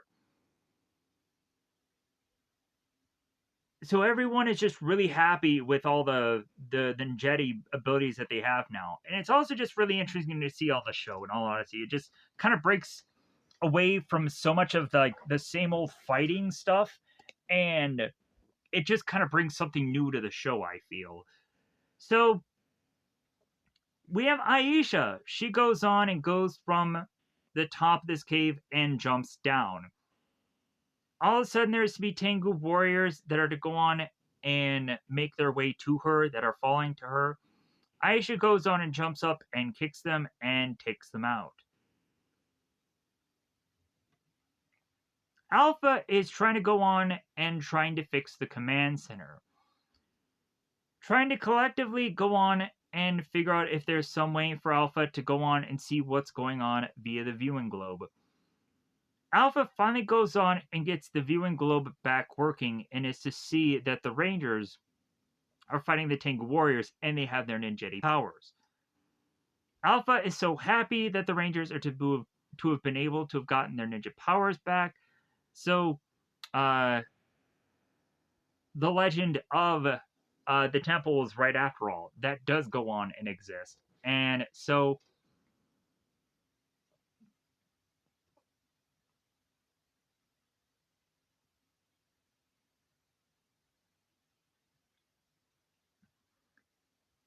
Alpha and Zed are going on, or Alpha and Zordon are going on, and they're scanning on all channels to try to see what else they can find. They find out that Rito is going on and is making an attack on Angel Grove. And it's only a matter of time before he joins alongside Rita. So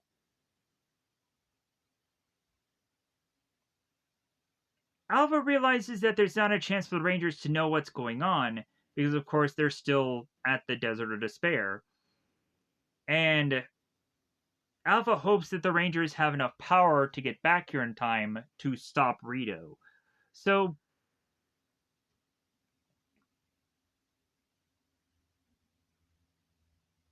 Aisha and Adam are talking about how their powers are so much better now, how it feels that they're actually supercharged. Maybe not until they get to a point to where they're sick, and who knows what will happen then. But until now, it feels like they're supercharged, because of course they are, because these are new powers, and they're just so happy that they have them. So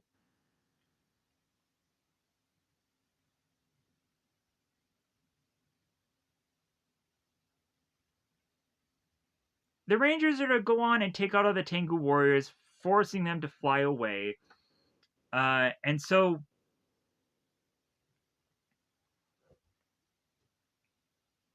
we have Adam and we have Rocky, and they're bumping wrists, and they're congratulating everybody. They're saying that they all did a fine job. So, if anything, the Rangers are to go on and now say to Ninjor that they beat the Tengu warriors.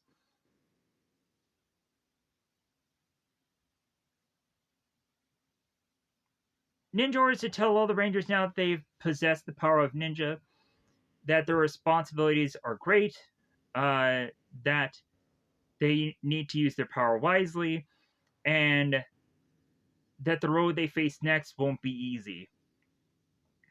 The fight between good and evil never is, but Zordon chose you all well. So,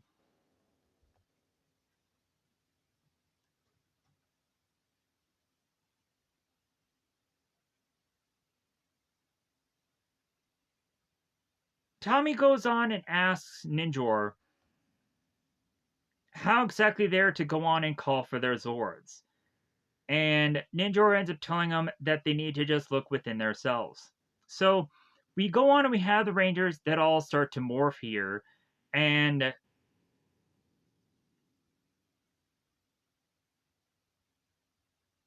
Tommy says they're to go on and make their way to Angel Grove.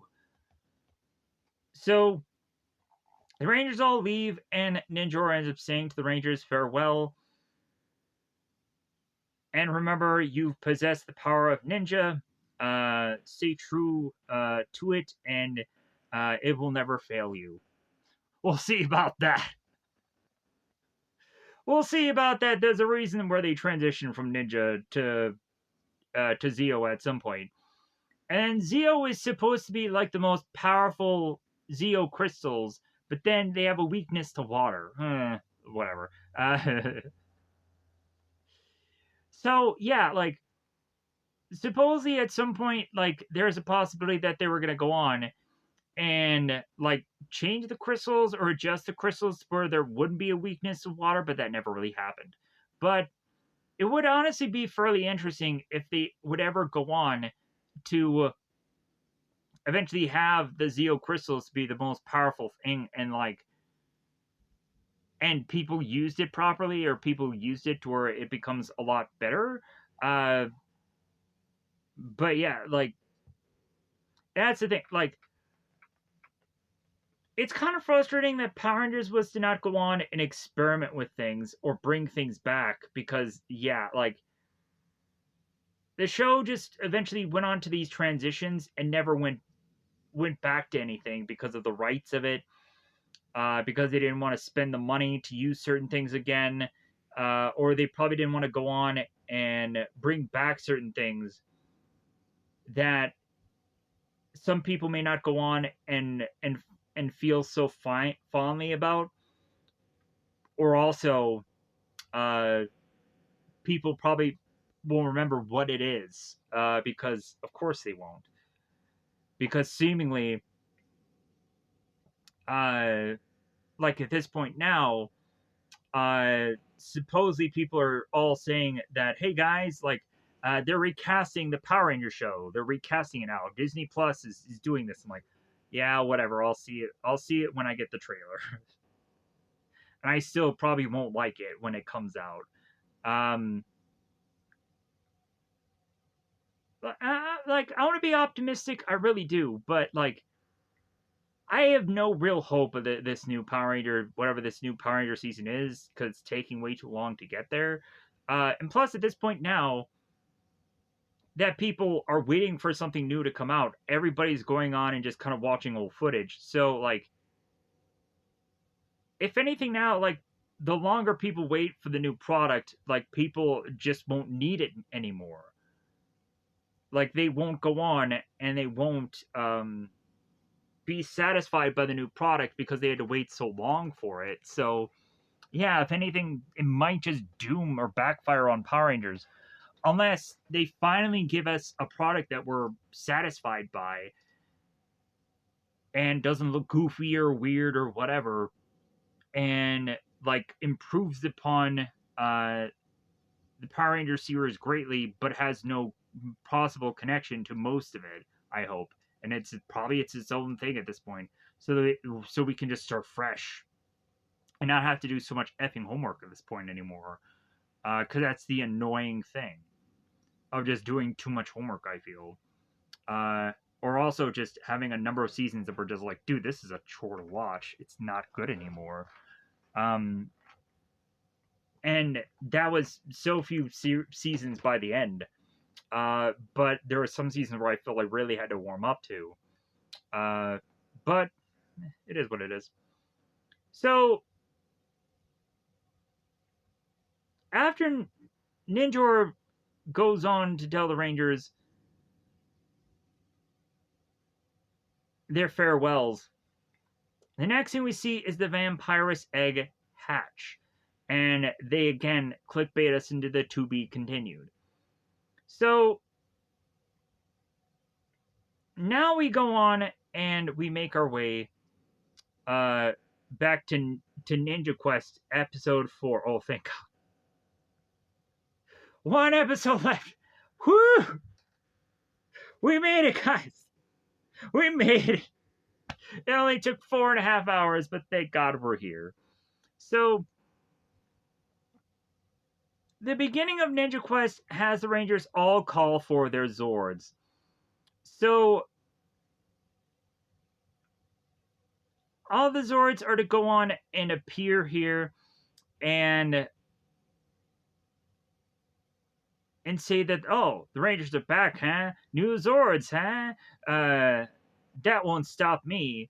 So, Alpha is so happy at this point, realizing the Power Rangers, they did it. They're in control of their new Zords.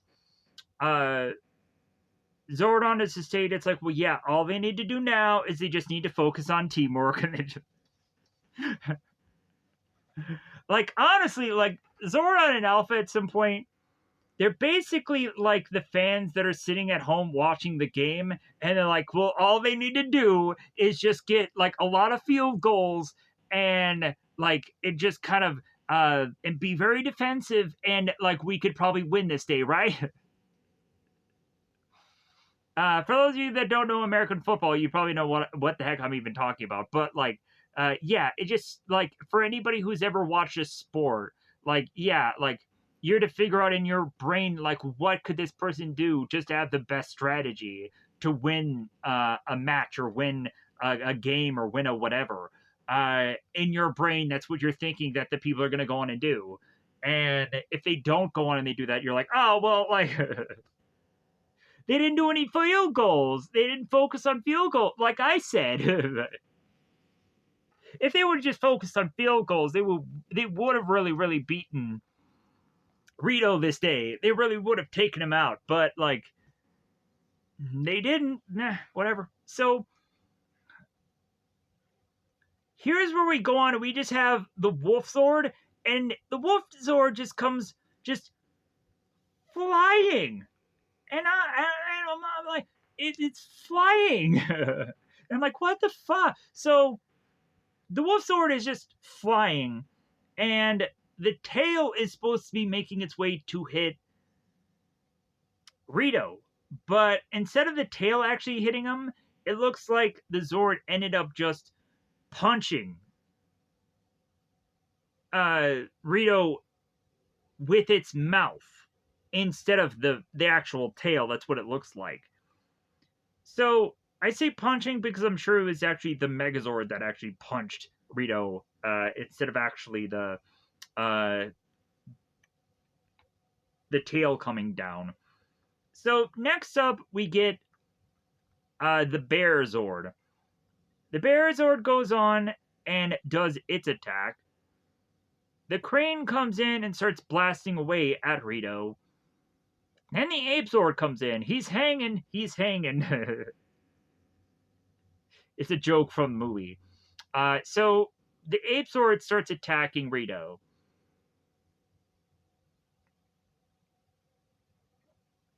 Zed is going on and saying how incompetent Rito is. He really is. Zed is upset at this point now because the Rangers have gone on to get not only the Ninja Power Zords powers, but then also their powerful Zords.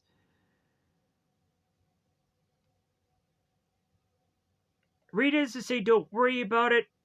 She feels that her brother will still go on and beat the Rangers anyways. Plus, also Rita is to bring up still the Vampirus egg. We then have Vampirus that goes on and hatches here. Then we cue back to Lieutenant Stone and Bulk and Skull. We're back to this nonsense now. Really, it feels like nonsense. So, Lieutenant Stone is going on and telling all the recruits here that he's going to go on and put them through Hangman's obstacle course.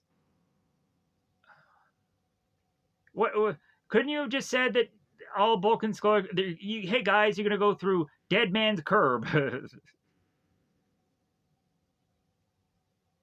That's what you might as well have called it, Dead Man's Curb obstacle course, like some goofy, crappy name that is like, ooh, spooky. You're going through a really hard obstacle course. Oh man, you're probably gonna die, but hey. Uh, so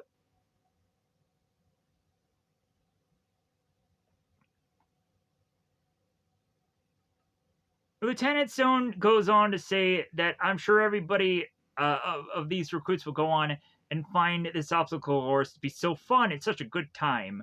Whereas Bulk and Skull clutch to one another. So we have the Ape Sword just chopping away at Rito here, to the point where Rito is going flying.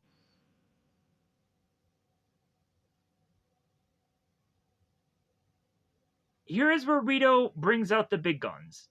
Rito is to go on and have coming to him this kind of cannon, this weapon that is to go on and have this kind of backpack to it. I don't know exactly what it's called. I didn't do that research because I couldn't be bothered. Like, there's sometimes where I'm just like, you know what? I just don't want to go on and figure out every goddamn thing of detail. If anything, if anybody knows that this specific weapon of Rito has an exact name to it, then let me know in the comments below. Like, I'd be happy to say it in the future. I just didn't want to look it up this day. Also, I had at some point, I think, the Rito action figure. And I don't remember or not if legit that the weapon had come with this action figure. It's been such a long time. But I really liked Rito. I really did. And plus also, like, he was a skeleton guy. Like, I just like that visual. I just do. So if anything, also, I ever always wanted to go on and I honestly either wanted to be like the one of the descendants of being Rita or Rito's other brother, or I wanted to just go on and be like the son of Rito. Like that was my just like, man, that'd be a really cool idea, and that would be a fun thing to play off of. But also, there is a thing of me where I just wanted to go on and be a part of like a Power Ranger thing, and like I wanted to a Power Ranger thing that made no sense. Like I wanted to go on and have something for Power Rangers to be done so unique and so elaborate that more than likely anybody would probably not go on and probably think to do it or want to do it for Power Rangers. But like I just wanted to come up with this like weird whammadine thing where like if you've seen enough of these reviews, you've probably heard it at some point about the whole Ranger Collective thing and wanting to do like the All Ranger, where it's like a bunch of just split personalities all withheld into one thing.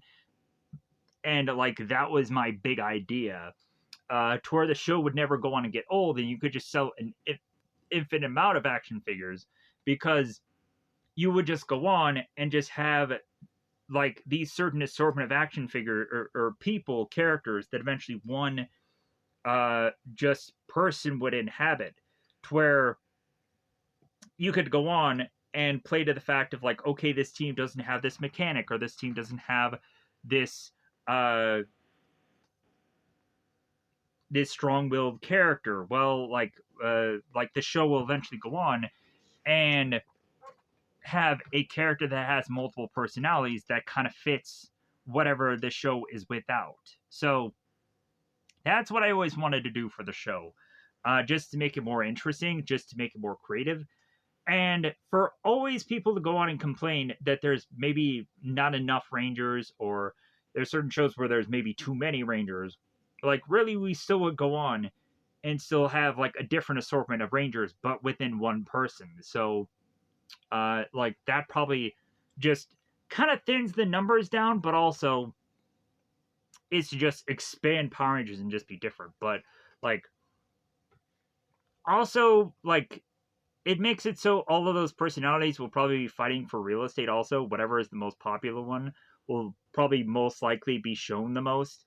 But there's nothing wrong with that. Like, people can pick and choose their favorites, and just kind of feel sad that certain personalities weren't showcased enough. We can do whatever. It doesn't really matter. Like, feasibly, that's what comic books are for. You can expand upon certain personalities of that one character, and also that's what season 2 could be for. Anyways, so but that also is pointless because eventually no one will probably care about an idea like that. But if anything, it'd be a lot more interesting in Power Rangers Prime than what they did there, right? And that's a comic book. Anyways, so yeah, like it'd really sell that really well. I'm just making fun of Power Rangers Prime. I really didn't care for that story. It's weird. Anyways, so Rito goes on and is to be blasting away at the Zords. And so eventually all the Zords go on and they combine into the Ninja Megazord. Which again looks just honestly just so dope. Even in the silhouettes of the whatever that is, not the silhouettes, the pictures of it instead of actually just showing it off. But I'm like, god dang, like how we didn't get this in the movie. How did we not get this in the film? That is just to be so heartbreaking. Uh, and I wish there was somebody out there that could fix the film to make it look better. If anything, like some of the Zord stuff isn't all that bad. When Adam is going on and like manning the Toad Zord, like that doesn't look that bad. Uh, when Aisha and Adam they're doing their thing like individually in their own Zords, that doesn't look that bad. When Tommy's going on and doing this stuff individually in his Falcon Zord, yeah, again, not that bad. But like when you just combine it, that looks like garbage. It just does. So hopefully there's somebody out there that can fix that issue. Please, for the love of God, just somebody be out there doing a special edition somewhere where it fixes that bullshit. Like, because that's just wrong. Anyways, so the Ninja Megazord goes on and eventually starts punching Rito. We go on and we have the Wolf Sword, we have the Ape Sword, and they're going on and they're showing their animal things and their animal sounds. So now we have the Megazord that binds with the Falcon while it's flying in the air anyways. So the two of them combine together. And it's honestly a very cool visual to see the Falcon Zord like flying in the air in a silhouette form and is like right in front of the sun. Like that is actually a pretty cool silhouette moment. So as Rito goes on and sees that the Ninja Megazord is flying in the air, it's like, well, hey, I can fly too. And so he goes on and he uses his backpack or his jetpack to start flying here.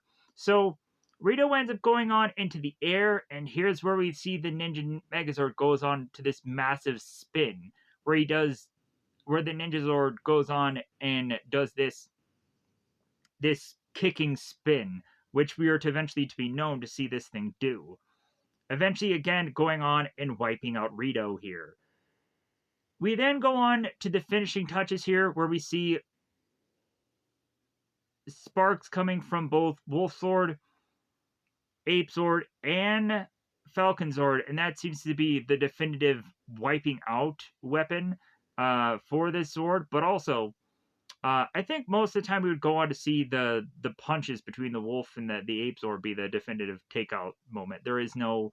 I don't think there was any saber that comes with this Megazord. You can correct me, or anything. Maybe there is a sword that comes somewhere down the line, but I don't remember there being a sword for this one, which is great. It's a nice change of pace. So Rito makes his way back to the Moon Palace in defeat. So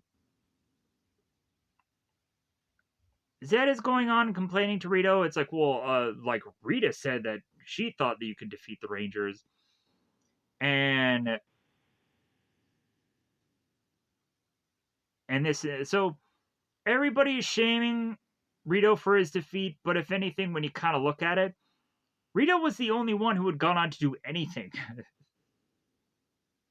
Rito immediately comes in, and like he's the only one who has gone on to really definitively defeat the Power Rangers. But on top of that, like, so yeah, so eventually he ended up getting egg on his face. Eventually, like, so what? Like, he's the only one that really did anything compared to anyone else. No one else really planned or really did much of anything. Besides Rito, he did most of the heavy lifting here. So, well, Rita and Zed planned on giving Rito extra monsters, but other than that, there was no real plan that came from any of this. So now we have Bulk and Skull. They're at the Hangman's obstacle course. They're going through the tires. Bulk and Skull, get in shape, blah, blah, blah. Stupid song. If you want to be a cop, then you got to get in shape. Gotta jump a 6-foot wall, blah, blah, blah. The song, to me, is kind of awful. It's kind of bad, but then, I don't know, like,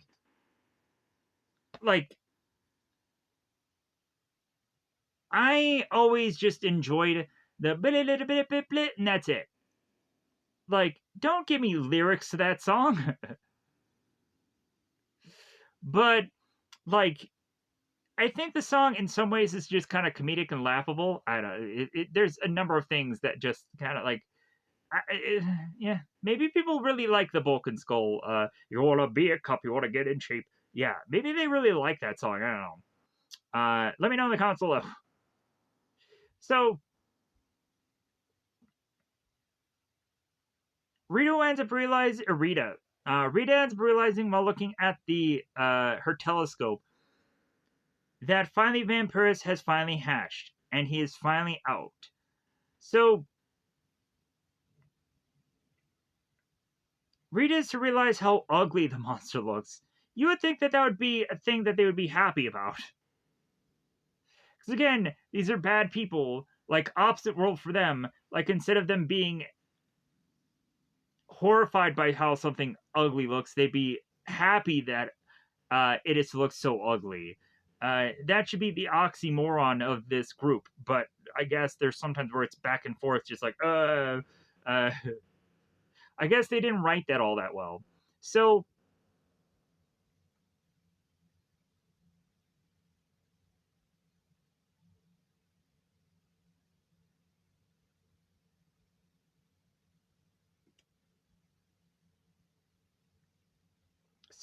since we now have Paris to write on here, Zed is to go on and state, well, I guess since Rito did not go on and be able to succeed here, maybe Vampiris will succeed where Rito had failed. Vampiris will go on and take on Ninjar and hopefully obtain the power that is to be held within that temple, and maybe that'll go on to be a definitive way of beating the Rangers. So,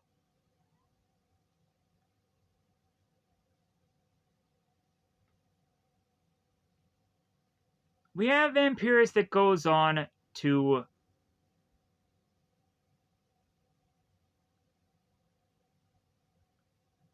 make his way into trying to find Ninjor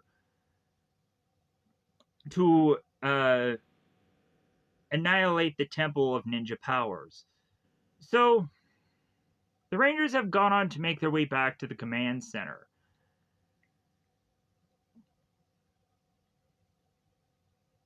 Alpha is hoping that at some point after they go on and they start fixing things up, that they'll get things back to working in no time with the command center because they kind of have to because the story arc is almost over now. So the alarms have gone off at the command center and they're not quite sure why. They start to make their way through the neighborhoods and through the youth center, through the viewing globe, and they notice that it seems that nothing is in danger. So they're like, okay, we don't exactly know where this crisis is coming from, but evidently the alarms got off for some reason. So they're trying to widen the scan to try to figure out where exactly this is to be pinpointed to. So back with Bulk and Skull, they're going into more obstacle course through the Hangman's obstacle course. We have at one point where there's to be a person that is to just be holding this door as these people are to be pushing through it.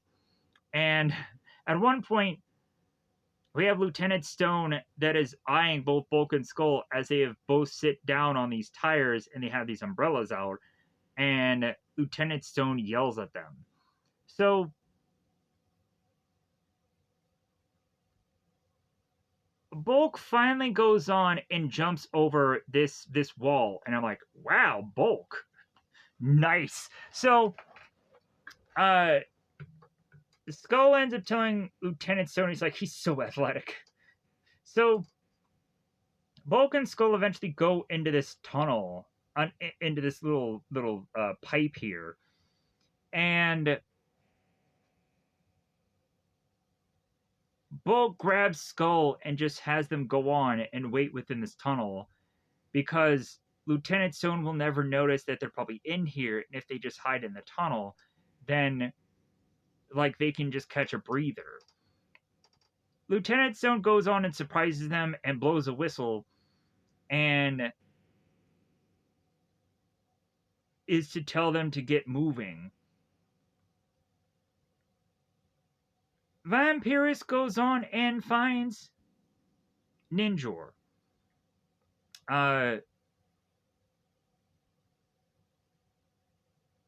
There's jokes about how Vampirus is to be, of course, a bat, because Vampirus.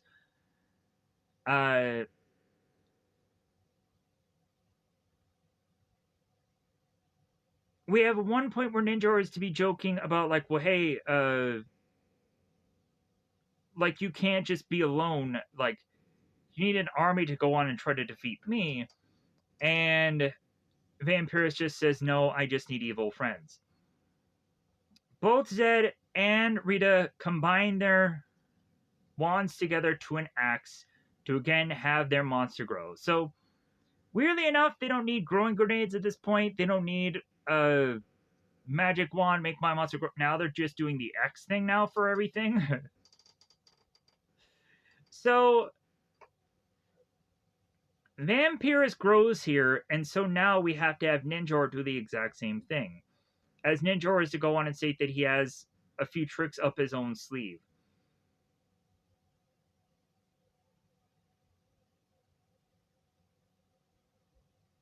Ninjor is kind of stretching it out because it's been a while since he's actually been involved in combat.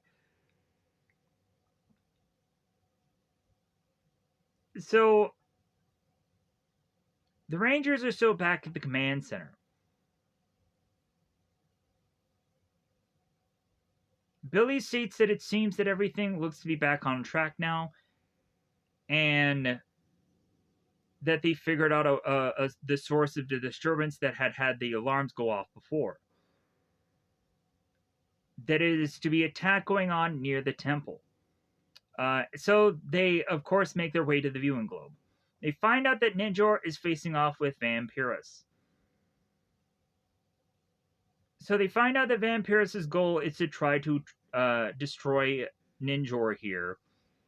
and Vampirus is to try to capture the ninja powers for all of his own. Because I think we have to realize here that if Ninjor is to get destroyed, like, would we have to assume then that the Rangers are going to lose the ninja powers? So it honestly all comes down to if Rita and Zed go on and take out Ninjor, like, there is no need for them to take out all the other Rangers. They just need to take out Ninjor. So it is quite interesting to see if that is to actually be the case. But anyways, so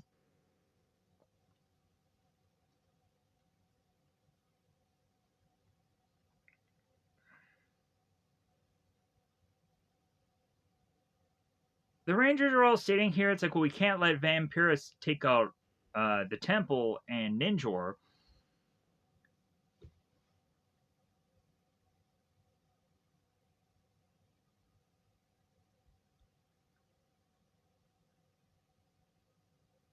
And so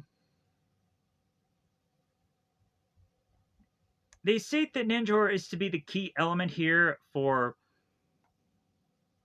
them to go on and maintain their power. So yeah, that is the case. That either the temple or Ninjor is to be like, if Vampirus goes on and takes out Ninjor and the temple, then they will eventually go on and lose all the. So yeah, that is the case. So why doesn't Rita and Zed always go on and just attack the temple and attack Ninjor? I don't know. That's just me. Anyways, so the Rangers all go on and they get their White Ranger power, Black Ranger power, Blue Ranger power, and Pink Ranger power, and every power. So the Rangers all morph, and then they all call out for the Ninja Megazord. So here's where we go on. We have Ninjor, and he's flying on his cloud, and it looks so dope. Ninja goes on and attacks Vampirus, and so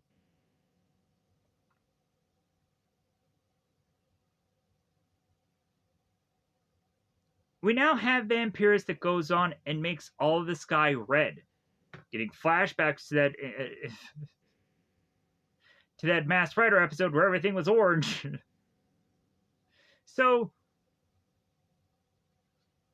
like, I guess the reason why the sky all turns orange here, or red here, is simply because bats and blood, or what, I don't know. So, it does get really interesting here because Ninjor actually gets angry. He gets so angry that he goes on and he changes. He transforms. He becomes a different Ninjor, and he basically becomes a Zord form of himself. So, cool. Dope. Coolio. At some points, we would also go on in the show and just really have a lot of interesting, just kind of side Zords, or just these characters that become these really interesting things. Like, at some point, there is to go on and be that one character that they're to go on and twist this key into him, and then he opens up, and that was pretty cool in the later seasons also. Like, there's a lot of cool, just like, secondary characters that become like these Zords and these interesting characters, and like, eventually, I can't wait to watch later seasons just to remember all these things and know who all these characters have to be, who are, and what have you. Because yeah, it's really fun to see some of these seasons and their creativity and the stuff that they do. Even though, also, it doesn't always end up being a toy for American Power Rangers. Sometimes it's just Sentai stuff, like the Warrior Wheel and Zeo never became a toy for America, but I guess it was actually a toy in Japan. I know that from watching MMPR toys. So it's cool that that toy did exist, but only in Japan. Anyways, so back to the action here. So Ninjor is now to be Super Ninjor, or whatever this Zord equivalent of Ninjor really is here. So Ninjor slices through Vampirus here, and it seems that the clouds have turned from red to back to normal blue. Ninja goes on to find out that the Ninja Megazord has arrived to help him out. So we have Ninjor that goes on and has this disc attack power. Like, I wish I could go on and to have researched this ahead of time because I'm just trying to get this done at this point. But anyways, yeah, like I should probably have gone on and done a little bit research of Ninjor's like what he's doing because I'm just not as familiar with some of this Ninjor stuff. But at some point, I'll probably go on and continue to just review this, and I'll just completely forget that I should probably have gone on and done my legwork of figuring out more about Ninjor. It's just been a long time since watching any of this Ninjor stuff, in all honesty. But at least I know quite a bit about Power Rangers to just kind of just figure out. So here's where we go on and we have the Ninja Megazord, and they go on and they do their drop down move where they have the glowing red, the glowing blue, and the Falcons are all lighting up to go and hit to attack Vampirus. So Ninjor goes from Megazord mode back to normal Ninjor, but he's still giant next to the Ninja Megazord. So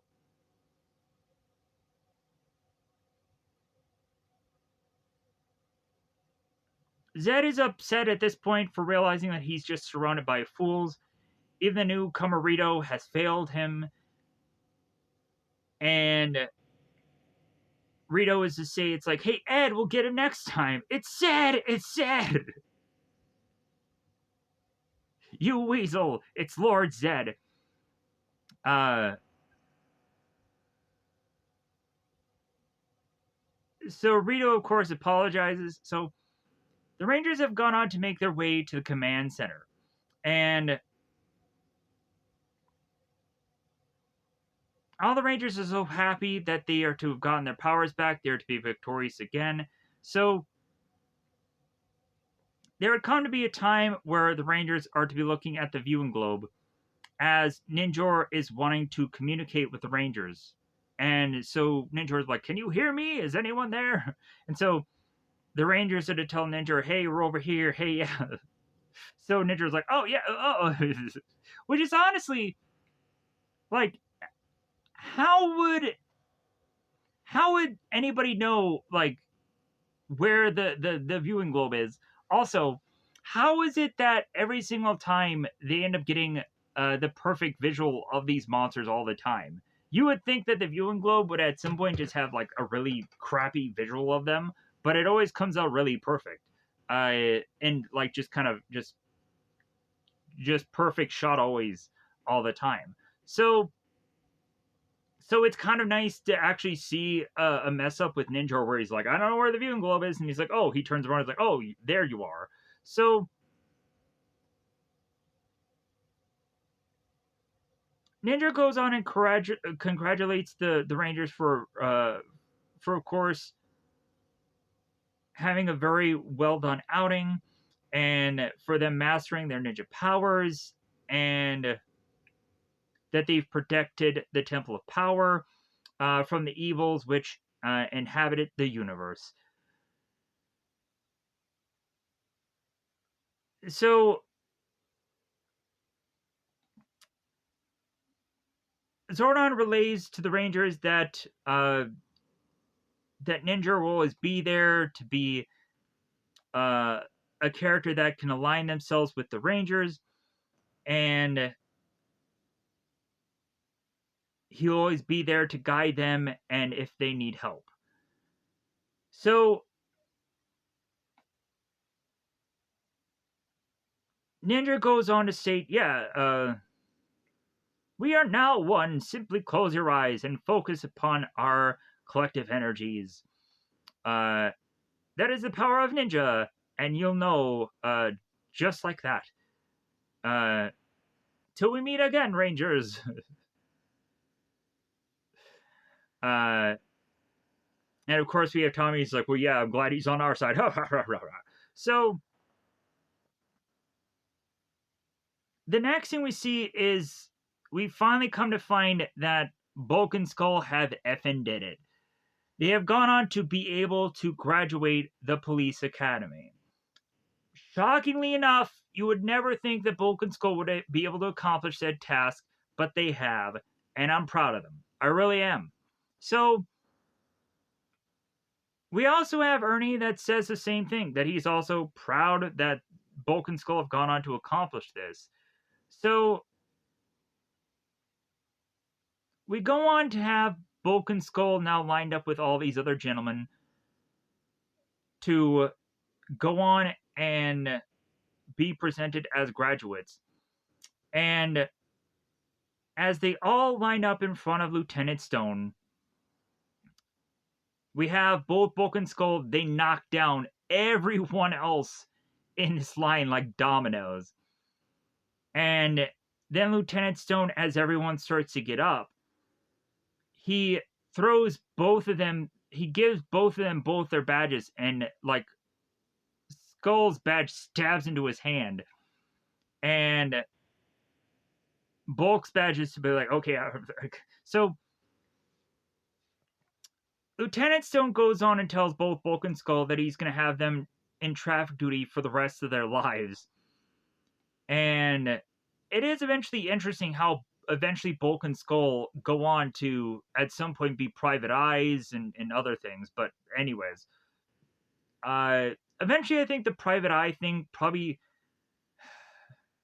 I think that probably is maybe like the worst thing possibly a Bulk and Skull, but maybe it isn't. I don't know. I'll have to look at it and see if it's really good comedy or it's just eventually to go on it and just be boring. We'll see how that plays out. So Bulk and Skull are waving their badges. The Rangers are all clapping for them, and we freaking credit ourselves out here. I'm gonna get that out of here. I've been talking for 5 hours and 11 minutes.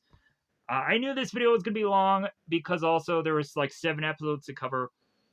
I have gone on to say again, like the Ninja Quest is to have its own video, so check that out besides this because it's way too long.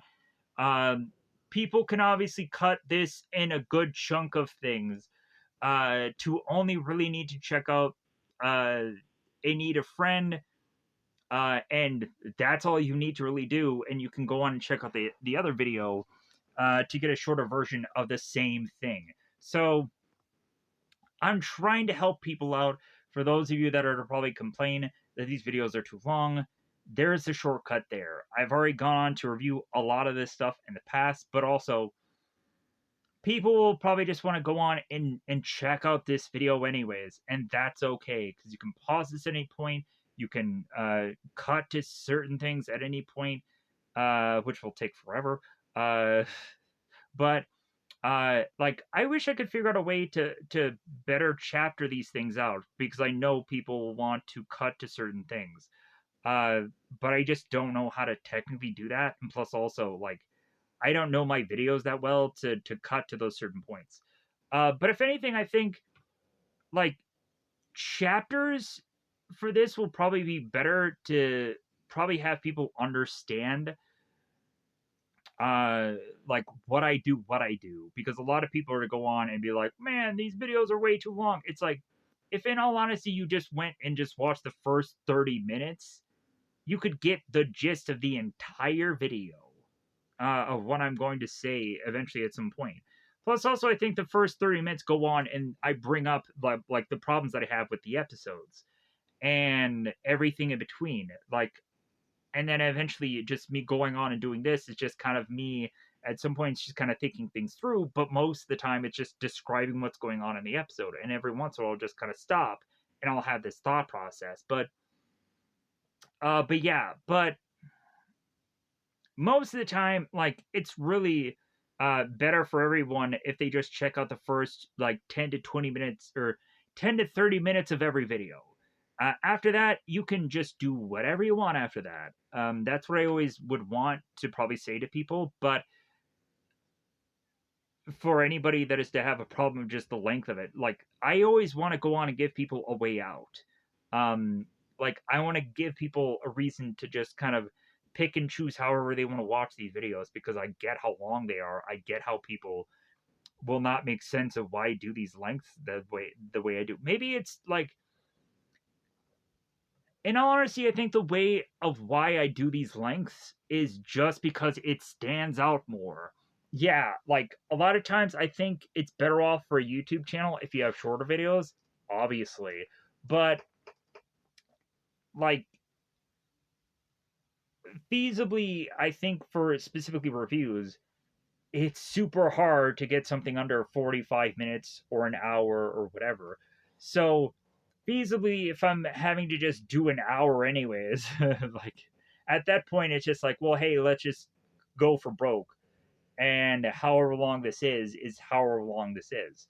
Like, at some point, like, if I was to go on and actually be successful at this, maybe I would go on and just say, hey, like, maybe like I would go on and have a editor just cut a lot of this stuff out and chop it up and do it that way. So at least like I'm still putting in all this effort, but it's going to be just chopped up into a number of different videos somewhere in the ether later on and cut away to all those things. So like yeah, these videos are going to be long now, but if eventually I'm successful successful, uh, if I am to eventually somewhere later down the road have an actual editor of all this, then yeah, like an editor can go on and cut all these things into tiny little bits and pieces in nook and crannies and whatever, and will go on and eventually have you all be satisfied by the length of these videos, because they'll be whatever freaking amount of time they really are going to be, because things can just be cut down to whatever. I just don't have that ability. I'm doing this all as a one shot thing. So for now, like, this is what these videos are. At some point, also, I may always reconsider the length of these videos. I may go back over these things. So eventually, I may go on and completely do this all over again. Something may happen where eventually we'll go on and get partners and people to work alongside of with. I don't know. I don't know what the heck is going to happen within the future of this. All I know now is that like that I'm still not getting really much of any kind of money and doing this. So I'm just doing this for fun, and I'm doing this just therapeutically get this out. And regardless of people um, that like or hate or do or that like or hate what I'm doing, like I'm just to say it's like, hey man, like yeah, the 10 to 30 minute window to hear me out. Anything after that, you can leave, you can. But I appreciate anybody going on and watching these, even if it's just for 20 seconds and then gone. Um, I think also, like, I honestly just feel that YouTube Shorts has kind of just ruined the platform in a lot of ways. Because now people just want a video to be all explained to them within just like less than a minute, and I'm not going to rush to do that. I'm just not. Like I'm just gonna take my time and enjoy this, because feasibly, it's just like that's the way I do things. Selfishly, um, yeah. So I'm sorry if that's the way I approach things. But I'm making a video that is way too long, a lot longer. So thank you for going on and watching this. Thank you for going on and listening to this sufferable man that is not good at this anymore. Try and talk about episodes uh, that is even at some point to have already even been reviewed on this channel, technically with Ninja Quest. So, with that said, I'm gonna get the heck out of here so I can go on and either after this is to be over to try to actually get some work, some weightlifting done, or to try to go on and realize how late it is and need to get certain things done outside of this. So we'll see what I have to do. But if anything, goodbye, everybody. Goodbye, everybody.